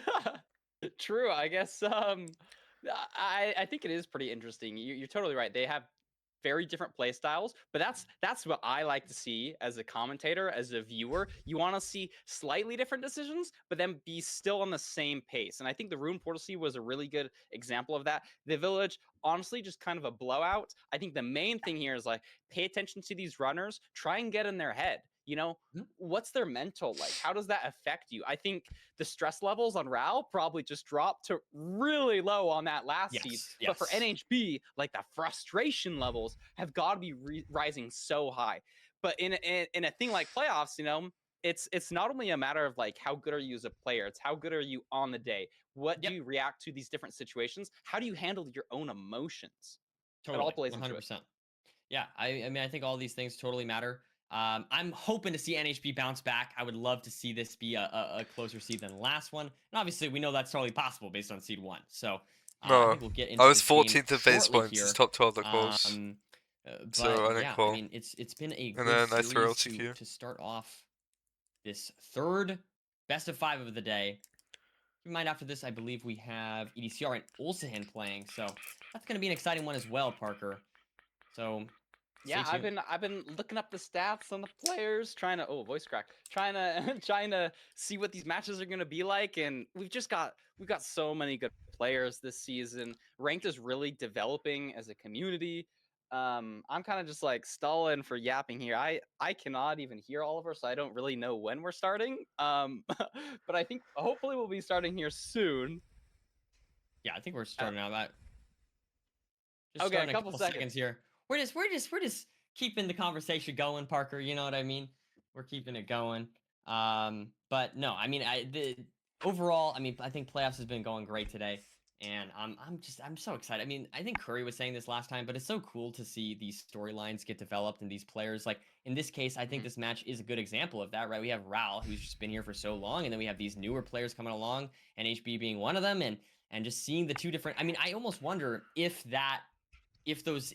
fact that, you know, we have sort of a new gen runner versus someone who's been here for so long is impacting their decisions, as we've been mentioning. Wait, this is a village, not a desert temple. Isn't this supposed to be a desert temple seed? This is an Acacia village, nerdy. I think that's slightly different than a desert temple. What are we doing? Maybe there's a desert temple in the distance, and this is some weird like. Is this like an overlapping unintended structures? village, So or if did they just put a not, village we might in? see a reset here potentially. I have a just, like, feeling the they put a wrong village seed in. from the private room. But regardless, like you still. And it gotta can't play be village Yeah, because like, Rao just this won could a just be the village. seed here. This is something that's maybe thrown Okay, off yeah, your game. No, yeah. it's like that. So we did Bro. get a draw. It was just like a misinput. That's okay. We have like one or two season. Why are we doing that? No worries at all. But yeah, I mean, sorry, I interrupted you as well. What were you saying? No, I was just, I mean, That's I was just gonna kill yapping, momentum you know what I now. mean? I was just talking, I was stalling. But I think I don't know. I don't know how that I happens. I find it really interesting don't that get these it. two runners have been playing so differently, and I guess my overall point was just maybe it is just the fact that they're coming from they have different one player being newer than the other essentially was my point. Yeah, because I think they both probably have a similar mindset in terms of like learning and believing you're good and like practicing and grinding and getting good. Because I think there's a lot of overlap in these top level players, but it's like a difference in like what's your Minecraft upbringing like? You know, how early did you get into the speedrunning? Like Raul has been like rocking the inverted hotbar for like 2 years. I mean, now, they have you know, and refs NHB, that deal I with the don't know private if room, that's even, and they like, input the something seed, that's so it's crossed your probably mind. the refs. Yeah. Yeah. No, I feel like it is so fascinating to see these different runners focus on different things, learn different new strategy. I do always love to see the new strategies every season. Like that problems we happen. get I developed. get it. It's like hard, cool but that, it's still you know, just we frustrating. are playing 1.16, right, which came out several years ago at this point. Like but 6 years ago, almost 7 years ago. It's almost like the game gets updated by the community itself by finding new strategies and by finding new things to be able to do. You know, all sorts of. I mean, there's new tech, there's new tools, there's new all sorts of cool stuff. So it is. I mean, it's just annoying when you just won a seed and you want to carry the momentum in, and then they just fucking restart. And I'm constantly surprised. Honestly, like how are we still finding new things to do? Like yesterday or 2 days ago, Red posted a video of just like so much micro in like bastions. It's crazy. It's awesome to see. Look at this. One going left, one going right, one in the water. Oh. Raul, I think he's just clearly ahead here, but Raul he's not going to be too far behind. And there is a village also in the distance, which, you know, is something to maybe think about. I'm not sure exactly how far away it is, but maybe you get some food there, or maybe the lava pool's over there, so you stop by and grab a bed. But I also wouldn't be surprised if we see these runners just run right by that, completely ignore it, and try to get into the Gap to iron. 13 True. This is huge. and Gap to iron. Gapple. The most important split. Also, a diamond pick this seed. Diamond pick is going to be cool. There is a lava pool in the direction of the village, but I don't think it's far enough that you're going to commit to like getting resources from it. I like this early gravel from NHB here. I'm curious why Raul didn't commit to doing that in the water. Maybe he wants to overlap getting the bucket, but it looks like I think 5 daisies. Oh, he just threw out the 5 daisies. Crazy decision based here. Like we have gravel, water, lava all in view. So we'll see how quickly these players enter to each other. Yeah, I'm going to be curious to see any food decision making here. I think it's one thing I want to keep an eye on. Looks like maybe both Daisy in players the not gonna inventory. go for anything. I think NHB getting ready to enter the nether here. It looks like does have the flint steel and bucket and all that stuff ready to go. And yeah, both runners building on the same spot. So it's despite the fact that it's a desert temple. Oh, but Rao's lava pool flooded. Oh wow! And there's no lava. There's no lava. I mean, no, there is. Oh no, there we go. Bro, oh my goodness. that was what a preventable from Rao. Save, but that is just a couple minus seconds. You know, maybe Oh my God. thinking, is Rao like getting food from the village? Oh. Why is he so much slower? Oh my goodness! Rao lights himself on fire. Okay. And that's the exact momentum swing. It's fine. It's that fine. NHB He can come back from it. Maybe in this seed. That was really bad from Rao, Now though. pretty far behind, that was really and bad. it was not. We do not have the most food, Parker, on this seed, as we mentioned, and so taking that damage is more punishing on this seed than it would be on a village seed, for example. Yeah, 100%. I mean, I guess it's the bastion's far. Maybe you can overlap healing a little bit, but it is housing. You know, can sometimes be awkward if you're playing top down, looting those chests. You could take some damage. If it's lava housing, like that's a little bit scary. And it looks like NHB is. Yeah, NHB's gonna force top down. I wouldn't be surprised if Rao forces back on. He loots these chests. You want to be avoiding Just try and damage. play for the death. When are these piglins gonna spot him? Looks like they spotted him. He is trying to hug to the left here. Oh. Tries to get in a hole. Okay, Rao's mental might be bad. Take one hit. Rao's mental might be bad. It takes a little bit of damage there, maybe a little unlucky. Ghost Bucket's a full skill issue. And look at this, Rao has to eat the Gapple. So he's going to be down a Gapple on NHB just because he needs to heal up. Ooh, but NHB takes a lot of damage there as well. On 4.5 hearts here, going down into this lower section of housing. And I mean, again, so both runners, like the food situation's not great. I like NHB's a little bit more just having that portal mishap, but it's still like not a great situation to be in if you're NHB. Yeah, I totally agree. I think it's just too far out of the way to like go for that village. I think you have to rock with it, but it is just awkward. We have a diamond pick though, Nerdy. Like we can leave on not 20 obbies, so you know that's something we could do. Yeah, it is. It is always a little. It's just spooky, but I think these runners, they're a lot more comfortable than I am maybe in these low food situations. I think they are very skilled at handling them. So we have the pigs trading here for both runners. Rao just a bit behind here. Importantly, block NHB Rao up broke a Gapple. when he was going down. Now I do wonder though. You know, I feel like I'm scared because I feel like the last seed was so shaky there for NHB. I want to make sure NHB can handle this situation cleanly. That's what I want to see this seed. I don't want to see any deaths. That from either runner, but I feel like that would be something that could be very, very tilting from NHB's position. But overall, handling the seed, great. I mean, nothing wrong so far from NHB. And if anything, we've just seen some mistakes from Rao. Oh, so it's to prevent lava housing, I think. Back and forth between these two. No, I have no idea. I have no idea what block we're talking about. Oh, we got 20 obsidian from NHB, and it looks like he can leave out this back. I didn't see. This is beautiful, Nerdy. One pearl. But it's probably to get pigs to prevent lava housing. I see a spawner. You probably throw one more pearl, and NHB can use this Gapple to heal up, play a little bit more safely. Pay attention to Rao's health here. He's gonna just be on a much worse position as he gets the spawner behind as well. And it's still gonna go for a pearl. Left. But yeah, I think it's just in a slightly different spot. I think both spawners are over here to the right. Does it have to deal with some potential wither skeletons? No, just gonna handle this blaze spawner and not worry about the other one. So I don't know. Both runners are. Rao's definitely played this like more. He just sort of sent this one. Oh, this is so frustrating. Rao's scaring me this seed. Rao's scaring me this seed, but Rao's making so many like mistakes that just second rod. Rao getting his first, spiral into something annoying. Definitely a pretty significant lead for NHB. Like one has absorption hearts, one is on 2.5 hearts. Had to like crouch over the edge of the fortress to pick up his rod. It's just a little bit sketchy for Rao here. A little bit scary. 2 blaze hits. You're just donezo. And NHB is ahead. Like he's got 8 eyes here. Gonna be measuring. I don't know if he's pre-crafted yet, but the terrain is looking pretty decent. This should be a relatively fast seed. Like NHB's pre-crafted. He's just confidently in the lead here. What can Rao do to make it's just NHB's potentially Yeah, it's tough when you're behind on. I mean, these low food seeds can just be so punishing. Any damage can send you even further behind. But Rao is chugging along. I hope Rao can come out from this. It's definitely not game over yet, as we do see the blind coming out here for Rao, while NHB appears to be leaving, heading to coordinates, does have 12 eyes. Plenty of pearls.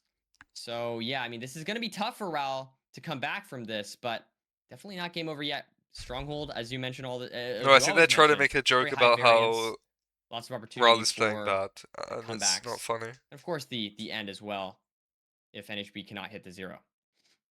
Yeah, NHB misplaces one obby. If Raul does that, he's gonna have to full mine with his diamond pick. Let's see what the spikes look like. There's potentially, this looks somewhat promising. NHB still scanning a little bit more, trying to cross some chunk borders. This is a good way to get some new spikes.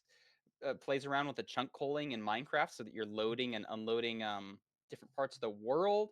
Still not getting anything that he wants. Oh, why do you punt to a zombie pig? I mean, Raul is still just the same 1 pearl into this lava lake, so he is catching up time here. Maybe this spike.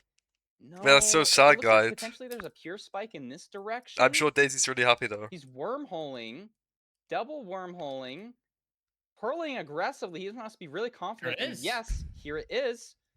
Beautiful stuff from NHB. Handling that very nicely. Yeah, but what if you caught up somehow? The end here Yeah, what if you caught up somehow? See if NHB can close out seed number 3 here and take back the lead. Looks like we've got a front. Is that small? No, small cage. Okay, I don't know nice. how. Going to be heading up. This should be very hittable here for NHB. Let's see what Y height we send. We're going to be sending 95. I don't know that name. They don't ever speak my chat. Pick that allows you to hit this comfortably. We have a bow. Nice double bow. He's got plenty of explosives. Actually, maybe not. Does he have any anchors? Doesn't really matter because he kills it here. Doesn't matter. We kill the dragon. Okay, I hope Raul can come back from this. Setup in time a little bit later than NHB. Yeah, he just needs to forget about this seed. That's 2 zeros that Raul has choked here. He just needs to forget about this seed. On seed 2, we're all 1. He just needed to hit the 1 cycle, so maybe the 0 is looking a little shaky for Raul. But NHB does take back the lead. Now up 2-1 against Raul in this round of 16. Great comeback mentally, I feel like, for NHB. Great play from him overall. That seed playing very consistently, not taking too much damage on a seed with low food. Fantastic stuff. No, how Raul just kept making micro mistakes. They got really punished. That's exactly and they lost what a I lot wanted. of time. If I could have wrote the script, I would have loved. I love to see NHB come back after that pretty rough seed 2. Well, thanks for the good script, Nerdy, because I think this is exciting. You know, NHB again. I think this entire match, he's just looked a little bit stronger, a little bit more confident than Raul. Raul has the 1 seed up, but that was really just the one like mega brain explosion from NHB having a super awkward. I don't really know entity, right? Sometimes why Raul is so nervous. But now Raul's back is pushed against the wall. Like if he loses here, like he's doesn't look confident. So I want to see Raul crank some pace here. I want to see him like on a higher food seed where he doesn't have to play such awkwardness, and I want to see a close end enter again. Yeah, no, I think it's totally possible. I mean, NHB had a very strong seed there, but I would have been curious to see how that seed played out had we not seen Raul take that little bit of damage at the beginning and sort of mess up the portal. Because I feel like it started with the portal, huh? Yeah, I feel like that a lot of that seed came down to that portal. We saw the 2 runners were both killing the dragon, right? So, I mean, arguably... Wait, that's true. You could say that was sort of the biggest difference between them. Yeah, like you could say Raul should have won that seed. I guess if you... no, he definitely lost some momentum to the wrong seed. But I don't think that's fully... Yeah. So, I don't know. I want to see a very clean seed. That's what I'm hoping for. I want to see a very clean seed 4 where we don't have anything super big, any big mistakes or anything like that from either runner. But I think we are how they picked a desert temple and they give them a savannah village. Genuinely, I have I understand problems happen, but how does that happen? I don't get it. I don't get it. So stay tuned. Beautiful. Fulham, let's see what you got. If someone wants to educate me, that'd be great, because I really don't get how that could happen. 3 of the day, we are seeing Raul versus NHB, and what a match it's been so far. Coming to you after seed number 3, NHB is 2 seeds to 1 up. Let's send you back in time to that first seed. We had the human-built ruined portal, shears in the overworld for Raul. However, NHB was able to make it to the fortress first, and with that, Raul decided to try and make some What is this interesting Fulham hate? plays, and I absolutely loved the plays here, reducing the render distance. Wait, did he just call him not human belt? I wasn't This was listening. a lava-based blue biome fortress, which is two Oh. reasons why you're going to get more of those strays to spawn. While playing the initial spawner does absolutely amazingly, and as you can see in the distance, these loads strays are absolute insane. Ton of strays. I believe 8 or 9 strays. Yeah, in the NHB. distance. But with NHB He called him human earlier belt. on just 19 pearls, and Raul NHB trying means to not human extend belt. and trying to get that extra pearl trade to feel more comfortable with zero cycling, he did still lose some of that pace. And one of the reasons that he lost that pace, and one of the reasons that I think he left with a attempt for a one-eye, is because of this. As you can see, Hey, I'm glad Fulham while killing realized. his insane number of strays, notice That shit, this I'm blaze pretty kill sure he right just here. came up with that. I don't think it's a common You thing. can actually see the rod drops off the side of the fortress, Yeah, it's just and kind he of was annoying. not able to pick it up. Unfortunately, that meant that it was going to take him a while to get that last rod, and deciding to leave on just 11 eyes. I think it was the right play, and I think in hindsight he would have done it again, given the fact that he knows it's a 2-eye. However, NHB, with that advantage from leaving the Bastion earlier, was able to drag it through all the way to the end dimension. And even though Raul was trying to pick up that pace as much as possible, couldn't do so. Second seed, we kind of went completely out of the ordinary. We showed exactly why. Yeah, Zeb is not human belt, but I'm pretty sure he likes him to speak with NHB. Don't call him not human of belt. how much the ranked team are not doing as much checking on each seed this time. We had a multitude of spikes, a little bit confusing for both runners in the overworld here. In the start of the Nether here. But as soon as Raul decided to send a direction, it was this terrain decision that allowed him to maintain his lead throughout this run, extending to the right and going around this terrain and seeing the Bastion in the distance. Of course, lava housing, doubling down on how crazy this seed truly was. But given the fact that we saw Raul make as many safe plays as he did throughout this seed, even not using the blaze beds to guarantee himself killing that Ender Dragon at the end, knowing that his opponent hadn't even entered the Bastion yet, as you can see, using this terrain and looking around the corner, finding the Bastion, the ever-elusive Bastion, while NHB was digging in his wall. And then we're on to the third seed. Some of the commentators in the booth, I loved that from Nerdy, where he wanted that regained mental from NHB. You wanted to see something clean go on, and you saw that Raul in the overworld making that slight mistake, going for, messing up the portal, and it really did punish, taking damage in the terrain of the Nether to get to the Bastion. But I really wanted to point out a tiny little thing that I think the commentators didn't pick up on during Raul's hunger reset. He wanted to play as aggressively as possible, and I absolutely loved it. Obviously, he knows he's behind. NHB is ahead, and while measuring his eyes here, afterwards, you're going to see something that saves literally a fraction of a second. Is it just but I him really, piling really out with love the immunity? overlap Is this here. really After the what it hunger is? reset, you're going to see that he actually uses the damage invulnerability to pearl out of the hole, taking no damage while getting up. It's just one of those things where he's got so many pearls, but he doesn't have as much food. So after breaking the bed, instantly pearls, is able to take no damage from that pearl. Oh no, I'm so And impressed. then it I goes am. in to show off a right. boat break to grab an extra bed, as you can see here. Obviously doesn't have too many beds. Does do a boat break. I don't think I grabbed that one in the clip. I apologize. But it is 2-1 in favor of NHB, even though I was glazing Raul at the end there. I don't think I said the reason that. NHB was I don't able think I to said take that. that seed was just because he played it clean. Didn't take as much damage and was able to extend his lead throughout the seed. Can we see Raul bring it back to a 3-2, or will we see NHB take this next seed? I'm going to send you guys back to Nerdy and Recrap without further ado. Thank you, Fulham, for that wonderful. Okay, I analysis, turned it up always. for Fulham, and then now That Nerdy's was so crazy loud. to see. I did not catch the thing that Raul did. I love anything to do with damage immunity with pearls. I remember last season, Loki did that, and we asked him about it, and he was like, "I don't even know. I don't even remember doing that." But yeah, he was so nonchalant. He was. I was like, that was just like normal. Like, but it's so cool, man. I love any time where runners are able to abuse that little bit of Minecraft's the way Minecraft works in order to get just a slight advantage. Is so cool to me. So yeah, great stuff from Fulham and obviously Raul as well. Unfortunately, is 1-2 behind NHB. Do you think Raul's going to be able to make the comeback here, Parker? I think he will win this seed. After watching the full analysis, I think his decision making is actually like really good. He was only behind on that first seed because he was waiting for more trades. He sent the one eye because he had a rod burnt. So I'm seeing these like dots connect and like understanding why Raul is making these decisions. And I think he is better on like the overall macro stuff, but he's just had a couple micro hiccups, like a couple mechanic hiccups that NHB isn't having. You know, he didn't mess up the lava pool. He's getting to the zeros a little bit faster. And so I think that's really the big difference between these two players in this matchup. Yeah, no, I think you make a lot of good points here. It's going to be exciting to see. I love to see NHB bounce back, but we are on to a shipwreck here.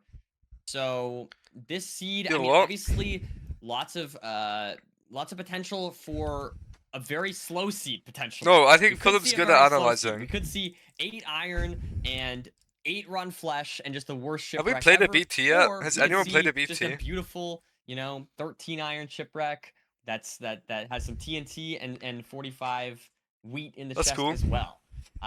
So I don't know. I definitely think this could go either way. And it obviously could go either way in terms of the runners. Do you have any predictions as far as who this favors, Parker, going into this shipwreck seed? I think this favors it's NHB. Good food, we're favoring NHB. If it's bad food, or no, wait, sorry. If it's good food, we're favoring Rao. If it's bad food, we're favoring NHB. And I think that's just sort of how the match has been working here. I think Shipwreck favors if I had NHB. an orb to like predict if I'm like one of those wizard Bro, Chris, people, whatever you call the them, first Shipwreck they had, it it had gravel fully surrounding the chest. I love I'm not even joking. I'm gonna say I'm gonna say Raul is just gonna win this seed. Like, I want to maybe regardless of everything. I might just be biased here because I just really want to see a game 5. But it's so in either funny. case, we will see it here shortly. I think we're gonna get into the game in just a second. I don't think so. Here we go. But yeah, let's see what this shipwreck has to offer. Let's see what these runners, how they're gonna handle it. Both runners scanning around trying to find exactly where it is. I mean, it's kind of a far shipwreck. You have to run all the way across this island. So NHB already made up a couple of seconds on Raul here, just getting to the shipwreck. He sees it taken from a separate seed bank. Yeah, good food. We got wheat and carrots. Like but they aren't checked. This is totally fine. We have seen runners make the goal. NHB hasn't got food. NHB. Oh, and then she forgot the food chest. So that's gonna be 5 or 10 seconds, maybe even 15 seconds behind Raul here. I like this island. You're very high in the island here, and so you can scan a ton of this ocean and really make a good decision on where you want to commit for a ravine. Oh, wow, and look at this. Raul going for the iron axe. Let's see. NHB going for shears once look again. At that crafting, too. Did you see that crafting? That was great. Yeah, that was awesome. But once again, Parker, we see there's this option for 2 decisions to be made. I saw NHB did it, but did Raul also not check it? Different decisions in the overworld again, which is just so crazy. Now we do see Raul looking around, trying to see if he can find any kind of kelp to look for. I don't see anything there. Wow, they're both bad. He looks really unconfident here. Yeah, so let's see if NHB is more confident. I mean, he's got something though, Nerdy. Look at this. Yeah, and I think NHB is heading towards this just from a different direction. I think it's the same exact magma ravine. I wonder why Raul crafted iron able axe. To craft up the stuff. Has a little under a stack of logs, or as we do see the blocks there, 32 leaves for NHB. So not the most blocks, and if the seed is slower, like we saw in that. Well, some of this he lost some time on finding the ravine. But let's see. Like digging down for stone really doesn't take that long. Looking around, and you mine less logs when you have shears. Like I just swear, it's just some rough terrain to the bastion. We do see the fortress on the way. But no, it's like a fake. Wow, Raul was almost going the wrong way. Let's see if NHB's on the bastion. But no, he's made up time on Raul. He's housing, double triple. He's fully ahead, and it looks like he has plenty of leaves to spare. Looks like, oh, look at this looting. I love the double clicking with the mouse. It's a really efficient way to loot. And it looks like, is this another housing? He doesn't. They only played housing part because he's got obsidian, but I think it was only 4. You have 1 chest in the bastion that's guaranteed 5. Maybe Raul got it in that single. I swear every seed's been housing, no? Be a difference in decision making here. Or is there a treasure? Interesting. No, I don't remember. Not treasure. I meant. No, there was a treasure. Yeah. This is gonna be. There was a treasure. Nice seed. Like, no, I'm talking about Raul versus NHB. Yeah, no, this is like a nice shipwreck seed overall. Well, I was a little scared of the terrain for a Plonker, second you should there, check it if you have, but it like, looks I don't know, it NHB depends on obby confidently count. taking the correct terrain and But saving I some think they time got on enough Rel obby from the left and sort triple of that it showing us didn't the really seed matter actually to is check the quite other one. fast. As now we see the gold blocks being mined from both runners. You'd love to see it. You'd love to see both runners mine on the gold blocks at the same time. It means that this seed is quite close.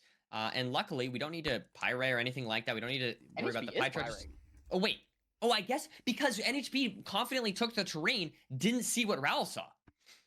That's true. So maybe a little bit behind on like being able to decide where to go. I mean, you can see the fortress, so maybe he's just trying to decide like where the spawner is in the fortress. Even when you get to the fortress, you know, you can still lose another 30 seconds getting to the spawner. And so like especially this top level, you'll see players actually chunk count. So they might even pyrite even if they've seen the spawner because they can directly locate where the spawner is.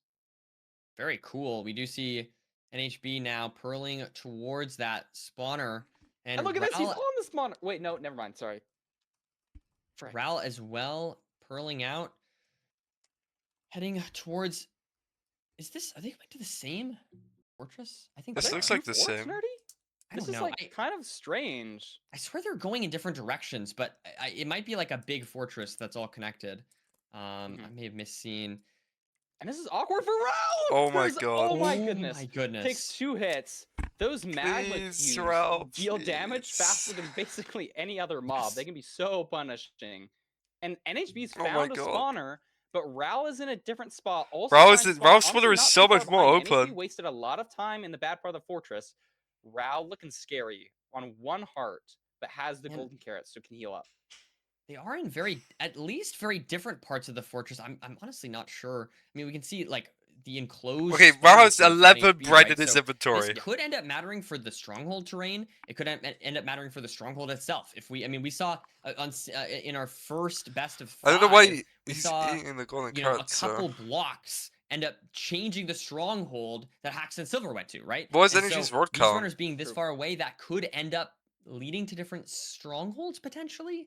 Not guaranteed, of course, but does anyone know NHB's word count? Something to keep an eye out for, as Raul is killing lots of blazes here. Gets a beautiful one. They're both on 1, but Raul spawner is Raul is ahead. There we go. And we see and Raul's spawner is fully open. Like NHB here. He's just gonna be able to leave the fortress so much better. Yeah, it looks like NHB's pre-crafted. We have a solid amount of explosives. Yeah, I don't know, Joel. I don't know. I love seeing this. They probably didn't have space for it, maybe. But I really like it as well. Is a little bit faster. And even though NHB is just behind on rods, and it's just in a far worse position, like you've been saying. That's really going to be the deciding factor here, I think. Just getting to the stronghold.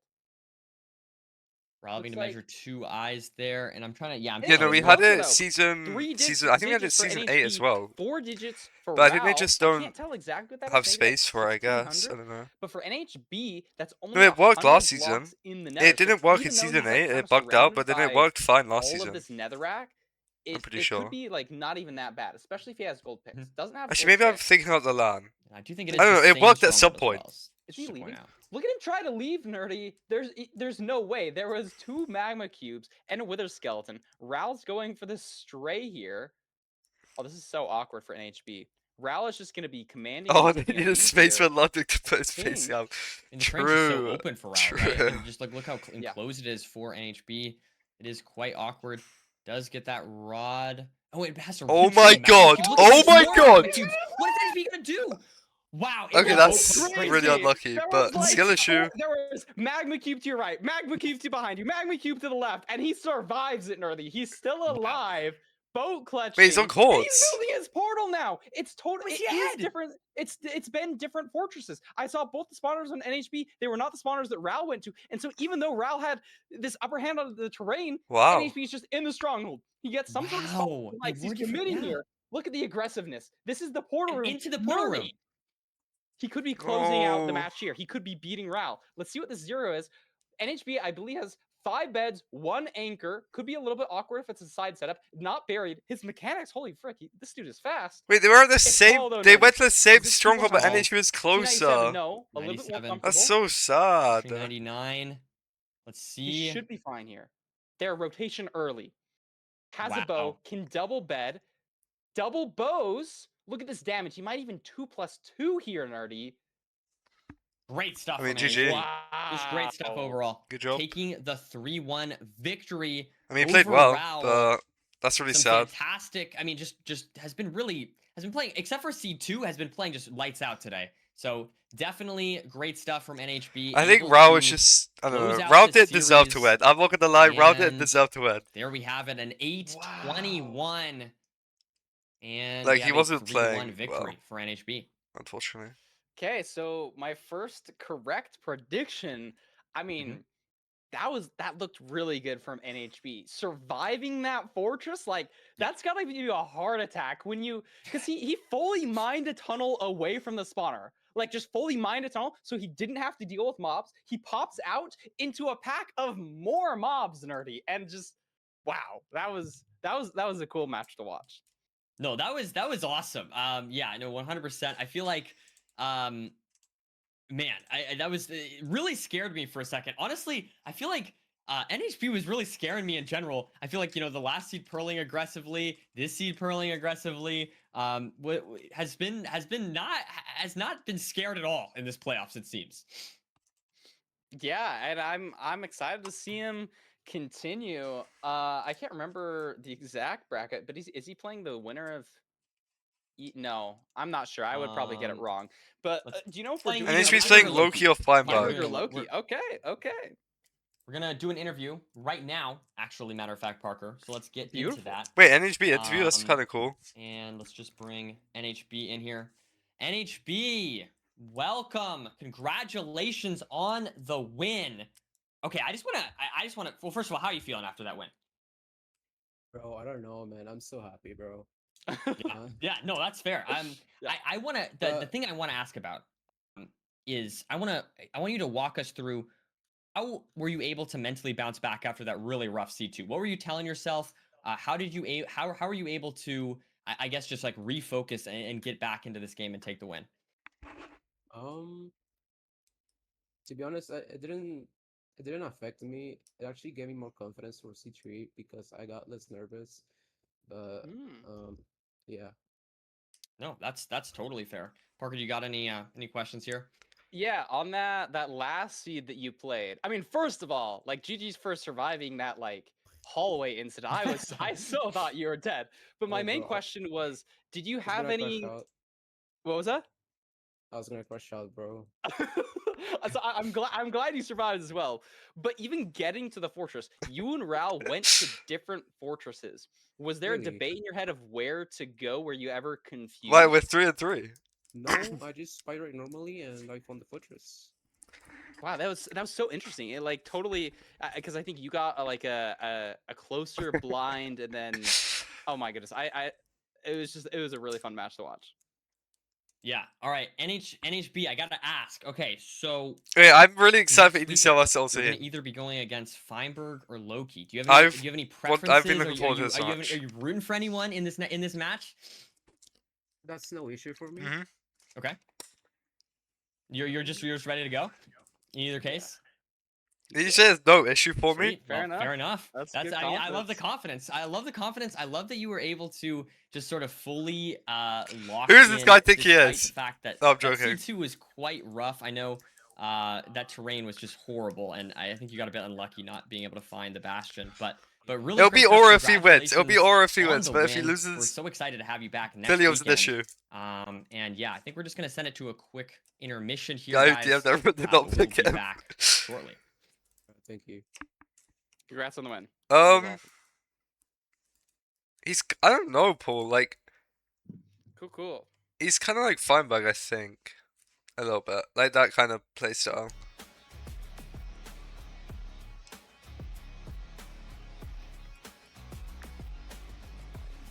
Yeah, Aussie's like really consistent. Bro, no, I was thinking about me versus Aussie, And in the game, I cute sniped him for his game to call to playoffs last season. To like make it so that I could like, maybe I could call. And I got the most devious blind against him. Let me find that. I was thinking about this yesterday. I'm still so annoyed. Like, what is this blind? This is my blind! This is my blind! And he doesn't get this.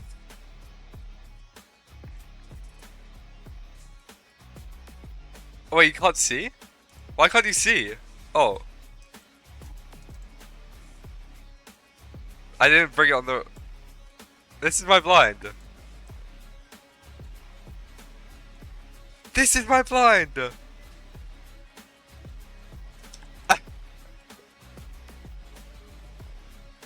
I needed to get this.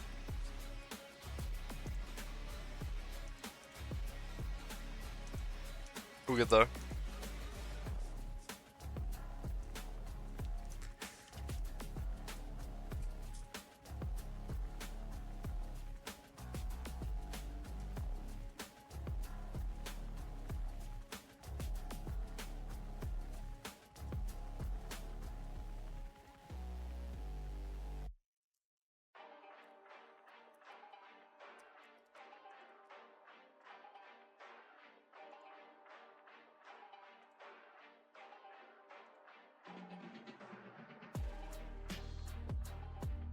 Let's go Ducky. Sure.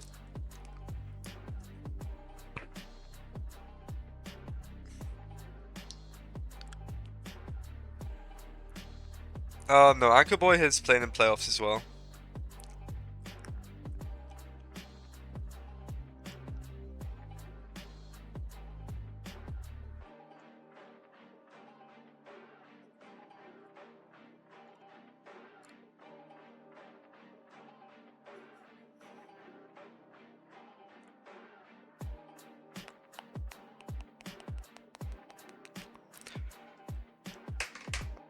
I don't know. Oh yeah, true Pulsar as well, yeah. You're right. Preffy is won playoffs. That's the only person from England though.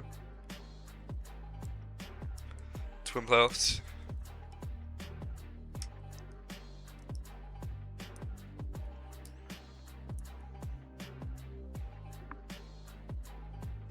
Yes, Julie.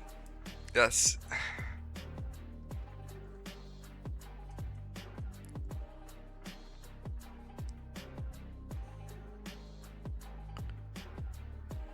Oh, okay. I thought you were correcting me and I was... What was that? No, it's fine.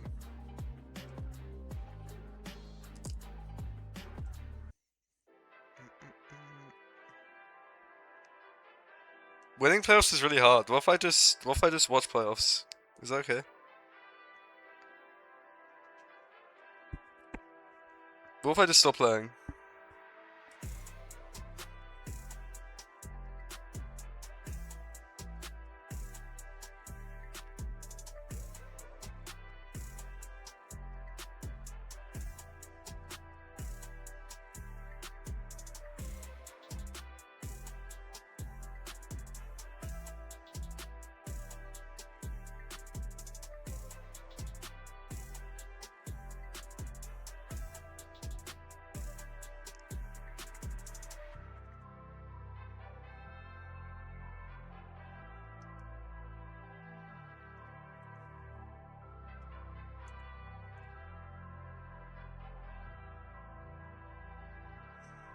Okay, that is kind of sad, Joel.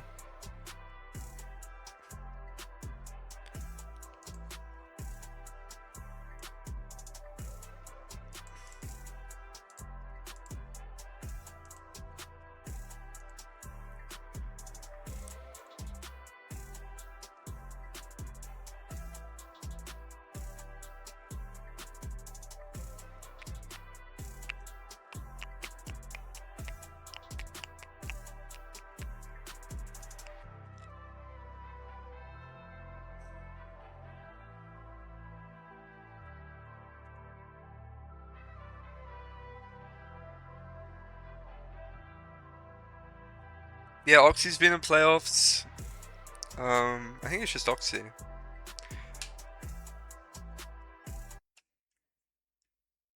Welcome back, everyone, to the Season 10 playoffs. So excited to be back. Parker, how are you feeling? 3 games in today, 1 remaining. What are your thoughts? I'm feeling exhilarated. Yeah, but Chloe currently can't. I'm really curious to see how EDCR does this season. You know, he's always so high up on the ladder. We were just talking about this. He's such a good ladder player, but he just hasn't had like the good running in a playoffs. And I feel like oh my god, I'm so excited. EDCR season. Totally. Yeah, no, I think 100% it could be. But it is interesting to me because it's like we've seen EDCR go out, I think, round 1 both seasons before. You just replied to your own message. If EDCR has a great season, that would be an exciting storyline. But also, this is Olsen's first playoffs. So I think it's just like it's exciting in either case here. Whoever moves on, it's either someone who it's their first playoffs and they're here and it's an underdog story potentially, or are we finally gonna see EDCR have the season that maybe some people have been expecting. And you're right. If we are talking about like a dark horse player, I think it is Olsahan. Like he's always been on the verge, nerdy, of like auto qualling. He's like I think many people have like pointed this out. Olsahan is like the highest ranked player who's never been in a playoffs. Like if you're in that top 20, 25-ish area, you've basically been in a playoffs. Like you've had one season where you've peaked and you've been really good. Olsahan, since like season 1, has always been in that. They pronouncing names are hard. I mess up all the time. But why is he calling him Olsahan? Like 8 away, then he was like 3 away. Am I stupid? This is the first season where he's auto qual, and it was a really close auto qual. And so, like, I'm not hating on Red Crap, Olsahan's story develop but as much as I want to see like a good running from EDCR. I feel like I'm constantly torn. pronouncing names are hard, I have but too many like reasons to root for everybody. I don't see why. And I think we're just gonna throw it into the bracket here quickly. So let's just quickly do that. And as you can see, we've had some interesting storylines develop here. Hacks getting eliminated by Silver in our first match. Mungie moving forward, eliminating Blazemind, and then most recently NHB winning 3-1 against Raul. I think it's also him. So we just have one more match. But I might be wrong. I might be wrong. I guess we won't know any quarterfinals matches by now because it's in the sort of last quarter.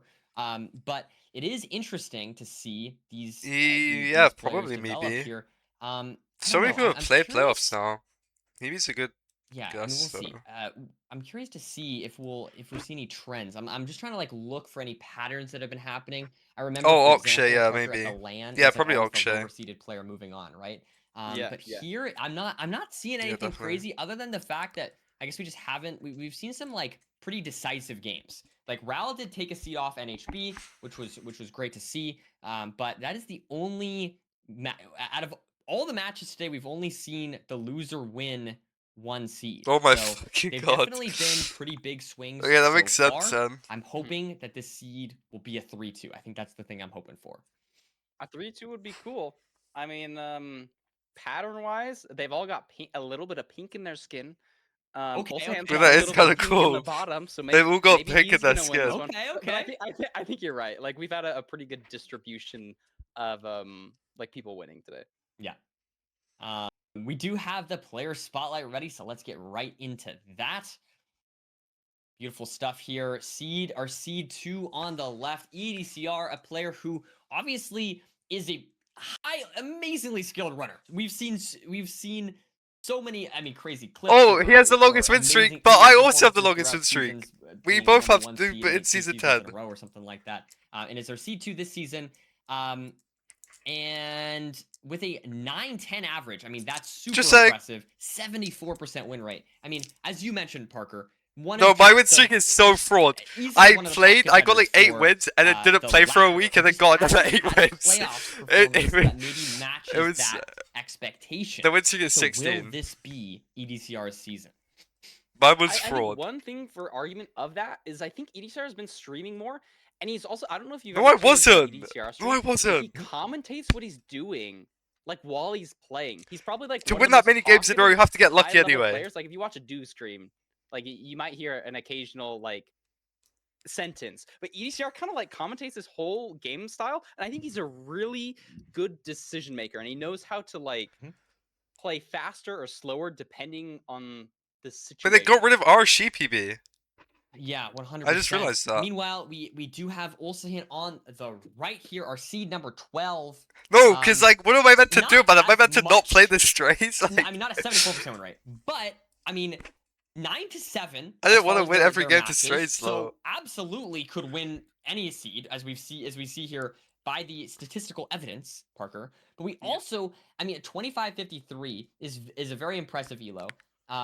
I mean, just all the stats across the board. I think the only thing that I see is like maybe giving EDCR a pretty big advantage here is really just that. Yeah, I agree. RSGPB means nothing. I don't really know why they kept it for so long, a but 37 it's cool they got rid of it. difference between them, which is pretty significant. Like, it was just taking up like space I mean, for no reason. At the end of the day, they look like they're pretty evenly matched. EDCR only having won 2 more games than Ulsan.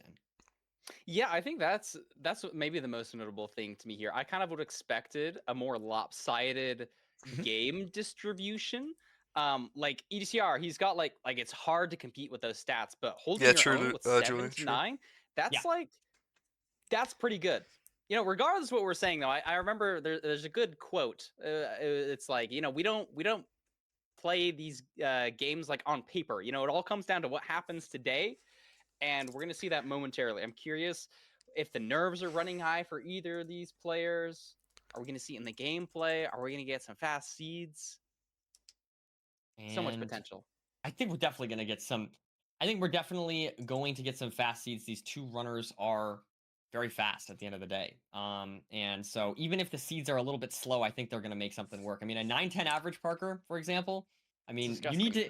The thing that's so crazy about that is like getting 9-10s. You have to account for the slow seeds, right? So the slow seeds do happen, and EDCR is still able to. Yeah, it started really late. In the long run. I think it was like maybe 30 minutes, 40 minutes. Sub-9, sub-8s, and whatnot. So great stuff. I think we just need a couple of minutes here just to kind get ready for our seed 1. Any predictions? What do you think we're going to see picked for our first seed? Oh, in terms of seed pick. Yeah. EDCR's picking, and he's gonna pick. EDCR's picking Temple. A village. He's picking Temple. Okay. I don't have any particular great reasoning. I'm just it's kind of drawing my attention. I think it's gonna be a village. I would put my whole life on the fact EDCR's picking Temple. I'm gonna say Rune Portal. My prediction's gonna be Rune Portal, and the reason I'm gonna say Rune Portal is because I want to. Well, first of all, I just want to see if I'm just biased. I just want to see a really fast seed. Wait, is this the looting 3 seed that you were talking about earlier? No, we're saving that for next week. No, not yet. Okay. I thought higher seed picks. Is it not higher seed? Yeah, so I think I'm gonna make that prediction. I'm gonna say the first seed is gonna go to EDCR. What is your overall? The highest seeded player picks the first seed. What are you thinking as far as the overall scoreline? I mean, I feel like I'm just camping because it's like the number 2 seed versus a lower seed. I'm gonna say a 3-0 in favor of EDCR. Ooh, okay. That's my prediction. I'm gonna say. Here's what I'm gonna say. All right, and sorry to leak the script just in advance, but oh shoot, why you gotta be leaking the script? I'm gonna say a 3-1. I think EDCR is gonna die on a seed, and it's gonna give Ulsahan the edge. Okay, like I don't know, except for that one is gonna be close. I don't know. I don't know who I want to win. That slight pace advantage, and then die on 1 seed, and it's gonna be a 3-1 scoreline. That's my script leak. Okay. Oh, what did I say? What did I say? You were wrong. Get me the fucking booth. We're going to a desert temple. That's okay. I mean, it's okay to be wrong, Parker. Our predictions so far not looking good, but our scoreline predictions can still be correct. It's still totally possible. That's true. You know what this reminds me of? I think in EDCR's first ever playoffs performance showing, he did a speed telly off of a desert temple. Maybe he's kind of drawing from that energy of like really mechanically skillness. I remember that. You just wait. Remember that, right? It was kind of crazy. No, I remember that. I think he might have like died or something on that seed. Yeah, it was after right? that. Yeah. Maybe not a good omen.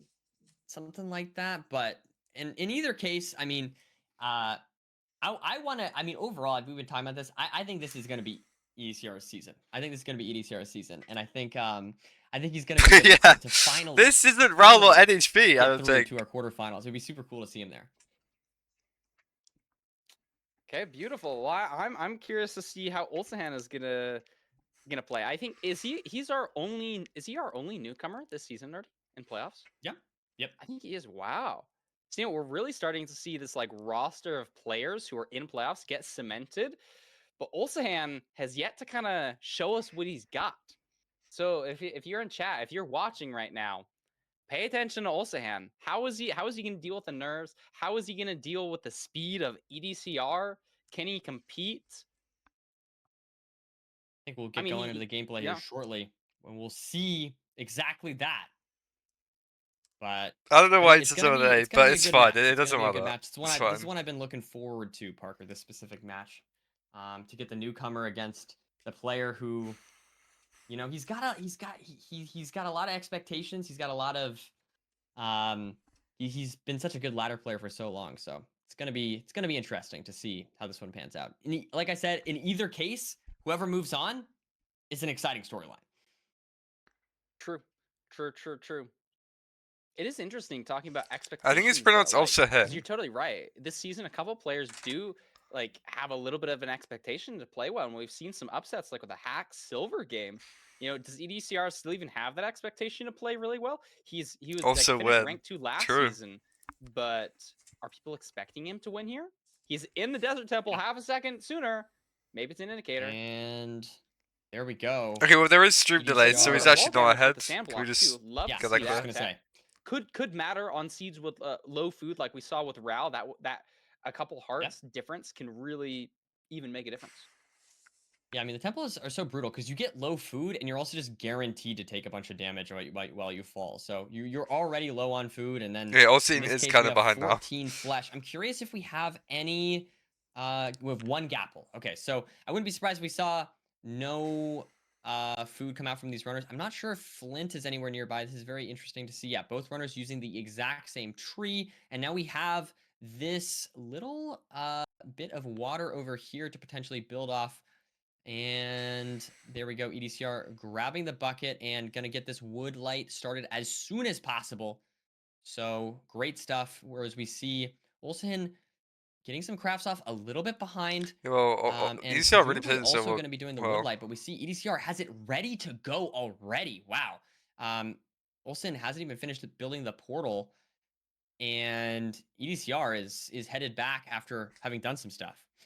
Yeah, I like this play from EDCR, getting it quickly, so then you can use your time to get a couple more wood blocks. Struggling a little bit with the fire. What is this wood light sample to him? He's just like, I mean, statistically, he should be in the nether a lot faster. I don't know what we're doing. What are we doing? Ulsan could get a lucky wood light here. Ulsan doesn't have as much wood either, so. But and he gets it before him?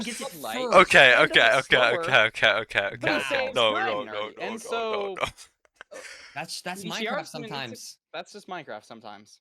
Yeah, but EDCR looking locked in. I definitely do not think that should throw EDCR's game off too much, as now we see both runners heading towards the Bastion. We see, interestingly enough, though, Olsen getting the Hoglin there, so getting some food along the way while we see EDCR not choosing to go for that and just going to be sending it right towards the Bastion. EDCR's just on the Bastion. He got the treasure. Okay. We might be seeing some Glodar here. It's really enclosed. ECR doing a ton of head hitters. I'm sorry, okay? Really I tried. The blocks here. This is looking really good. I think they just forgot to schedule my match. Honestly, a lot of time. Yeah, that must be why. Doesn't have the pork chops, but yes, has saved a lot of time, and importantly, I think has not taken a lot of damage on this treasure route. And so, despite the fact that he doesn't have that food, it won't matter. Oh, there's a tree. It won't matter. Wow, look at this. Yeah, that's bizarre. But is able to get the piglins going, and is just playing this very aggressively, very fast. And I will also say, like basically hitless. Yeah, it's actually very impressive. And it could be a little bit weird here. I saw some piglins. This is some high terrain for a treasure. There's going to be a lot of extra piglins because it's a crimson forest here. And so, like, look at that. On EDCR's screen, there's 2 extra piglins. So do you ever, like, try and get those into the hole? Also, I mean, that wood light was just insane. love this. Also, he I'm surprised didn't place any going wood for it. and just got it before EDCR. He's That's spending actually his time actually doing Glodar, it looks I don't like. think also he It's a does way of Glodar. hiring for the spawner, even though you have, like, corrupted data because of the magma cube at the bottom of the bastion. but it looks like EDCR's got like a True. straight No, it's pig true. It's here. a skill-based with Blocks that. You're up. right. Look at that. Yeah, you're right. You so don't see clean, that very so often. clean. Yeah, that was really nice from EDCR handling that piglin. Very nice. It's always awkward. Treasure can be so annoying. Just Oh with my these god, random this is guys so here, annoying. especially like if you look at this terrain. Oh my there god, might this be some is like really random annoying. piglins that spawn potentially. So gonna have to deal with this guy. Unfortunately, loses a little bit of time there. We do see Olsen having come back. I don't know if we've gotten the Glodar from Olsen, but I think we have gotten it from EDCR. So potentially able to know exactly where to go right after this treasure bastion is complete. Treasure pigs are too Just checking dumb. the They're trades unfixable. here. Like We they good to just they're go? too stupid. Might be good to go. Olsen is He's gonna send a 16 pearl hang. obviously needs to wait a little bit, but EDCR EDCR is is good, gonna be yeah. out. And he knows where the fortress is. I'm not sure what Olsen's plan here is. Looks like he has a pearl hang off, but I don't think I've seen a Glodar. Potentially he's just playing quadrant. Yes, that clip is really EDCR funny. doing a double Glodar. No, just a regular high scan. Knows the spawner is this direction, but it looks really closed off. We'll see if Olsen Wait, can is make that up the fort? any sort of time. But Olsen is But it just looks at the like fort. EDCR sees the fortress, is going to be in there. How is Comes Olsen through. at the Olsen fort? as well, also on top of the fortress. So we do see EDCR How a is he little bit ahead? ahead, but Olsen did a good job catching up a little bit of time there potentially. Both runners very close, and importantly, there's not too much food here for EDCR. Whereas, I mean, we saw those pork chops. I think this food situation might be better here for Olsen. This is just as he's really skillful. Second spawner, getting 2 stray blazes. So they're playing different spawners here, Nerdy. Olsen has a little bit higher, but it's just a little bit more enclosed terrain, and you're not going to get that insta spawn. But he gets a hoglin. Food delivery. He gets a hoglin. I don't know if he got the food. He bought the It food. was very awkward. Bro, this is but we did this is really definitely annoying. see that lose a little bit of time there potentially for Olsen. And now is finally got first rod there. EDCR on 2 rods. So Oh wow, now yeah, we he's see like Olsen 3 seconds. catching He's up. at 4 seconds behind. But these spawner cycles might be different. Yeah, we see now Olsen I think on 3 Why rods. is the stream of this so bad? Spawner cycles were just a bit different. Bro, there. another hoglin. Now, Just build. in Yo, the portal has to deal with a third hoglin of the how was seed. it necessary? That was awesome. He just like punched that guy off. Often do you see someone kill 3 hoglins in one seed? Yeah, not very often. Not very often.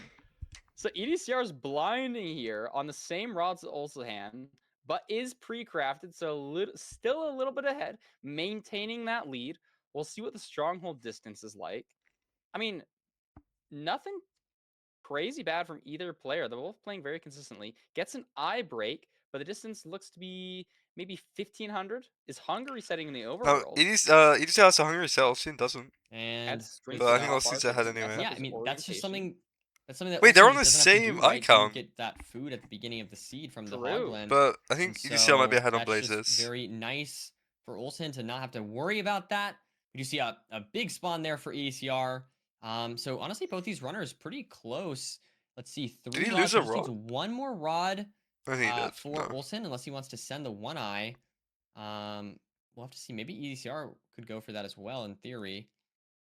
I mean, he's got one last blaze here, but I think he's still waiting on rods. And if this one drops for Olsen, Bro, Olsen, go! guys, Set the he one eye, still needs go! One more rod. They're both just waiting, fully pre-crafted here.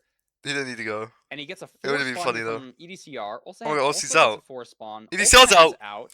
EDCR is out. Now it's a race to get to second portal quartz. Nerdy, this is really close. Genuinely, how is this EDCR close? goes Insanely lower. close. I think Olsen is now ahead a little Ooh, bit. Has that pork wow. chop so it can play a little bit more aggressively. Great Like, look boat at that clutch from pearl. EDCR, and able to. That was Oh, a Olsen, very he is dicey ahead pearl 'cause that of he threw, delay, true. unfortunately, but he was able to have a fantastic Wow, boat Olsen clutch just- to save yeah, it. But Olsen's it just doesn't ahead. matter. Olsen here entering the stronghold first. Wow. Assuming I mean, this that portal hits. build looked really nice. And Same just from a EDCR here. few seconds behind here. EDCR right behind. And just going to be going for that, trying to find the spike. Yo, Let's see what he likes. Looks like Is he that likes this it? bottom left. bro, he's messing up so much. No. Is this it? Is this it right here? I mean, they're both committing this No. way. EDCR EDCR, deciding to back out. So uncommit let's knock down quicker. here. Olsen is now behind, losing time. EDCR going a completely different way. That dead ends. Top left. Does this go anywhere? It continues. Ooh. EDCR finds and it. there's the portal Yes, it room, is. Nerdy. He's going to be entering the end first, even though Olsen was in the stronghold first. Olsen still lost. Oh my gosh. Does the cool little pearl tech. Contra It's in, Pearl, cooling has a Contra gold Pearl. tech, It's buried. maybe buried 58. Actually, that Loki front takes away tower, from the probably legitimacy. pushing to Don't call it Y height contra-poll. 90. It looks like a small tower. 95 if you're really aggressive, but I just see what he goes for here. Front cage. going to 95. Yeah, Does his multi-block setup? Oh my We don't god. see this from a Messes lot it of up runners. maybe a little bit. Is this gonna be enough time? Yes, he does get it off.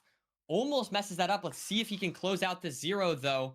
EDCR playing the seed. Oh, nice. Too nicely. tough. Wow. Oh, Great seed felt to stuff 0 from anyway. EDCR. Wow. That was a little. You just gotta show off a little bit, you know. Gotta It's fine. Boost It's the fine. confidence.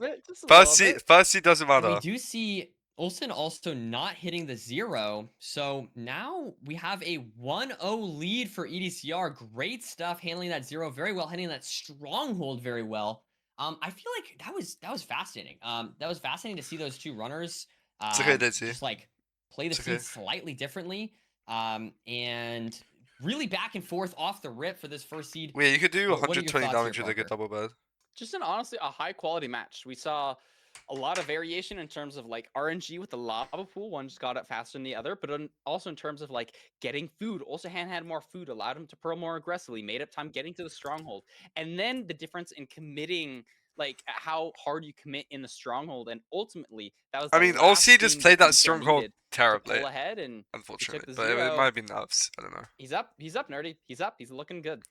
Yeah, but I feel like if you're Olsen, right? I feel like a little bit of a rough stronghold, obviously, but other than that, I mean, you played the seed really well. So I feel like, Bro, you know, that getting would into light the and then stronghold OC before did the pins EDCR at the is 4. not I don't easy. know That's how. not I easy don't to know do, how. Parker. And so I feel like you got to be able to shake that off. Maybe hasn't developed the tourney mental needed to be able to do that, but I believe in Olsen. I think Olsen can do it and come back. That'd be in this. nutty. Like I said, my prediction was 3-1 for EDCR. I think you predicted a 3-0. So our predictions are still on the table. I mean, I think it was impossible for them not to be after seed 1. Well, I guess you could have, but mine was safe. But yeah, it's gonna be interesting to see if Olsen can come back or if EDCR will finally move on to the quarterfinals of playoffs. Yeah, you're totally right. I mean, Olsen like just was ahead into the stronghold, and it's not like he messed up on the stronghold abysmally. Like he still made it into the end. Interestingly, I think he either messed up 0 or didn't go for it. Not sure what happened there. But I think this next match is going to be another high quality one, if it's anything like what we've just watched.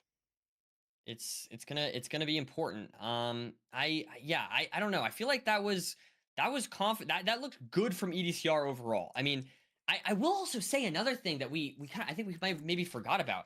EDCR brushed that overworld and got really unlucky with the woodlight. Yeah. And was still able to win the seed. So I mean, honestly, I feel like EDCR. I mean, imagine that their like RNGs were even, or even imagine their RNGs were flipped. Where Anything EDCR worse got than the answer lucky seed 1? woodlight and Olsen got the unlucky The one. woodlight, like, I mean, this seed analyze the woodlight.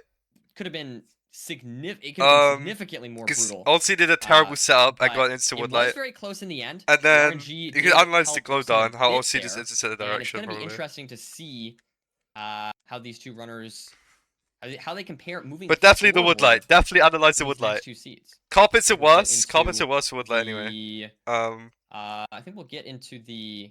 I don't know about pick TT. here shortly. There we go. Beautiful. So Ruin Portal from Olsen. I think honestly, I think it makes sense. I think it's a chill pick. I don't know exactly what Olsen is RP makes like sense going here. through his head, but it's gonna be a fast. I think seed, so RP makes feel pretty sense confident there. because I think- EDCR is just gonna gap an overworld probably. I think it's a fair pick. And RPs are fairly living Yeah, no, at I mean, it overworlds. was. It's interesting because it was my prediction for what EDCR. Carpet is worse you know than the what I mean? older setup. But Like, carpets I'm are just hoping bad. for a fast Ruin Portal. I mean, we talked about this last series between NHB and RAL, but obviously Ruin Portals can be It was just like people. very fast, or they could be very annoying and slow. If you don't get. I don't a remember hit, you don't get exactly why, completed a Ruin but Portal. Clay Cold Water So I'm hoping made a for big I'm front moving cage forward. post I'm about hoping it. in a very fast If you look seed. at I want front to see cage. the EDCR mechanics and Olsen and Olsen trying to keep up with that, or maybe even you never know. Maybe even Olsen's Yes, mechanics but will show and That awkward opponent set up. And beat out ECR. And So you, it's gonna be exciting, but I'm hoping for. You end up blocking air blocks, or okay. So is this the looting seed or no? No, I think it can save 1 second. I think save the looting. Okay. We're gonna save the looting. Is it full? I just want to see like the different setups. Good proximity on the bastion, the fortress. You know what I mean? A very hittable 0, but maybe a little bit challenging. You know. Also, what I mean? the food, I agree. Ideal 0. I feel like. I feel I don't know. 0 or like a challenging seed. No. Well, I was saying a challenging but hittable 0. Like obviously the ones that are just fully impossible. Okay. How about so? Yeah. So it's like 5 explosive side setup, no bow funkiness. Yeah. As long as it's just, as long as it actually is hittable. I think the trade default's important. Okay. I'm pointing out that you just said a gold axe in this chest, nerdy? So I'm trying to like divine all the scriptness from. Okay. Are there golden carrots? No. Okay. Makes sense. You know, a little bit of a trade-off. So we got a golden axe, no golden carrots in this ruin portal. All right, we're about to test Nerdy's prediction abilities here. I mean, so far my predictions are looking good. I predicted EDCR to win 3-1, and I said all the matches were going to be close except for the one where he died. But look, no. Okay, there's no gold axe. Okay, well, no gold axe. Might be a little off I'm there. sure Might you be a just little mispronounced. You were probably thinking gold pickaxe. Yes, gold axe, gold that is pickaxe. true. They're like, but look at this. Pretty similar. The gold pickaxe has silk touch, so that's going to be a little bit awkward. And we see EDCR notices that, crafts the wood pick, and is able to get the stone from there. Very interesting stuff. Not crafting a shovel, notably. And now is mining this tree, getting some blocks. We see a wood shovel coming out from Ulsahen. You obviously don't need to mine flint just because you already have it from the rune portal chest, but it is an interesting decision, like a slight difference in these runners right off the bat. Yeah, I'm kind of surprised the EDCR didn't go for a wood shovel. You know, it's not like a huge time loss. You spend 1 wood, but I mean, he's a higher ranked player than me, so he's probably making the correct move here. EDCR navigating this terrain a little bit. Neither player has food, no animals to light, and this could get dicey. We're gonna have to run a pretty far amount to get to the bastion. That's gonna waste some of your food. If the fortress is far, this could be really awkward. We might see some hunger resetting. Small decisions like no food in the beginning can really set the tone for the entire rest of the match. And of course, got to get the iron pick as well. So depending on what seed it is, that can be quite awkward. ECR using a boat. I mean, there's a hoglin here. They're good stuff. Do you think he ever goes for this hoglin? It looks like he's kind of stalling a little bit. Why does it look like OC just playing a different seed to EDCR? Like he's kind of just running in circles. Are they not just playing different seeds? Is just in a completely different spot. Where is the bastion, nerdy? Again, this is so bad. Ulsan taking damage from a skeleton. ECR's backtracking all the way. Oh, yeah, look at 2 matches in 1 day. Where we're having trouble finding the bastion. Yo, Redcrab, I don't. There it is. I think it's a treasure. I don't think you should point that out. I mean, EDCR did see a fortress, so there's some cope there. But this is significant, nerdy. This is significant. Yeah, EDCR looks like he's getting thrown off here by the seed, kind of similar to the seed 2 we saw for Raul and NHB, right? Where NHB just couldn't find the terrain to the bastion, and now we see a very similar thing here for EDCR. Now, Ulsahen digging in, importantly, does have gold The Redcraft just pointed out the fact that there's been 2 seeds where there's been fake spikes. Right here. Gonna go up these stairs. Which, like, it's not actually wrong. No. It's not bad to point out. I'm just saying. Beautiful stuff. I don't think OC knows gold are. The axe too, the axe and the pickaxe. And look at this from EDCR. Like, look at his food situation, nerdy. He might get to the bastion and not be able to sprint. Like, this is just so awkward. There's no mushrooms you could even like use to get more food. He hasn't taken any damage, which is good. But like, he's having to use his gold pick fully here to get blocks. So you can't use that in the treasure route. There's piglins here. Don't get hit. There's a gas. Meanwhile, this is really bad for it's just doing his normal treasure route, and he's gonna be able to hunger reset soon. Oh my gosh, taking some damage though. A little bit scary. And we do have, looks like EDCR turning on low RD now, finally entering the bastion. Just really brutal terrain to the bastion for these runners. It looks like they just got a bit mixed up, but now we finally have EDCR Gonna be checking this chest. It should be in this one. There we go. Gets the 5 iron, is able to head back down. Notably digs through the wall, saves a little bit of time there potentially on Olsen, I think. And now is gonna be headed right for this gold block, getting this route underway. Also, he pre-crafted a gold pick, Nerdy. I don't think I've ever seen anybody do that before in a treasure route, but that is going to save a little bit of time. In treasure, you have to mine 20, 25. Oh, but oh look my at this. goodness. Oh my God. goodness. There's a party. There's a party. And Oh my EDCR god, he's on was 3 not hearts, invited, 3 hunger and bars. he almost died. Yeah, Holy that jeez. was very Oh scary my stuff. God. Oh my god, he has no sprint and then he jumped in the hole. That last pig went well there, but the problem here is, look at this. Because of all that damage, because of that rough terrain, and because of the fact that we have no food on this seed, EDCR can't sprint. And also he's on 4 hunger bars, So 3.5 now. He's strafing, Nerdy. He's No, yeah, 45 strafing in a treasure route. He has the gold pick, so that's Bro, they're gonna save so him some time. hungry. Like, it was able to blitz through some. Someone nether get routes. him That some was nice to food. see.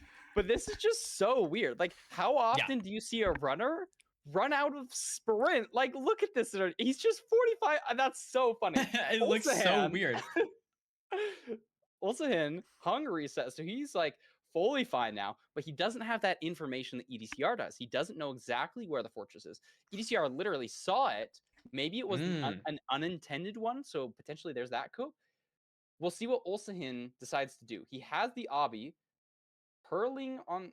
Looks like he's going for more explosives here. Okay. And it looks like the terrain closed off a ton at like the top of the treasure. So is he still going to be forcing this direction? Decides to go slightly right. Maybe this is where the Tafka, do you fortress want to is? keep your mod? This could get dicey. Now is leaving the bastion. There is a trying fortress. to find the fort. There it is. Beautiful stuff for Olsen. And EDCR presumably will hunger reset shortly here. Now finally gets enough stuff, but wait, only 10 glowstone. 15 now. Still needs 1 more in order to hunger reset. Yes, you're right. So he's gonna have to burn that. No and that means you need even more explosives to hit a 0. We have 4 beds, 1 anchor, but you're burning 1 of those, so you only have 4 beds. Olsen, not sure exactly what the explosive count is, but I think it's like 4 or 5. Olsen doesn't do glow though. Maybe 1 anchor. And also, I mean, so I don't know if he saw this or he sent quadrants, but he just doesn't do glow though. Olsen is on 2 hearts. Olsen is on 2 hearts, and so really any kind of misplay or like forgetting fire res for a second, or a skeleton, or a wither skeleton, or really anything scary, and takes another half heart there. It could be game over very quickly here for Olsen. I think bro, he's building so slow. Now, and that allows Olsen to very easily hunger reset in the overworld without burning an explosive, but definitely a rough seed for seed number 2 here.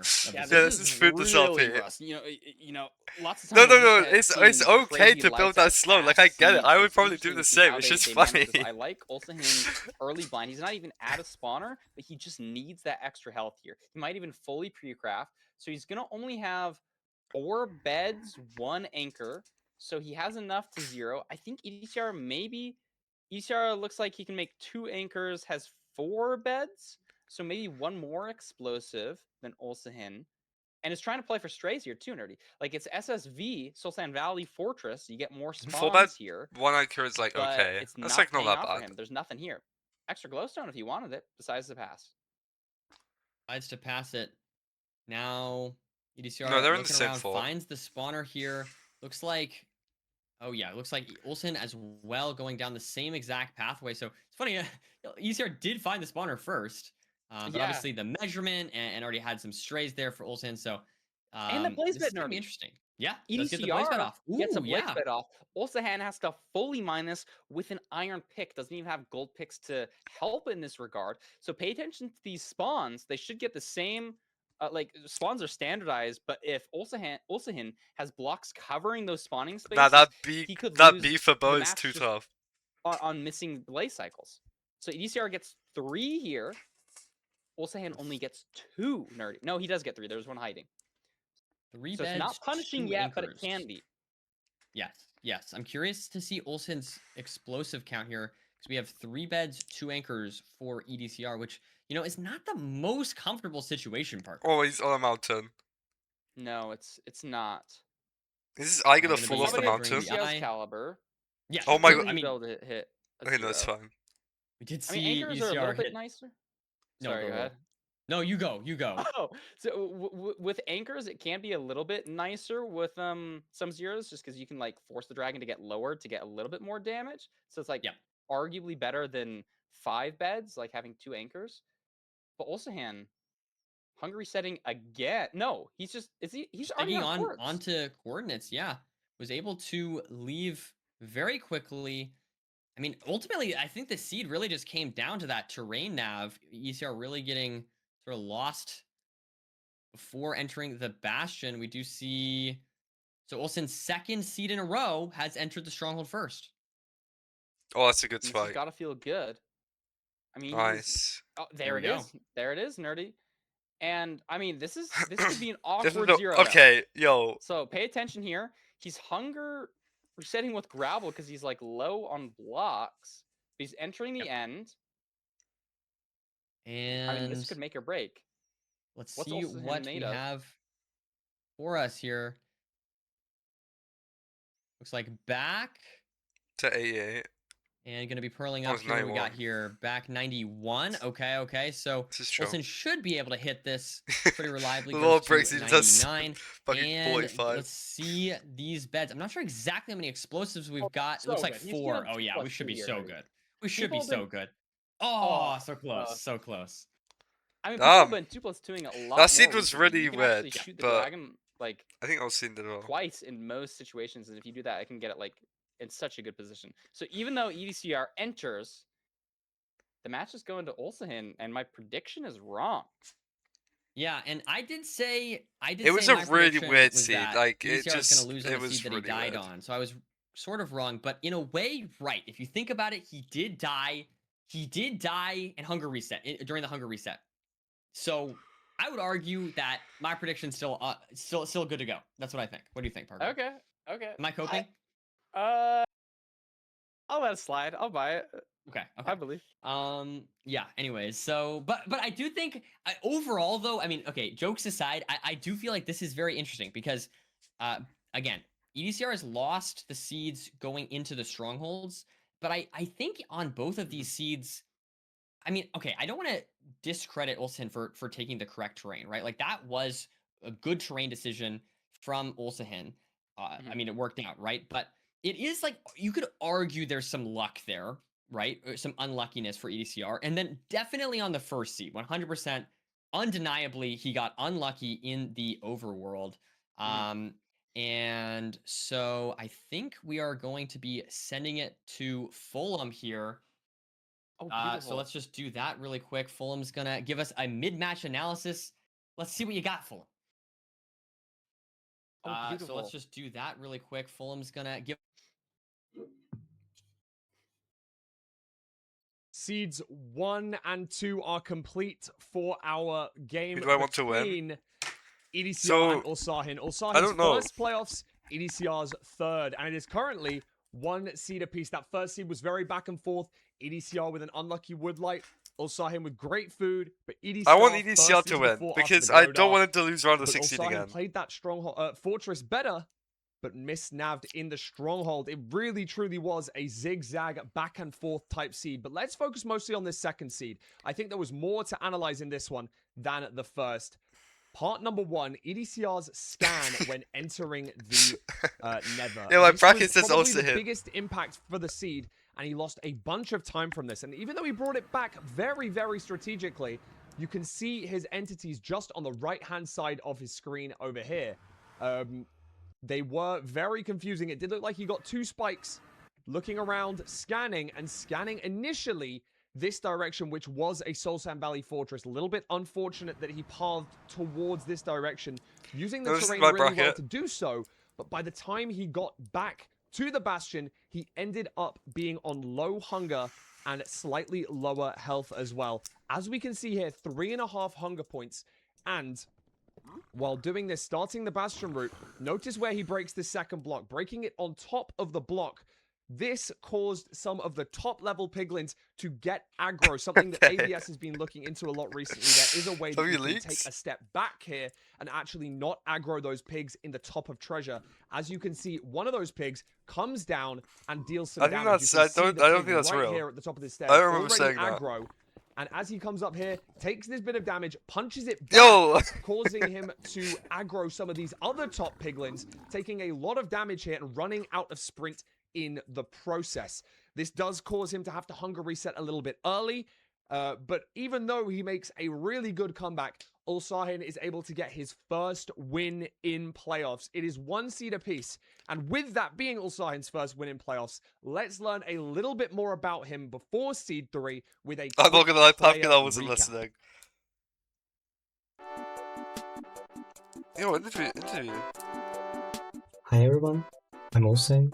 I'm 22 Oh, years old, Sahin! Minecraft Oh, speedrunner, Sahin! and I'm Are you from Turkey. listening, I've been Recrup? speedrunning Minecraft for over 5 years, and I have personal bests of 753 in RSG and 631 in ranked. I got into Minecraft speedrunning by watching some Turkish content creators speedrun the game back in 2021 when it was very popular. It seemed really fun to me, and I was curious about what is the fastest run, and I saw Curve's 1436, and I was wondering how fast would I be if I do it, and that's how I got into speedrunning. Before I started speedrunning, I was still mainly playing Minecraft. I've been playing this game for more than 13 years now, and I really enjoy playing it. I used to play a lot of minigames and stuff, either in Turkish or global Minecraft servers. I still play some of them, but not as much as I used to because MCSR takes a lot of time, and speedrunning is much more fun in my opinion. It honestly feels amazing to be in playoffs. Has been my goal since MCSR rank exists, and I missed it many times when I was so close to it. I had a 5th place in LCQ once, and in the early seasons I lost auto-calling by 1 match 2 times, and I have always been top 20 face points when the season was about to end, but I just got tilted in some of them and dropped to 30 or so. I hope no one experiences a situation like that because it's so frustrating and demotivating, but this season was different than the others. I tried so hard to not choke a single phase, even though I got no points from mid-season showdown. It was enough to make me auto-call, and I'm so happy that I made it through. EDCR is obviously one of the best runners in the world right now. Like, I can't think of any downside about his gameplay. His top speed is insane, and his decision making and mechanics are both really good. So it's gonna be very hard to win against him, but I think I have improved a lot too, especially in season 10. I hit my peak elo and best season placement, and my win rate against him in season 10 is not that bad. It's like almost 50%. So I don't get too nervous while playing. I think I have a decent chance on winning this match. A fun fact about me is that my username is simply my first and last name combined. That's pretty cool. Boom, there we go. There we go. Fantastic stuff. Love to see a little interview there. Thank you so much to Ulsahin, of course, for doing the interview, and Beetle as well for editing. Parker, we're 1-1 right now. We're 1-1.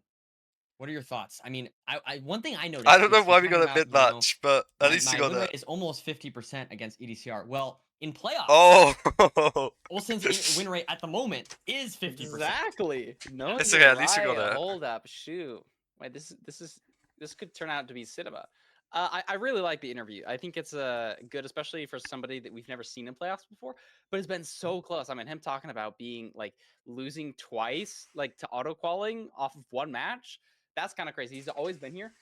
The most notable thing to me, though, was Ulsahin saying that he's improved a lot, especially in season 10. And I think that's a really big sign. You know, for somebody who's been around for so long, still saying like, I think I might have improved like the most this season. I think that's really good argument for the Ulsahin win. Oh, is he? Well, that's good. Yeah. Speaking of which, what are your predictions for these last I got to keep or with my 3 prediction. games? I think EDCR. Wait, EDCR's gonna win. Okay. Shoot, wait. Do I get a re-predict if I get a wrong prediction? Because like I'm sure. Wrong You can change things up if you'd like to. I'm staying with my 3-1. I have to stick to my 3-1. I think EDCR's gonna win the next 2. Yeah. Well, I think I'll join you on the 3-1, but we're gonna see a 6-42 2 finished from EDCR, and Ulsan was only 2 seconds behind him. Okay, well, I think we should send it over to the seed picks to see what we do next. Finally! Buried Treasure. This is the first BT? Or have we already played a BT? Beautiful. I think it's a solid pick. Buried Treasure is maybe, in my head at least, like the most standard exposed BT run. You know, you usually get high quality food, lots of potential for shears. Mag ravines usually not too punishing. Maybe it's just like a little bit biased from old RSG days. But to me, this shouts, let's take a very standard, good, solid match. That's kind of what I feel. Yeah, no, I think that's a totally valid way to think about it. It's always hard to know how much thought. I do wonder, you know, I was talking about this earlier, how much thought these runners give to it. But I definitely think it can matter. It absolutely can impact the seeds, as we've seen multiple times. A runner, you know, just not getting not making the right decision on Overworld. I don't think it's a drawing. I think it's a texture pack. It kind of looks weird. Buried treasures are more linear, so maybe EDCR wanting to take some decision making out of it. That's a possibility. Ooh, we will have to see. I mean, it's our first ocean seed. I'm not sure if either player is like more comfortable in the ocean. But it should be pretty fun to see. I'm just hoping no funky business with the ravines. That's always like one of the dangerous things with these ocean seeds. Like sometimes you can just get pulled to a ravine that looks so good, and then bam, no magma. It's just over. Indeed. And 1-1 going into our third round here.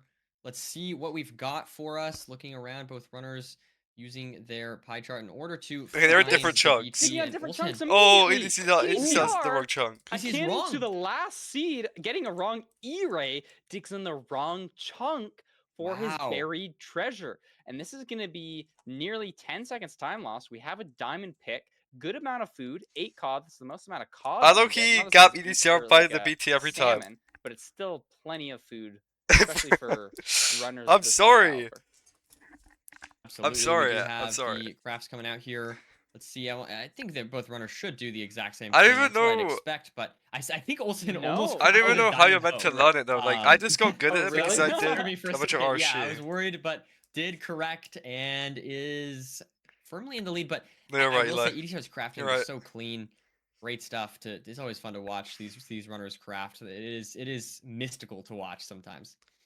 And we yes! Did Hags really say that? Olsen oh my god, he said that just for me. And able to get the flint here and head right down. I'm not seeing, honestly, I'm not seeing the 2x1 to work. Flint and steel. So this time loss is probably going to allow EDCR to enter first, even though he had the major hiccup. I mean, that's just kind of punishing. You have to place a crafting table down. You have to use a door. But I guess no, EDCR doesn't have his flint yet, so it's actually gonna be a lot closer than we think. Nerdy. But Olsen gets one deep, so then it's back and forth. EDCR. Another thing I noticed is EDCR kept the shears and used them during the portal build. So I mean, Olsen doesn't do off a bucket.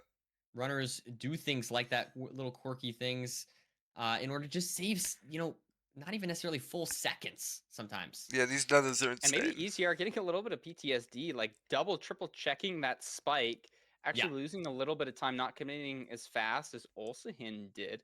But on this upper terrain, I like this play. There's a skeleton here. The upper terrain is usually a better play. Is that the fortress in the distance?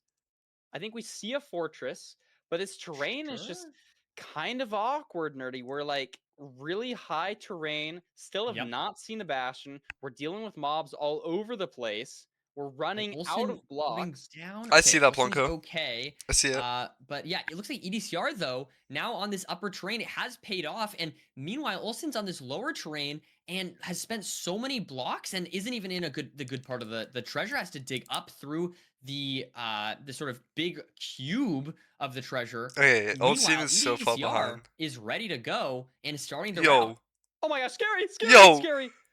Almost falls off like 3 times, really trying to mine this one block so the picks really up and gets it off. Wow. I played 1.8, but I would have been too scared. But EDCR fearless. I didn't do like pop PvP is or now anything. just so far ahead. We have enough food to heal up. The fortress is 1, maybe 2 pearls away. Like there's not gonna be Sorry, time Paul. to make up decision-making wise there from Olsen. But they outplayed ECR 3 just doing treasures. so well taking Every that seed upper has been trade to the treasure. That's really the main difference here. 100% saved some blocks and also saved a lot of time. We do see Olsen is mining out these blocks, going to be trading with the pigs as EDCR has traded the left rampart blocks already. So pretty significant lead for EDCR going into this. We'll have to see if EDCR can maintain that or if we will see the trend of Olsen entering the stronghold first continue as he gets those lower blocks. Now going to be grabbing the last chest, and let's see how this treasure is. Is this treasure good? Gonna elevate the ECR. yeah. You don't see a ton of people doing that. It's like this small little micro. It's really a staple of EDCR's gameplay. And we have a diamond pick here, Nerdy. So even though we're only on 16 obsidian, if we only get 19 or something, we can still Really? It's a lot of obsidian to mine. Has 17. I'm surprised he threw that 5 gold down. Crafting while you're waiting for the last bit of trades. We'll see if we get 20. But if not, I expect him to lead. I really thought EDCR would have kept the 3 gold for a so that's gold minus pick. 20 seconds to mining But I guess, obsidian, but I don't think Olsen is going to make a different decision and be able to make that up elsewhere. There's the potential to go down. I see both have a crossbow, so that's nice for pre-crafting. And the way that EDCR is managing this terrain, I really like. Taking these like high pearls on this terrain, and now he's lowered his render. This is a really interesting fort. A couple of strays here. Let's see if we get any more. At least 2. I think I saw 1 behind as well. Lots of wither skeletons, though, is the downside to doing something like that, of lowering the RD. I mean, Aussie is 19. Whereas, I mean, nicely. if the rates are good, it could be bad. It is interesting, but curious to it probably see won't how be EDCR bad. approaches this spawner play. You obviously have to mine the 2 obsidian. Yo, that Blaze is running away from him. Get back here! Where are you going? So maybe you don't have time to go for the strays. I don't know. I'm very curious to see how EDCR plays this.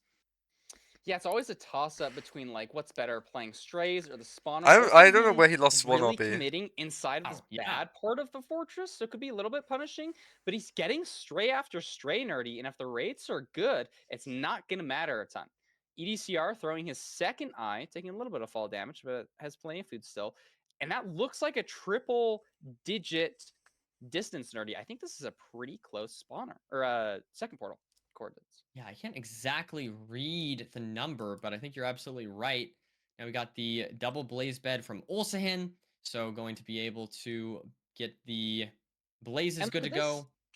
Has to mine 1 extra obsidian compared to Olsen. Oh, interesting. So I think I like the play from EDCR committing to the spawner a little bit more. You can overlap mining that obsidian because you know you're just going to lose 20 seconds to mining obsidian, so you want to overlap it with blaze kills. And that's going to matter because he doesn't have all the rods yet. And so while the blazes are spawning, he's mining obsidian. Olsen in a village. Second portal. Yeah, Plonk it probably. That's like you shouldn't force it, but if you're like right next to the chest, probably. You love to see it. Unfortunately, it's a seed where you don't really need more explosives. You know what I mean? So don't see the runners going for any more explosives. But we have what looks to be 7 beds and 3 anchors for EDCR. So yeah, they should be okay on this seed. Yeah, I think any 0, even if you mess up the 0, you should still have enough to hit a 1 cycle. Throwing a pearl, this is maybe going to get weird. It looks like the direction is in the way of some awkward fortress generation, so maybe you have to mine a lot of netherrack. Lands on soul sand, though. Has to deal with the skeleton. Yeah, both runners out, though, here, Parker. Skeleton! Look at EDCR. Oh, that was a beautiful play. The skeleton hit him while he was throwing his pearl, so it like made his pearl curve, threw a second one to cancel it out. So it's going to be on cords before Olsen here. Great stuff from EDCR. Not by a lot. I feel like honestly, Olsen lost a lot of time just like falling into the lava there compared to EDCR, just speed bridging out. But now we see EDCR looking to see if he can find the spike. Likes this spike down here towards mid left. Let's see, maybe down this direction. Nope, that is a library. Will EDCR be able to find the portal room? He hears it. Yeah, so it was this way. It seems like going to be maybe digging up to see if he can find that portal room. Oh, so he's mining wood? There it is. It is, and he's going to be able to enter. Olsen doesn't have enough wood, Nerdy. He's mining wood for more explosives. Oh, wow. I didn't see that. Yeah, had to use so many blocks to get to the bastion, if we recall. And so now EDCR is firmly in the lead, just has to hit this 0. Let's see if he can do it. This looks very hittable. Oh yeah. What, front 91, we should be a-okay. Nothing too tricky with this many explosives. EDCR should be good to go. Let's see. That first bed is gonna be, it's a beautiful double Look at that bed. damage. Yeah, Multi-block EDCR, is so good for 2+2s. it's just great. I mean, what are you gonna say? I mean, that You're EDCR, accurate though. He's an arsehole, bro. He's an a little arsehole. harder there for EDCR to really test with that many explosives. You know what I mean? But EDCR is good to go. And yeah, very clean seed. I mean, I honestly feel like a lot of that just came down to the nav to the Bastion again. Because we saw Olsahin lose a lot of time to that, but then also having to burn a lot of the wood, which we then saw having to mine wood in the stronghold, right? So really like kind of a rough. We've seen a few rough navs to the Bastion for both these runners. Hey, what seed type is exciting, gonna pick now? very exciting back and forth seeds overall. I'm excited to see if we go to a game 5 or if my prediction's correct, Parker. Hey, I mean, your prediction is still on the line. Yes. I like the analysis of the Bastion. I think maybe it's something that's going to become more They haven't done village important. yet. Like, it's mattered so much, especially today. You Like, can't is it gonna pick matter RP. carrying forward into the weekends? Usually, like when I Because watch, it's the last when I watch CD1. playoffs, I'm like, You can oh, pick they're Temple, gonna get, like, a Shipwreck, super fast Village. seed. But here, we're He'll implementing probably a lot pick more decision Shipwreck making if I had to into it. Like, guess. do you get how many blocks do you get? Do you force shears a little bit more than usual? I actually really like Do this seed you, picking. like, have to pay attention to how much wood you get because you're Olsahin and you had to mine. I think I like fiber. it. It's like so fascinating. Yeah, 100%. I think I don't know. I mean, these matches really have been quite close, though. I will say. Yeah, they could. Well, also he could pick Temple, but EDCR wouldn't be able to pick Temple. And, no, you know, obviously that's fair. no, EDCR would be able to pick His Temple stats now. are ridiculous. Yeah, they could pick But Temple. I feel like I really don't want to. So there's no seed bans. Olsen has been playing really You well. can't pick. Okay, you can't pick the last seed you won, and you can't pick the last seed you played. Some time on EDCR on that seed. Like that was. So the last seed Olsen won was RP, and they just played a BT. So they can only. So Olsen can only pick Temple, Shipwreck, or Village. A difficult opponent for EDCR is an understatement. Yeah, I mean it shows in the matches. Like he's got one apiece. So unfortunately, Olsahin's back is against the wall, but I think he's probably doing pretty good mentally. I think his goal has been to just make it into this position. So I think when that's your goal, as opposed to like, oh my gosh, I need to win this thing, you can play a little bit more loose, a little bit more relaxed, and I think that allows you to get into like a state of flow a little bit more. But is that enough to beat EDCR, who is arguably one of, if not the best ranked players of all time? And we will see what seed pick we've got going on here. Village. So let's see. We've got a village, Parker. This is so scary to pick. It's nice to but see we're kinda getting a good variety of seeds here. There's always a chance for like a snowy village that can be, you know, a little, you know, can cause some incidents like we've seen in the past.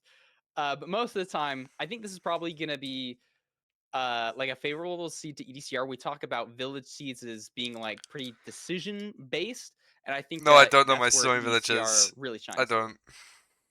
And yeah, I mean this a village seed. We've seen a lot of villages today. I feel like the blacksmiths have been pretty good so far overall. Yeah, you're right. Curious if we're gonna. I'm lazy. I'm so lazy. Village, as we saw one earlier. But I need to learn. Accidentally for a second, you know. Yeah, we kind of got baited. Here. I think I want to see the Acacia Village. Yeah, I know it's the website. Honestly, I kind of want to see. You know what? I'm gonna be a little. I'm gonna change. I'm gonna switch it up. I kind of want a slower village seed this time. I want to see some decisions have to be made. That's what I want to. That's what I want to see from this seed. I want to see some differentiation between the runners in how they approach it. And yeah, that's what I'm hoping for. Okay, I'll piggyback off of that. So like we're talking like 4 iron in the blacksmith chest. You're gonna have to kill golem. Adds another thing to think about in it. Because look at this. It's got to be an acacia. Oh my goodness, nerd. Oh wait. Wow. Yo, this is kind of an acacia village. It's an like, acacia desert village. There's an RP. There's 2 like, blacksmiths. What is going on here? I feel like this is kind of like when I predicted ECR was going to lose the seed where he died on, and then it ended up being that he hunger reset. There are different blacksmiths. So I feel like this is kind of a similar vibe to that. I think my predictions are very close today. So I'm. Oh wait, that'd be fine from EDCR. There's 7 of Obby here. I think there's a ruin portal with a 3 tall city in the distance. Olsahin could maybe just like full aggro like. Wait, obviously we'll have to go to the blacksmith behind, I think. Yeah, but like, look at this. EDCR They sees went it in to the different distance too. blacksmiths. They went to different Yeah. blacksmiths. I don't know if. So I don't even know if Olsahin sees the other blacksmith. We'll have to see. Probably, I assume so. But it definitely impacts your decision making. Yeah. No, this is a really interesting seed. Apart from spawning in all of the weirdest biomes and not being any of them. Yeah, Olsahin, look, macroing all the way to that. Was it a 3 tall piece of Yes, like, yes, you can need it to enter be on 3 this. tall to have a completable portal here. I thought it wasn't. Oh, it's not. It's Oh my. not. Okay. You got one more obby though. We have one chest. But you can't use. Wait, no, you Okay, can't so use you it. build off the Decision pays side here. off. Wow, that's crazy What? stuff. It's gonna be able to enter the nether here significantly before. Oh my Let's god. lose a couple obby here.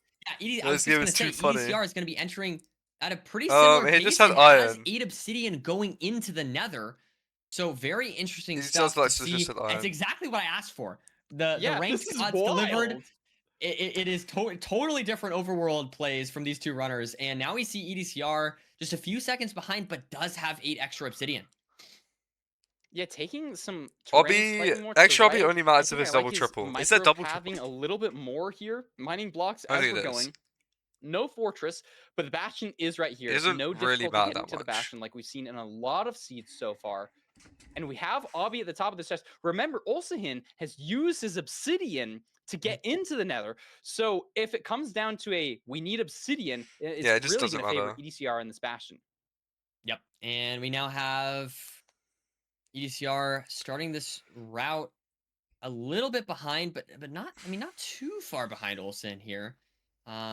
And getting going here on this triple gap. Let's see, we're going to go through the middle here. I expect to see the exact same thing from EDCR as we're going to go through this middle rampart and see what we've got going on here in this lantern. Bro, Olsahin's taking so much damage. Be mining that. But And he has getting the food, pigs so it's down. fine. Oh, look at EDCR. Oh, my Lots goodness. of, a little bit messy there. And EDCR still just a few seconds behind.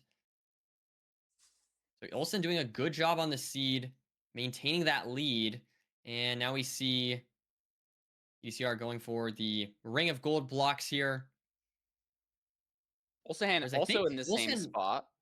No, but I think Olsen went for the 4 gold blocks first, actually, I think, if I saw that correctly. So slightly different bastion routing from these two runners. I mean, not anything crazy, but I don't know, something to point out. And we now one doing have beef salad hole, one doing the more traditional route. Looks like Olsahin's gonna need to craft up his food here. Has waited a long time, kind of on low health, a little bit scary. And we now have EDCR getting 2 blaze beds ready to go, or the 2 beds ready to go for the blaze bed. Hey, maybe he'll blaze bed twice. You know, maybe we'll get a double spawner, and you never know. Yeah, true. I guess if you have a double spawner, you could like separate it in that way. But it looks like Olsahin's gonna be out first. He has the obsidians, and that's not gonna matter a ton. We don't see the fortress immediately, but the terrain looks pretty open here. I think we have a good amount of resources. Bro, his health is so all scary. around. Unfortunately, couldn't craft golden carrots. But look at this. Here's the fortress for Olsahin. So he's gonna be ahead on the seed, and that's kind of what he needs here, Nerdy. If he loses the seed, that's his tournament life ended. Yeah, we do have a 3 spawn off the bat here for Olsahin, while EDCR digs up into the fortress. Looking around, only has carrots, whereas we have 11 bread for Olsahin. So a little bit awkward there, food-wise for EDCR potentially. It only has 5 nuggets, so clearing those out as he kills the blazes. Not able to craft any garrets, unfortunately. Oh. And now is going to get that double blaze bed off, and we do have Olsahin killing 3 more blazes. Let's check the rod count here. Looks like, is that 2 or 3 rods for Olsahin? Looks like 3 rods. EDCR's only on 1. Yeah, EDCR only on 1. Now pre-crafting, so he's a little bit behind here, but It's not a by big a food significant diff. amount.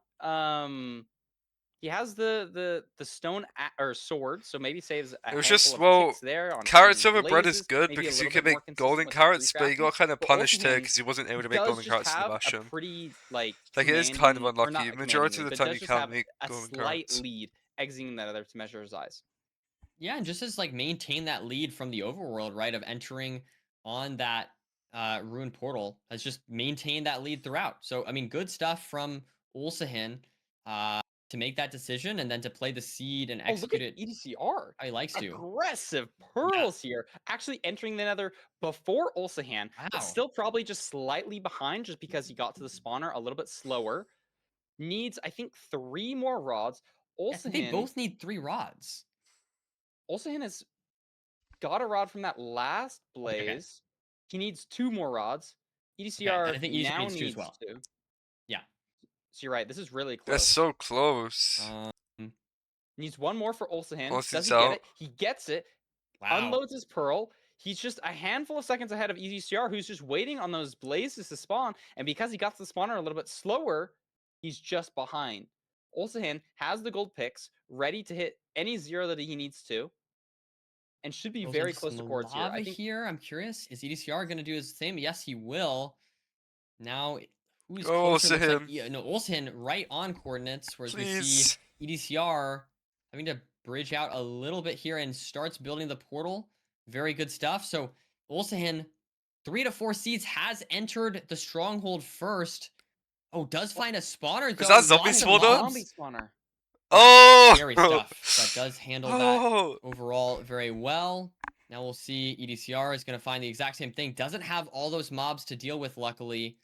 And now we see Olsenhan looking around, trying to find. Oh my goodness. No. Here, does find it. Aggressively. Oh, and yeah, here we go. Wait, This is close, Nerdy. This is going to be close. This is going to come down to rotations, zeros. If you had a 2+2 from EDCR here, you've kind of secured your victory. But if you let up even a little bit, if you don't go to the highest height that you can, Olsenhan knows he's only seconds behind and really has to push the pace. EDCR. Oh, Olsen's power is not good. Pushing 90, 95, 94. Olsenhan. So. Same height, setting up. Oh my goodness, I can't even speak. No 2+2, but should get good damage here. Wow. Olsenhan, decent damage, but not enough for 2+2, which is what he needed. Damn. EDCR kills the dragon, 3 rotations. Daisy, I did the bracket.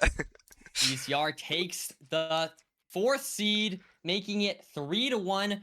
Moving on. Quickly, before they finish. Fortunately, Olsenhan has played really well, I feel like. I feel like Olsen really did play well throughout all these games, made every single match close, but unfortunately, it was not enough to take out EDCR. Just playing phenomenally well, specifically in the strongholds today, I think is the standout for me with EDCR's gameplay. So definitely exciting stuff to see EDCR move on to next weekend.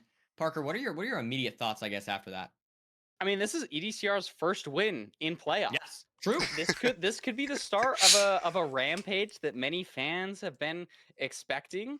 Bro, we got all of them right. We got all of them right. Finally get a win. We got 4 out of 4. Yeah, no, I mean, I feel like it's been in the works. I feel like EDCR has been working so hard and has been practicing so much and has consistently stayed at that absolute top level of the ranked ladder that it was inevitable to see EDCR finally get through to the second weekend of playoffs. I think we're gonna have an interview here shortly, in just a moment. But I guess before that, Parker, let's see. I'm just gonna take a quick look.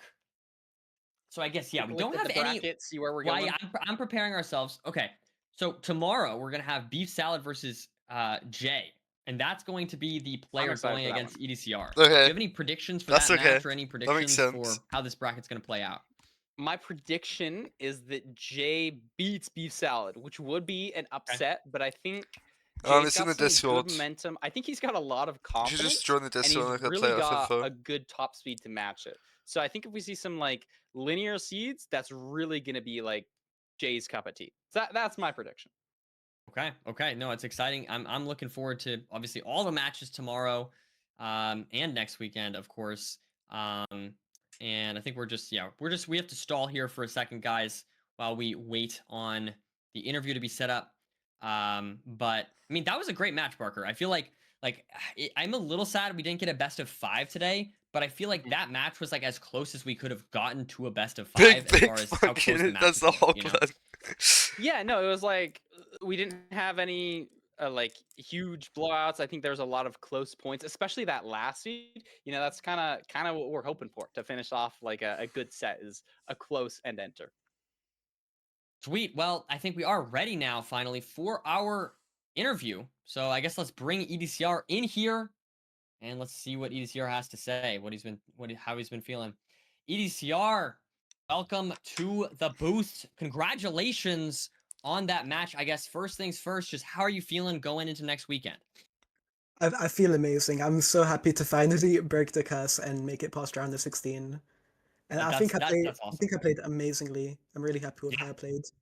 No, I feel like you did too. I feel like every single seed, I I'm feel like happy you for were him. playing like super lights out. I didn't know want it there to was, lose like, round of 16 again. One seed in particular that stood out to me where I felt like you started the Woodlight on the Desert Temple seed like so like way before.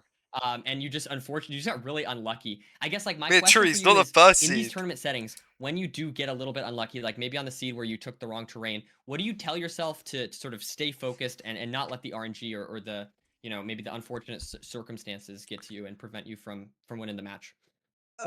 It's a good question. I don't really have a great answer. Yeah, I it's would just pronounced say EDCR. I've experienced it so much on the ladder that It's I'm a just used small to it and I know face. how to deal with it. Like it happens quite often. So yeah. I think that answers the question perfectly. Parker, do you got any questions here for EDCR? Yeah, my question is like, what was your favorite or most proud moment from like this whole set? Was there any decision that you felt like, oh my goodness, that was so good, I'm so glad I made that? Or was like a little mechanic thing that like really stood out to you in this match? I think even though I lost the Ruin Portal seed, I'm quite happy with how I played it.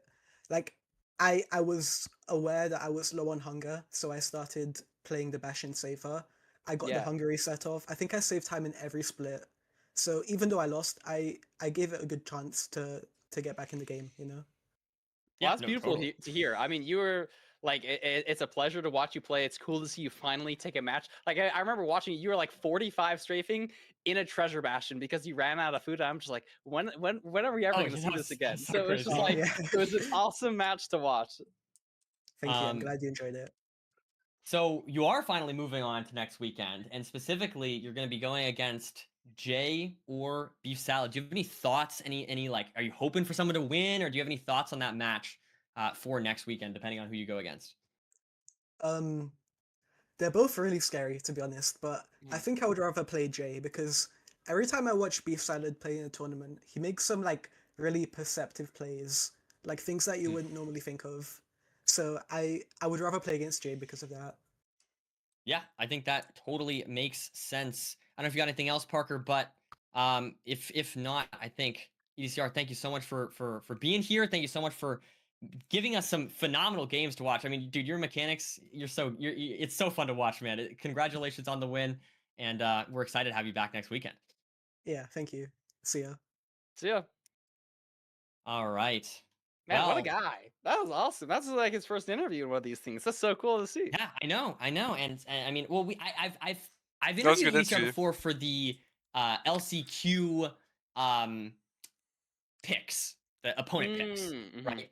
So it's not like the first time we've interviewed, but first time, as you said, for a winner's interview. You love to see it. And I mean, Parker, I mean, he's so talented. Like, it is so fun to watch. Not really. He just didn't use mic that much. This was gonna, it was so, inevitable he's fine if that he's EDCR was going to get through at some point, and maybe this is EDCR's season to shine. Yeah, all the fans out there, keep your eyes peeled. Let's see how far he goes. This was a really high quality like first day. I think we had a couple like weird seeds with like bastions not being found, but apart from that, like I think it was just good gameplay all around. Yeah, 100%. And unfortunately, that does wrap up our games for today, Parker. It's kind of sad. I feel like we'll be here tomorrow. Be here tomorrow. That's a great point. It's not sad because we'll be here tomorrow. I'm just impatient. I want to keep watching. I want to keep seeing how these stories unfold from here. It's okay. There'll be games tomorrow. Yeah. So tomorrow, we've got. Let's see here. We've got Infume and HDMI cables. We've got Dougal and Aquacord, Dougal in Aquacord. And we've got Beef Salad and Jay. And then the Feinberg and Loki match. I'm not sure if there's been any more information on that. At least Monkey won. At least Unconfirmed Monkey for the won. moment, for the time being. But we will, of course, let you all know as soon as possible about that. Because obviously that's a very exciting match there, Feinberg versus Loki. So, I don't know, Parker, any last thoughts here on our bracket? I just have too many people to cheer for, Nerdy. I feel like I'm a bad person to ask this question to. Presumably, I guess the Feinberg Loki match is going to take place over the Big Wig Magi Blazemine match, so that maybe that's the second match, but only time will tell. I'm really looking forward to that one. I think Feinberg is really amped and excited to kind of prove himself in this playoff setting. Yeah, and I mean, I would say, the thing I was gonna say, okay, yes, it could be Feinberg's season as well. We've seen Feinberg go out early. But I think Loki, people might be sleeping on it. Because, like, obviously everyone knows Loki is fantastic. Yeah. But he's had a couple seasons in a row that maybe haven't been to his standards. I don't know. I feel like Loki's stats this season are looking pretty good. I feel like really Loki good. might be. I might be. I don't know, man. I feel like I could see Loki absolutely crush it. I'll say that as a small like teaser, we did like a little recording. We did a couple of those recordings with different runners for the intermission videos, and we did a little one with Loki and Feinberg that was really fun to watch. And Loki did some impressive stuff in that. So I don't know. We'll see. We'll see how that match pans out. We'll see how the entire bracket pans out. But I would not be surprised if Loki took a win, not only in that match but in the entire playoffs. I wouldn't be surprised. Wow. Okay, so it sounds like we're gonna have some interesting matches tomorrow. Yeah, I feel like Loki didn't. You play think it's a clear favorite in Feinberg versus Loki? You're right, Nardi. His stats are looking really good. I think that's a close game. Something to look forward to tomorrow. So yeah, and like you said, we will get that information out to everyone as soon as possible when that match is. No, I agree, Davi. I don't think there's a clear favorite. But yeah, I think we're good to close out the stream now for the first day of Season 10 playoffs. Thank you to everyone for helping as always. Shout out to Rose Beans. I want to give a shout out to. First time commentating, did a fantastic job. I'm gonna add now. And overall, because I'm really tired and I'm hungry. I appreciate everyone watching. Today was good.